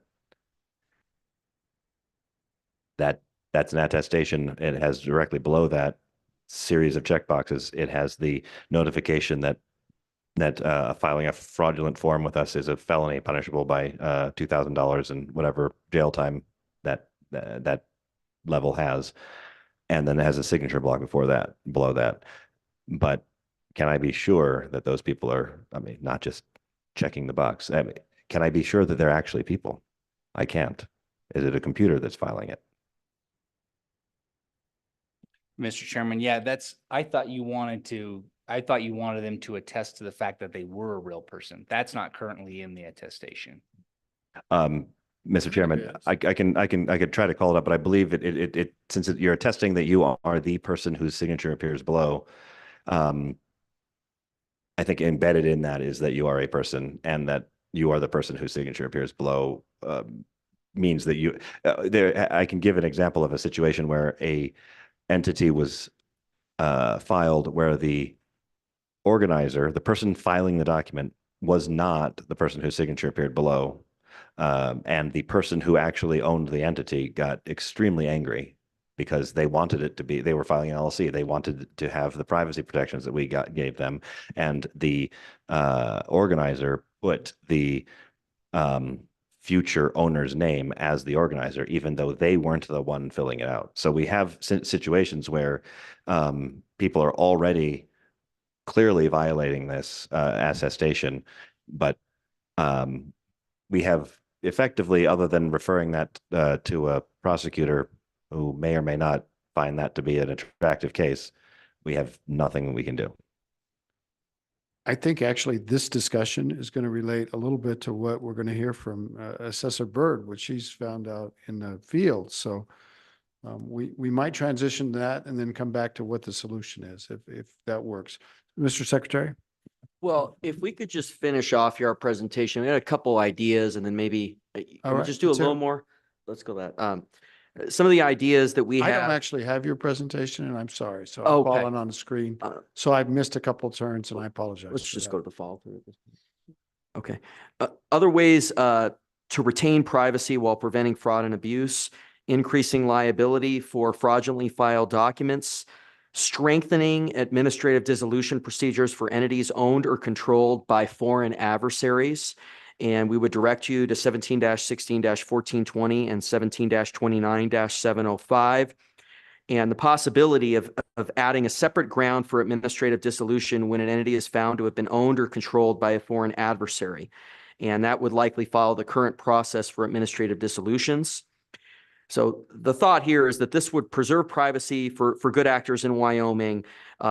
Also, though, adding an element of protection and something that would be appealable to a court, as all administrative dissolutions are. So that 17, 16, 14, 20 and 17, 29, 705, those were previously referenced in your first topic. So yeah, I went and looked at those. So Thank you, questions Mr. from the Chairman. committee? Representative Yan? So thank you, Mr. Chairman, Mr. Secretary. So let's say the CTA is upheld. We get the beneficial filings. We find out that there's a whole bunch of entities owned by foreign adversaries. And we put in place the ability for you to dissolve LLCs that were formed by foreign adversaries. Would you be able to look at those beneficial filings and then dissolve those entities from those FinCEN filings? Would you be able to have visibility in those? Well, it's kind of hypothetical. Mr. Rubino or Thank you, Mr. Chairman. Representative Yin, let me know if I'm not getting at your question specifically. There is, and Mr. Crossman, correct me if I'm wrong, there is limited subpoena power for states in certain law enforcement instances to get beneficial ownership information from FinCEN. Now, those are limited. The potential statute, if that were the route that the committee and ultimately the legislature were to go, I think would be a little bit more intricate, right? Because it would require, I think, statutorily laying out the subpoena process in Wyoming statute in order to get beneficial ownership information from FinCEN, federal reporting requirements, which are currently being challenged. And so those are some of the initial thoughts off the top of my head that could impact that. The other ways is to, have it as a ground and then be provided with evidence of something, not necessarily an affirmative reporting requirement, but some sort of evidence that's provided, that's sworn to, that's attested to, that's a ground for administrative dissolution, if that makes sense. But yeah, I think if that's what you're getting at. Thank you, Mr. Chairman. anybody else? Want to brainstorm with you to think about how we fill in these gaps. So stand by. I think we should hear from Assessor Berg, who's been very, very patient. And she has a long presentation, but I don't think she's going to go through it all. But she's done a lot of work. And I'll just let her. This is Tara Berg. She's been the assessor in Fremont County for a couple of years now. She's the daughter of a former sheriff who was a great sheriff and actually was wounded in the line of duty, and her mom and dad still have the ranch. Thank you, Mr. Chairman, and thank you for squeezing me in when I saw what was on the agenda. I've got some important things in Fremont County, and I am not going to go through this whole presentation, but what I want you to know is in doing my due diligence for my office, not only in trying to find property for these companies, and understanding that we have some of the most lenient corporate laws and the ability to file that. I don't totally want to disturb that.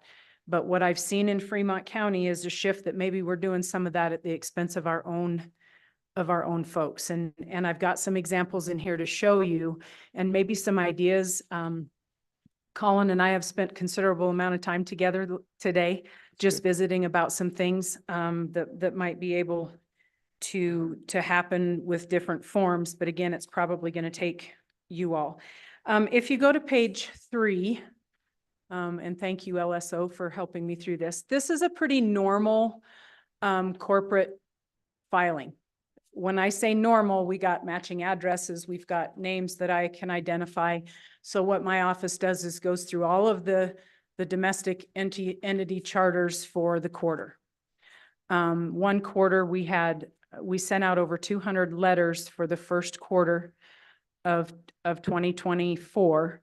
And of those, we've had 20 responses from people that say they're using my address, but this is not my business.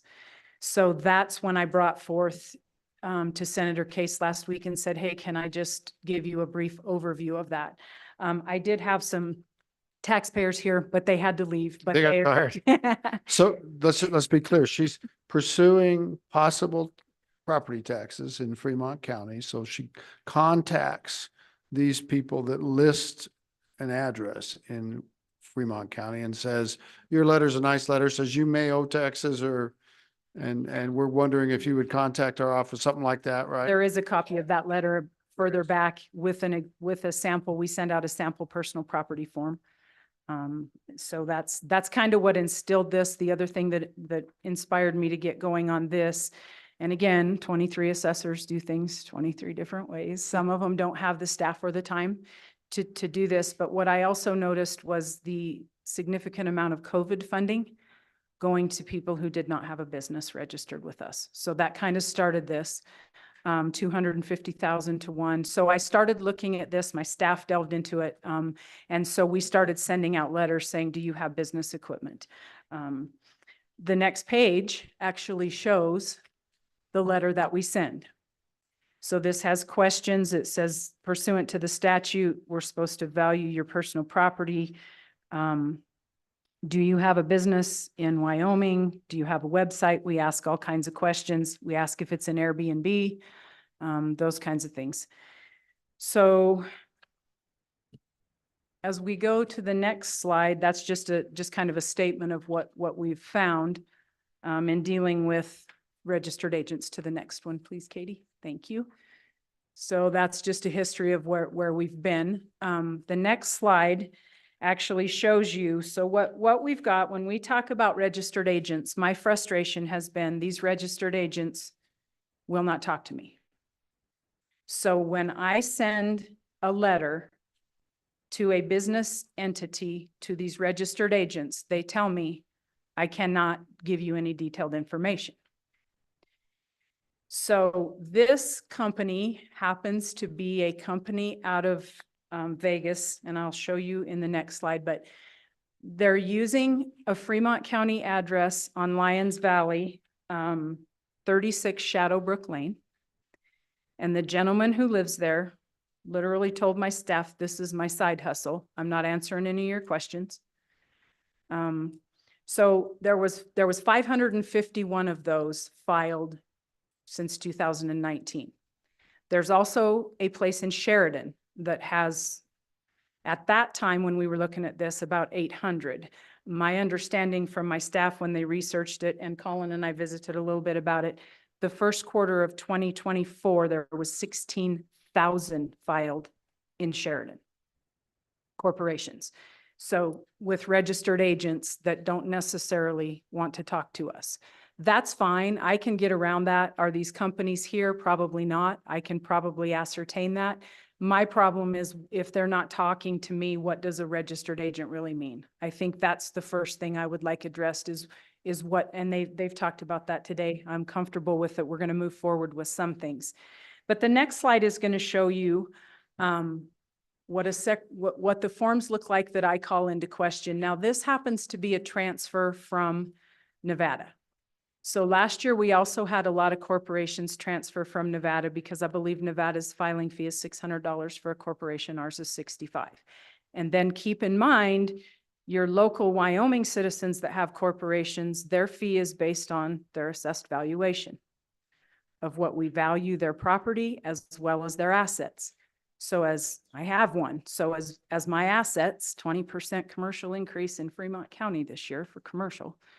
As our assets go up, we stand a chance of seeing that increase. These guys don't even operate here. So their 65 is going to stay the same. Is that fair? I don't know. That's a question that I have as well. But if you look at this, so what we have, you see the mailing address of the corporation. So it's Smooch Beverages USA. It's been a corporation since 2014, transferred from Nevada to here. There's a different form we didn't attach today that says, that does say transfer. You skipped over the number in land or previous page. The 551. When you talked, so everybody saw that. Yeah, Yep, and that's the address on Linesville, Yeah. which is close by. Yep. Yeah. That's just one place. There's multiple. Now we've discovered a new registered agent that I'll get to in a minute. So this is one registered agent, but if you look, that's okay. If you look at this, what you have is Wyoming discount registered agent at the bottom at 36 Shadowbrook Lane. So we don't have a phone number for that. So if you look to the next page, you see that Mary Stankoonveen signed this form. So I called Mary. I don't know who Harlem Bose is. See, we've got 3 names on these forms. When I called Mary to talk to her about this company, she said, you have to talk to my husband. Her husband, if you go to the next slide, is Okay, just this. before you move on, they're saying that the registered agent's address is the principal address of the corporation. That's correct. So, I mean, that's where the corporation's business is supposed to take place, right? That's what the statute So says, that would Mr. be, Chairman. if we were assessing taxes, right? I mean, that would mean something presumably if that, as far as a tax nexus. But they just use the same address for the registered agent, for the mailing address, and for the principal office. When I kind of think that 2 of the 3 should be different if it was a real corporation using a registered agent. So keep listening. Okay, Mr. Chairman, thank you. Yes, so the Wyoming discount registered agent, you call 36 Shadowbrook Lane, which I have the ability to find out who lives there and maybe get their phone number. So then I call this Mary, and Mary transfers me to her husband, who is on the next page. He gives you a full breakdown of that he's an affordable registered agent. His actual filing papers are on the next page. And he is Adolph Stankus Incorporated, who's a Wyoming discount registered agent at 36 Shadowbrook Lane. And his wife signed the paperwork. So again, I've had 2 conversations with him. When I ask him about the 551, he says to me, they returned them all to me. That's what's in here. That's the copy. The next slide shows the copy of the returned envelope because the guy at 36 Shadowbrook Lane says, I'm not responsible for any of this. So I called Adolph. He said, I don't have to give you any of that information. And I said, okay. He said, you can send me an individual personal property notice and an envelope with each of those people's names on it stamped, and I will forward it to them and get it back to you. And I said, no, thanks. I've already used stamps and sent it to you. I will maybe go a different direction with this. That's what I told him on the phone. Is he doing anything illegal? No. I don't feel like that. He asked me that, and I said, I don't feel like that. I just feel like maybe somewhere in the middle, the Wyoming taxpayers with corporations are not getting the same, I mean, they're getting taxed on what they own in Fremont County in Wyoming, on their business personal property. And all I get from these is, I don't have to answer your question. So my first problem really is with registered agents. What does that mean? How can we hold them accountable to answer questions to me, to you, to the Secretary of State? Yeah, and if you don't mind, Assessor, so you guys, our law says that a registered agent has to facilitate the service of process, okay? Well, that's kind of a legal standard, right? But this is an official communications from a government entity, and they're telling her that they don't have to do that. And I'm wondering, is that the distinction we want, or do we want to go down that and say, no, you actually do have to facilitate this communication? I'm sorry, Representative Harshman. No, I just point out on his page, the previous one, he charges $95 for this service. For the 90, more than the registration fee, actually. Mr. Chairman, that's correct. Yes. Yeah. And they've transferred a lot of corporations between, at the time we started this research, I think there was at least 800 that had transferred from Nevada to either Fremont County or Sheridan County. It's a side hustle. And he has no taxable property at his location. I love this. Mr. Keep Chairman, going. and the gentleman on Shadowbrook Lane has no personal property either. So I don't know where he keeps all these files, but Representative Yen, I knew this would get everybody a little excited. A good end of the day topic. Mr. Chairman, so in the statute, principal office means the principal executive office of a limited liability company or for a limited liability company, whether or not the office is located in the state. So if this address is not the actual office of these companies, I think this is a fraudulent filing, and that actually gives the secretary the power to administratively dissolve these companies as well. Keep So, going. Are we going to have the secretary administratively dissolve these companies? Well, that's why we're all going to talk about this. Okay. Yeah. there's more. Mr. Chairman, there's a bigger one at the end of this. So the other one on the next slide, thank you, Katie. Oops, we went over that one. They sent it all back to me. So the next one.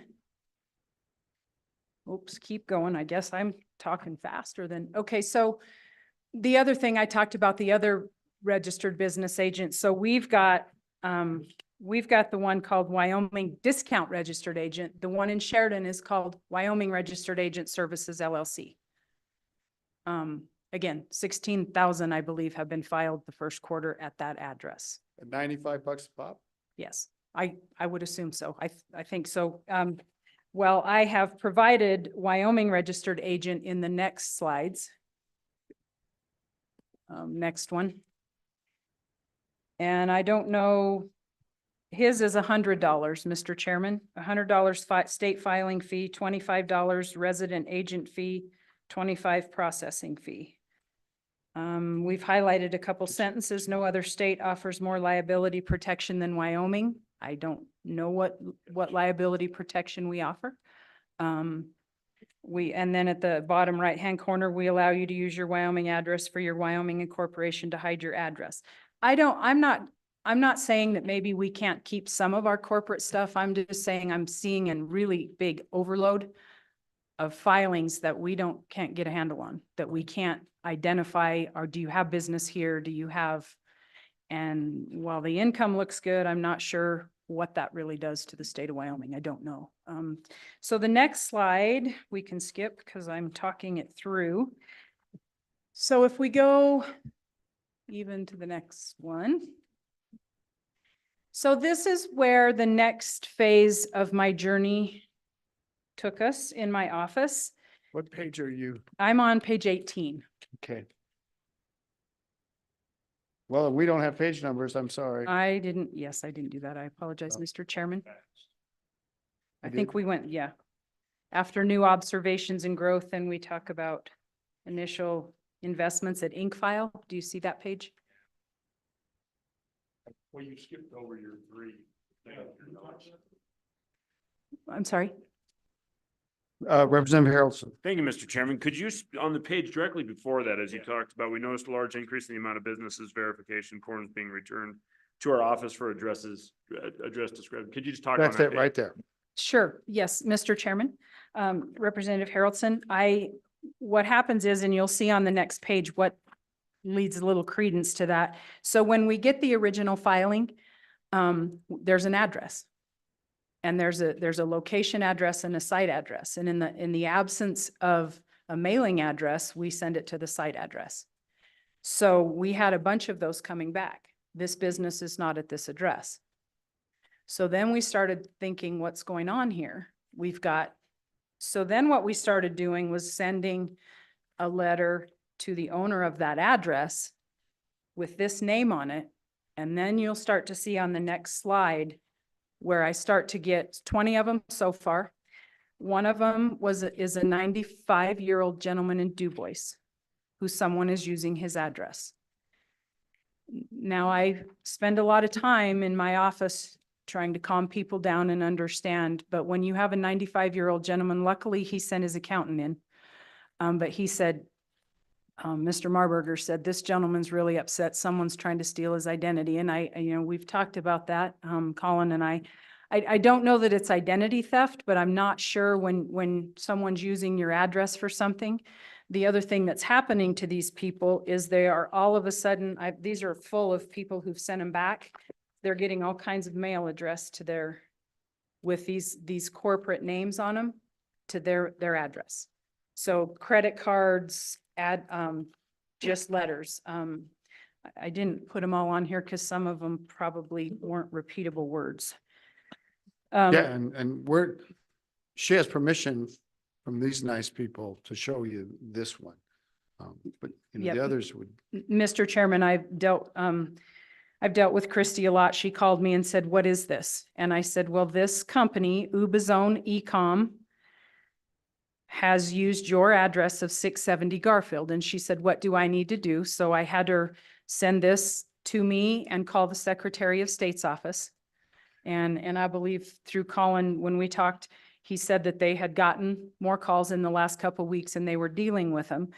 My understanding is now, after speaking with him, if these people file an affidavit with the state, they will dissolve this if it's a signed affidavit that says, this is my address, this is not my business, these people are using my address. That's great. My problem is I'm one of the only assessors doing this, so I'm not sure everybody's aware if someone's using their address or not, and I don't know how we would even know that. Just think about it. This is one assessor in one county in the state who, and maybe other assessors do the same thing, but this could be pretty big. Representative Harrelson. Thank you, Mr. Chairman. Is this one of the 551? No, it is not, Mr. Chairman, it is not, and I'll tell you why. If you look at the registered agent on this one, now we've kicked into a different registered agent that I'm going to take you on a whole nother wormhole. So we have Republic registered agent. And at the bottom on 5, if you see the organizer of this is inkfile.com, which is in Houston, Texas. So I didn't have a number for Republic registered agent. So I called Inkfile. We researched them on the internet. And if you look at the next slide for just a moment, and we'll pop back to this one, you can see where Inkfile is now busy. We're all over the place, you guys, and I don't know. And so anyway, if we go back to the previous slide, so now you have Republic registered agent, which that address, I drove by that the last time I was in Casper. It's over behind the medical buildings, over behind Ale Works, going up 2nd Street. So there is an office there, but you call Inkfile, who is now busy, to find out. And when I called Inkfile, the gentleman that I got, I said, I want to talk to your supervisor. And he said, I'm sorry, that's in our office in Florida. And I said, never mind, I'll just go a different direction. So here I am today. But so I just feel like right, wrong, and different, something has to change with how we're doing this and how we're asking. I did ask, go ahead, Mr. Oh, well, the one point here, Assessor Byrd, is that they list the mailing address of the limited liability company and the principal address, to Representative Yen's point earlier, as being a land or address, which of course is owned by these people that I know, and they're a legitimate business not related to this. So it's listing those two legitimate land or address can only have a fraudulent purpose. I mean, why would you do this? And then I come to, what company would think they could get away with anything by doing something like this? I mean, what business transaction do you facilitate, or what kind of legitimate or illegitimate purpose could you get away with?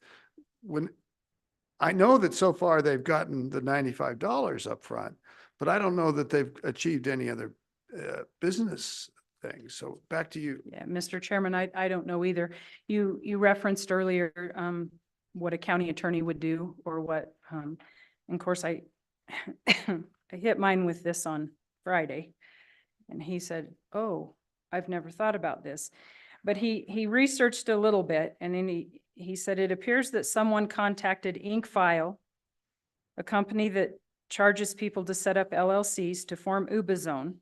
Inkfile submitted the paperwork to the Secretary of State. Inkfile is also acting as the registered agent. They are on the Secretary of State's list of commercial registered agents operating as Republic Registered Agent LLC. The Casper address listed is owned by Executive Suites of Casper. I called them. They're actual people working there under the name of Busy. Busy is a subsidiary of Inkfile, who's based out of Texas. Republic's registered agent, so Republic, we're going back, in Wyoming is First Corporate Solutions Incorporated in Cheyenne. So we've just got a vicious circle. My take is that they are an LLC mill that is charging outsiders to form companies that don't actually have a presence in Wyoming.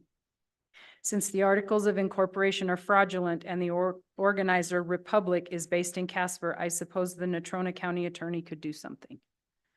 But again, I don't know how far, or if it's more widespread, we should contact the AG's office. So there's just a couple more examples here that I want to show you. Katie, if we could go to, let's see, we went that one. So Arawan Products. So this is just another example. Mr. Chairman, do you recognize the address 280 Grandview? Well, I have a business at 260 Grandview. So is that the vacant lot behind my bit? Mr. Chairman, that's your vacant lot behind your business. Whoa. I think, whoa, thank you. So as you can see, my staff's notes on here say the business verification letter was returned, no such number. The GIS map does not show this as a valid address. So. Escaped at that time. Maybe. Mr. Chairman, if I may, the next slide. This is Zartum Surplus Limited Liability Company. The principal address and the mailing address is 107 Shoshone. We have started mailing out this additional letter that's attached on the right-hand side to ask these people, when you ask me how I found out when I get returned mail, I'll send this out too and say, do you have this? This actually belongs to the town of Shoshone. So this property is the town of Shoshone. The next page, I'm just showing examples now just to show you how deep this goes. This is one that was filed, United X LLC. The name and the physical address of the registered agent is Wyoming Catholic College. And the principal address is the University of Wyoming. Mr. Chairman, I don't understand how all this goes or who would benefit from any of this. Yeah, I don't understand how there's any angle on this. It's so crazy. Well, except for to the registered agent who makes money. So, Mr. Chairman, that is, there's one more slide, well, two more probably. How are we addressing this? By just keeping track, and you can see examples of the letters that we've sent out to come to some conclusion. The next slide, the last slide, excuse me. shows the letter that we've received information from the Secretary of State's office. Please return this. That's how when mail comes back, that's how we track it back down. So,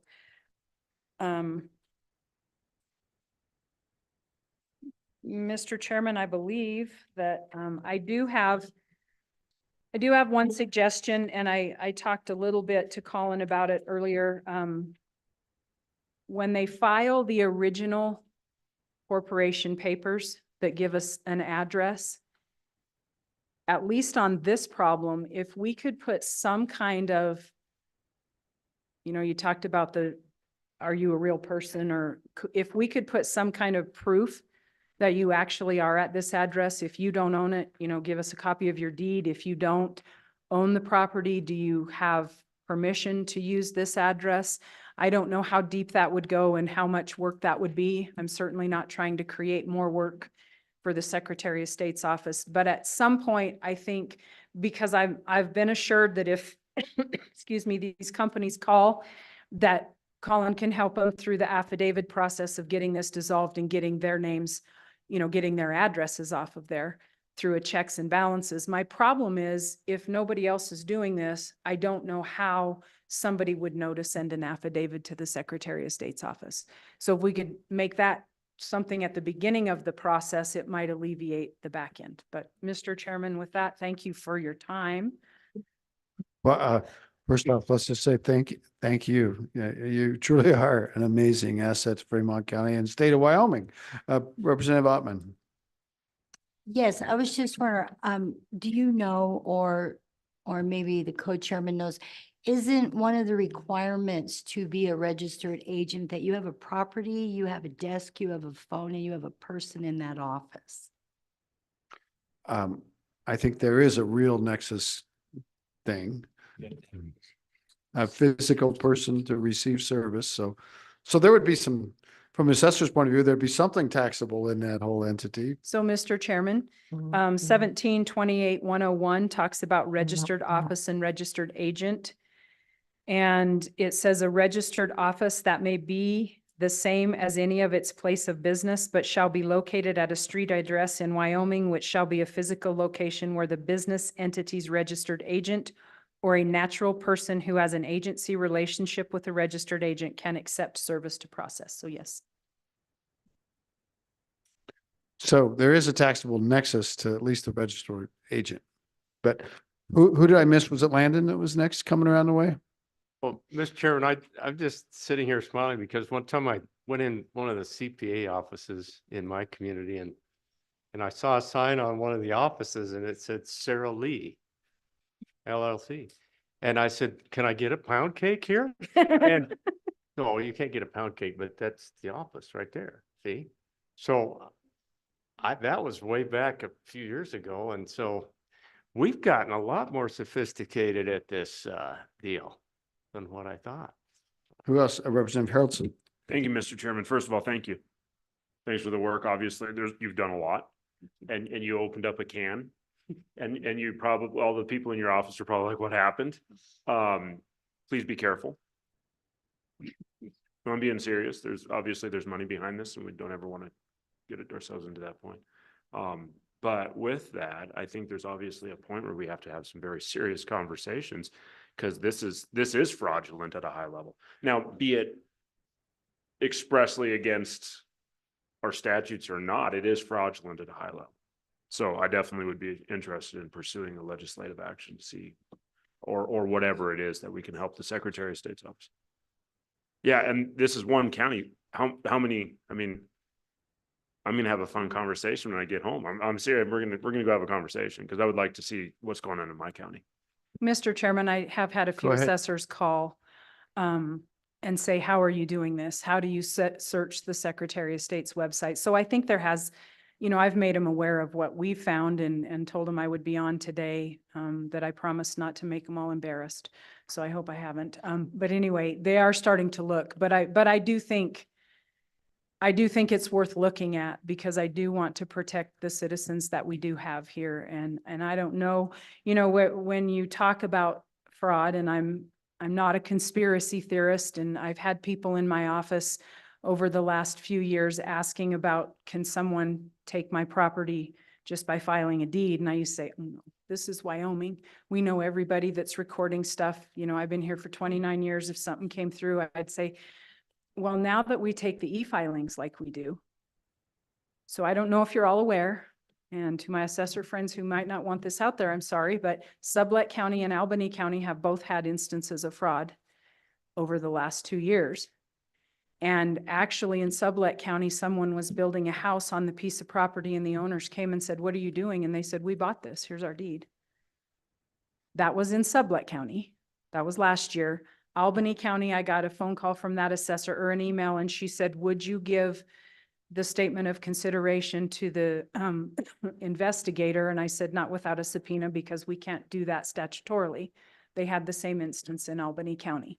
So when you start to look at addresses, and like I said, not a conspiracy theorist, but as I watch the e-filings happening and people that are signing documents that we may not know, my staff is really diligent about trying to, Angie's here, about trying to look at those. She looks at every statement of consideration, but that doesn't mean with the number of sales that we've had and the things happening in all of our counties that there may not, obviously it happened in 2 counties.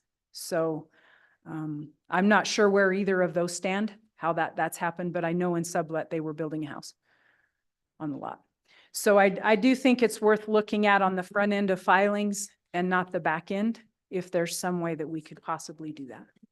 Fair enough. Representative Yan? Mr. Chairman, could we bring up the secretary? Because they do have, this is grounds for administrative dissolution. They do Yeah, have the power to- we're gonna have a conversation for sure. Thank you, Mr. Chairman. And I wonder if we should get to public comment first, or we got a couple of onlines. Is that all right? To stay close, Assessor Berg? I know it's late and I appreciate it. Let's get the online comments and then we'll just have a discussion if we're gonna. What do we got, Katie? Meeber or Weaver? Weaver, Scott Weaver, come on in.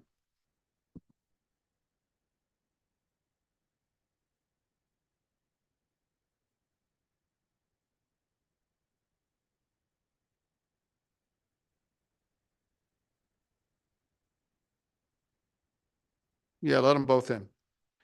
I see Scott Meyer. He also ate in this lunchroom right here and had band practice right over there. So, Mr. Meyer, looks like you're up first. Well, thank you, Mr. Chairman, members of the committee. Scott Meyer, an attorney with Scott W. Meyer PC with offices in Cheyenne and in Lander. And I do serve as registered agent for my clients. So I guess I would just throw out a couple of things. Certainly, I'm not as too concerned about how much work it creates for the Secretary of State's office as I am to making sure that we don't lose any of the liberties that we have now. We work very hard on these LLC statutes and in the registered agent statutes, I might add you. So there may be some tweaking, but I want to make sure that we do that very carefully. So with that said, I just would like to make sure that we're involved in all that. And one of the suggestions and I made this suggestion to the Secretary of State's office over the last probably 10, 12 years, and that is when you file and they have an address, they check, they have the place on there that says, who's your registered agent and what is your registered office? I think that causes a lot of confusion, to be honest with you. I think people go, well, I got to have an office there. Apparently, I got to have an office in Wyoming. So, you know, I'm going to put down my registered agent's office. I have those conversations with my clients and I tell them you can't do that. I am not your office. I don't take your checks. I don't answer people calling about your product liabilities. I don't have any of that stuff. So I think that if you change that form just a little bit and you put in there and you say, what is your registered agent's office? Because a registered agent obviously has to have a physical presence in Wyoming.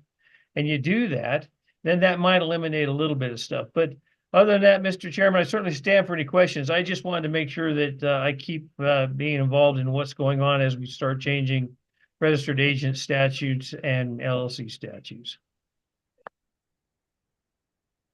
Thank you very much, Mr. Meyer. Questions for Mr. Meyer? Got one from Senator Landon. Thank you very much. Mr. Meyer, good evening. Thanks for your testimony. So I'd be curious, what do you do in terms of addresses for your those that you represent. If they're not in the state of Wyoming, do they have to secure an address of some kind?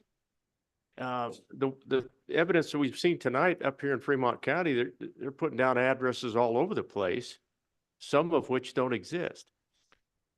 Mr. Meyer. Mr. Chairman, Senator Landon, what I do, and I can't tell you this is how anybody else does it.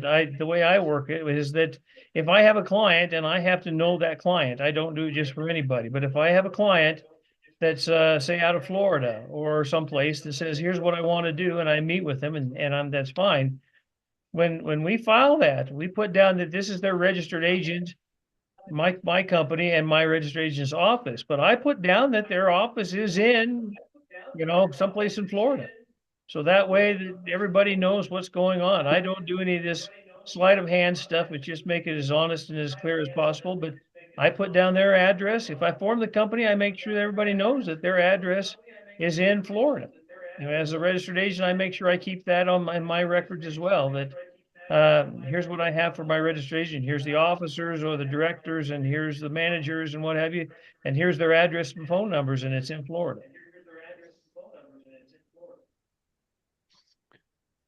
Thank you. So, Mr. Meyer, I kind of get that point about you may not be that well versed in Wyoming law, and the form is a little bit confusing. So you put the same address down as the principal office as the registered agent. But believe me, that doesn't explain how you have things like the Wyoming Catholic College is the physical address, and the mailing address is the University of Wyoming. I mean, some of these, they're more than just a mistake.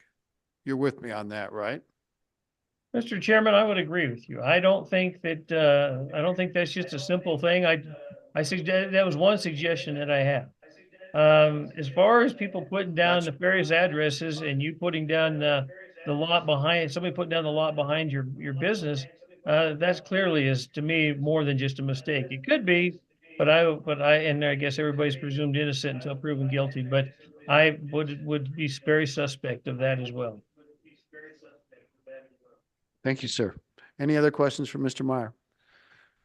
Mr. Weaver, and I apologize, I recognize you now, and welcome to the committee. Thank you, Mr. Chairman. I'm glad to be here. Scott Weaver from the Wyoming Trust Association. I share Mr. Meyer's view that we'd like to be a part of the solution and remain involved in the conversations about any proposed changes. In recognition of the late hour and the extraordinary work the committee has done, I'd be glad to yield back to the Secretary of State and his colleagues, who I'm sure have much more interesting things to say than I do at this point. Okay, well, just by way of background, Mr. Weaver is one of the foremost trust attorneys in Wyoming. They run a very high level, reputable business, and he has,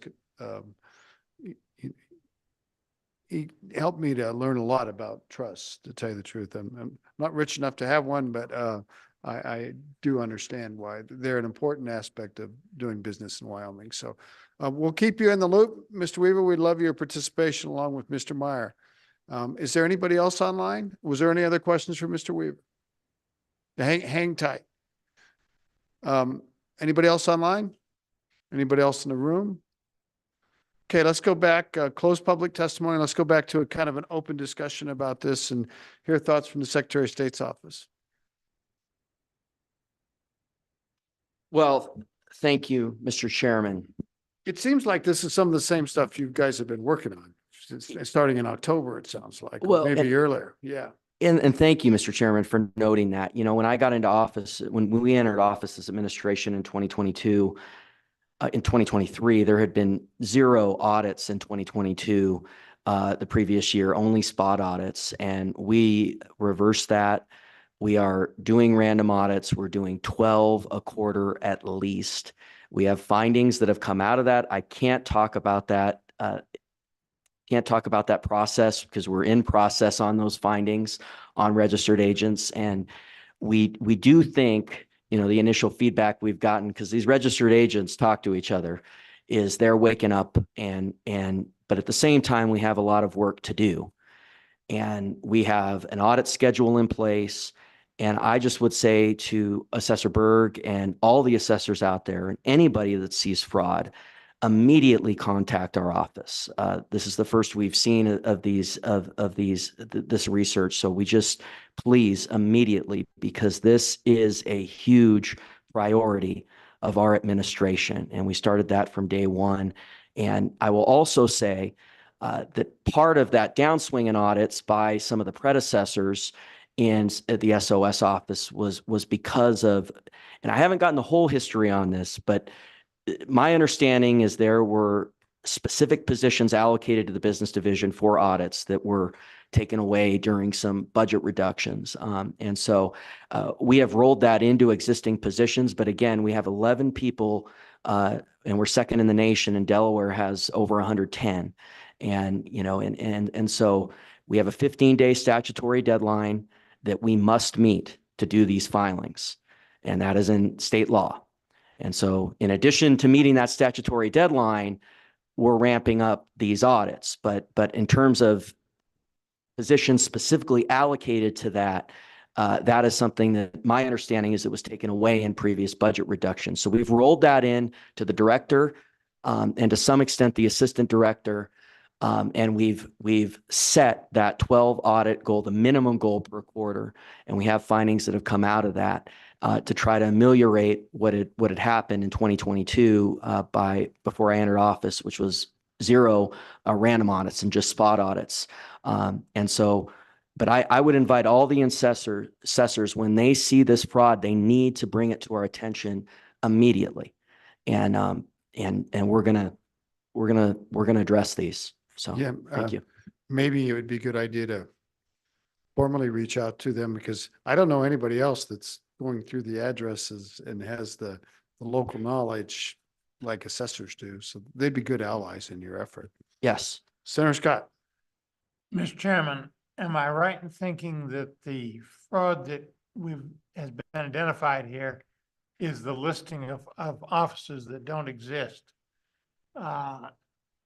Mr. Chairman, because there's no fraud in having a filing here, a registered agent here, and then everything else, say, in some other state. That's the business we're after, is we're getting business from those other states. Having a Wyoming corporation does not imply that you're going to have any assets here in Wyoming. Am I correct in thinking that? Correct. Yeah, Mr. Chairman, but I do think there's multiple issues in this presentation, and we want to address them. So please, when you see this, because this is the first we've seen this, please bring it to our attention, to the assessors out there. Is there any appetite? We've got some good practitioners in this area, some, you know, all around the state. We've got assessors. Could we have a couple of meetings, kind of an informal working group to kind of brainstorm this with your office and members of the committee that might want to be involved? Just kind of, I see nods from some folks. Is that something we could do? You know, maybe a couple of members from this committee could join in that, and maybe more if you want. And assessors, because they're kind of, Tarek, you could head up with the assessors, and maybe they're the natural, because they actually have an interest in these addresses more than, say, the clerk or any other county official. And Mr. Secretary, if we could work with your office, I'm not sure what all the answers are. I think you've already started. I mean, we do now know, for example, that you will dissolve these companies if someone that receives the proof that, you know, this doesn't exist here, and their affidavit, that's good enough for you to dissolve the company. That's a big step. So to get that ramped up is going to be a big deal, I think. But how about if we have a few emails back and forth? I'd like to know who would be involved and want to serve on that. And maybe, Terry, you could get some ideas. We've got practitioners, Mr. Meyer, Mr. Weaver. There'll be others. Maybe we could meet in Cheyenne for one meeting, Zoom option available, just to see where we could take this, because we're very tired tonight. It's been a long day. And if that works for you, Mr. Secretary, I want to make sure that I'm not leaving anything out, because does that get everything on your plate if we were to do that? With the idea that the working group might propose something for next meeting, or if more needs to be done. Well, Mr. Chairman, is the understanding the working group might also propose a trademark, that trademark issue or trade name issue, or is that going to August, or you want us to No, represent that? let's handle that right now. What do Okay. you want to do about the trademark issue? We've heard like, one side is that's a civil liability thing,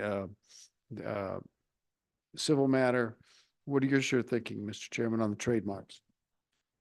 Mr. Co-Chairman, I think that's a good conversation for us to have. I think, but there's no harm in getting, if I understand the bill draft, it's actually really simple because you're just mirroring the LLC administrative dissolution statutes. So however, I think that's a pretty easy lift for LSO, and they're nodding yes. So maybe we have the bill drafted and then we can have that conversation. Is that generally acceptable? Senator Barlow? Thank you, Mr. Chairman. And I didn't pull up the statute, but it seems like it's just striking out the district court out of what's existing in the registered agent and the other one. Because that, we were told that's the first step. We strike that as a first step and give that as the Could be first, that the simple. dissolution is the first step, goes straight It to could the. be. I'm just saying there may be maybe. It something could more have to simpler. refer to administrative dissolution Thank you. first, or other actions. So I don't know the answer, but I think we can have a draft.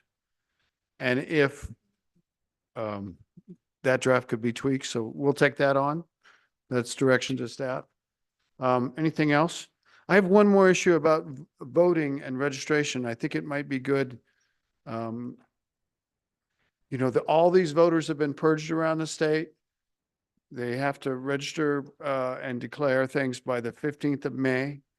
I don't know. I heard that 15,000 voters have been off the rolls now in Laramie County. That's a very large number. And I've had people ask, Mr. Secretary, if you still live, say in Cheyenne, but you've moved across town, do you have to re-register to vote by May 15th? Is that or not? And I don't know the answer off the top of my head. It's been a long day. Mr. Rubino. Yeah, thank you. So that's a separate grounds for cancellation. So there's 4 or 5 grounds. I don't have my Title 22 in front of me. I just, I I'm didn't thinking I'm gonna anticipate any lose elections you. coming up with Yeah, and with the charges, but there's 4 or 5 grounds. And one grounds for cancellation under Title 22. If I had it in front of me, it's county to county move. So county registrations are done by county. So it doesn't have anything to do with the purge itself. You're canceled once you move your residence address from one county to the other. To another county. Yep. But if you're not purged and you have moved, but it's within the county, you can still vote without re-registering. Is that correct? Your registration is still good. Mr. Chairman, yeah, with the fact pattern you laid out, yes, you voted in the last general election and you are within your county. That's correct. And Merritt, did you get that? Okay, I hope the press gets that, because I think there's confusion about that issue out there. Mr. Chairman, there is considerable confusion about the Go ahead. the quote unquote purge. I mean, that is in Wyoming state law. Okay. Yeah. It was not initiated by any third party entity. Wyoming state law says that if you do not vote in a general election, you are, then that individual is removed from the voter law rolls. And the clerks, they sent notification to our office, but that is actually a process carried out by the clerks pursuant to Wyoming state statute and is carried out in a specific time frame, laid out in Wyoming state law. And we received notification on the back end, and that is also in Wyoming state law. I agree with you totally, Mr. Secretary, but I think there's extra confusion because some other laws changed, particularly the date, and it's just throwing people for a loop. Representative Harrelson and then Representative Yen. Thank you very much, Mr. Chairman. So I keep hearing 11 people in this office. Do you guys sleep? Do you guys have weekends off? When was the last time there was a vacation? So I think that there's obviously we want effective and efficient government, and we don't want to kill them either. And so how do we help with that? Obviously, long-term, you can push long hours for a short period of time, but long period, you're going to start losing people. So what does that look like, and how can we help with that? Mr. Secretary. Well, Mr. Chairman, really appreciate that. We did want to provide an update on our numbers, but because of time, we didn't go to those slides. You know, I just want to reiterate that we're one of the few agencies in the entire state of Wyoming that bring in more revenue than we expend.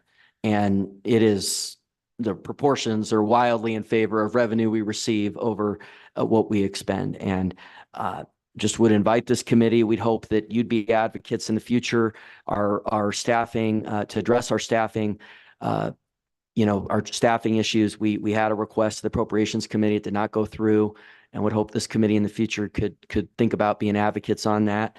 And maybe we can present more on that in August, because we really do face some real issues there.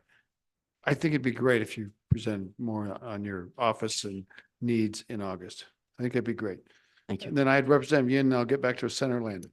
Mr. Chairman, so I do have one elections question, and I was musing about this with another member at lunch on what the early voting period I know has changed this year. Do you know if it changed for just the primary, or has it changed for both the primary and the general? So I know how to communicate that to voters. Mr. Chairman, it's both. Senator Landon. So I'm the same as Representative Yen, just trying to make sure that I tell people the correct thing. And you've helped tonight, Secretary. I appreciate that. What, with regard to the postcards that everyone's getting, did you, when you looked at the statute again, is it in a proper place? In other words, we have a lot of people who travel for half the year. And if for some reason they missed voting in this last general election, I did not realize that the statute said you're automatically purged after one election cycle. Is that what the statute reads? And are you comfortable with that, Secretary? Mr. Secretary. Mr. Chairman, Wyoming state law is very clear that if you do not vote in a general election, you are removed from the voter rolls. And again, this is not just a primary. It's not voting once within an election cycle. It is, if you vote in a primary, to be concrete, and do not vote in the general election, Wyoming state law requires the county clerks to remove that individual from the voting rolls. So we do have same-day registration in Wyoming. So they will be able to register up to the day of the election and affiliate. Okay. And I think some people are a little confused about that as well. If you're not on the rolls anymore, you can still register and affiliate up to the day of the election. The party affiliation deadline is for existing registrants. And that was the way the statute was worded. So, but yeah, that's the way it reads.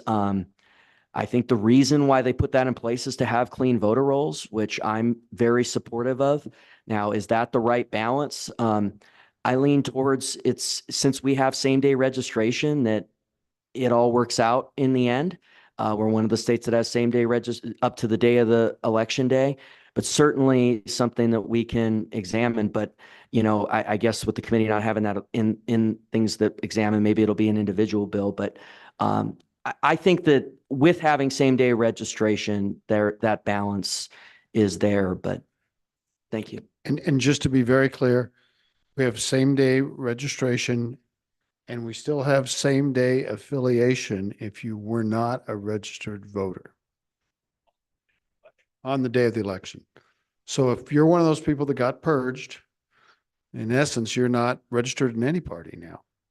So you can go to the and correct me if I'm wrong, because this is a big statement, but you can go to the polls and register and declare your party affiliation.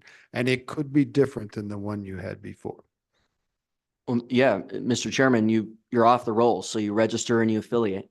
And so yeah, but May 15th is for existing registrants. Right. So it could be a very busy day for the clerks on election day, but Mr. Chairman, they can also register up to the day of the election, and that purge has always been in place. So nothing has really changed in interaction with interaction with the purge statute with the anti-crossover bill. I think I think a lot of things are being conflated. I think There's a you're right. crossover deadline for existing registrants.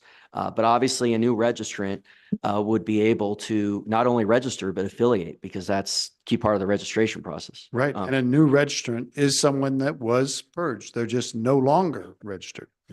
So, okay. What a day. And another one for corporations history. Thank you very much.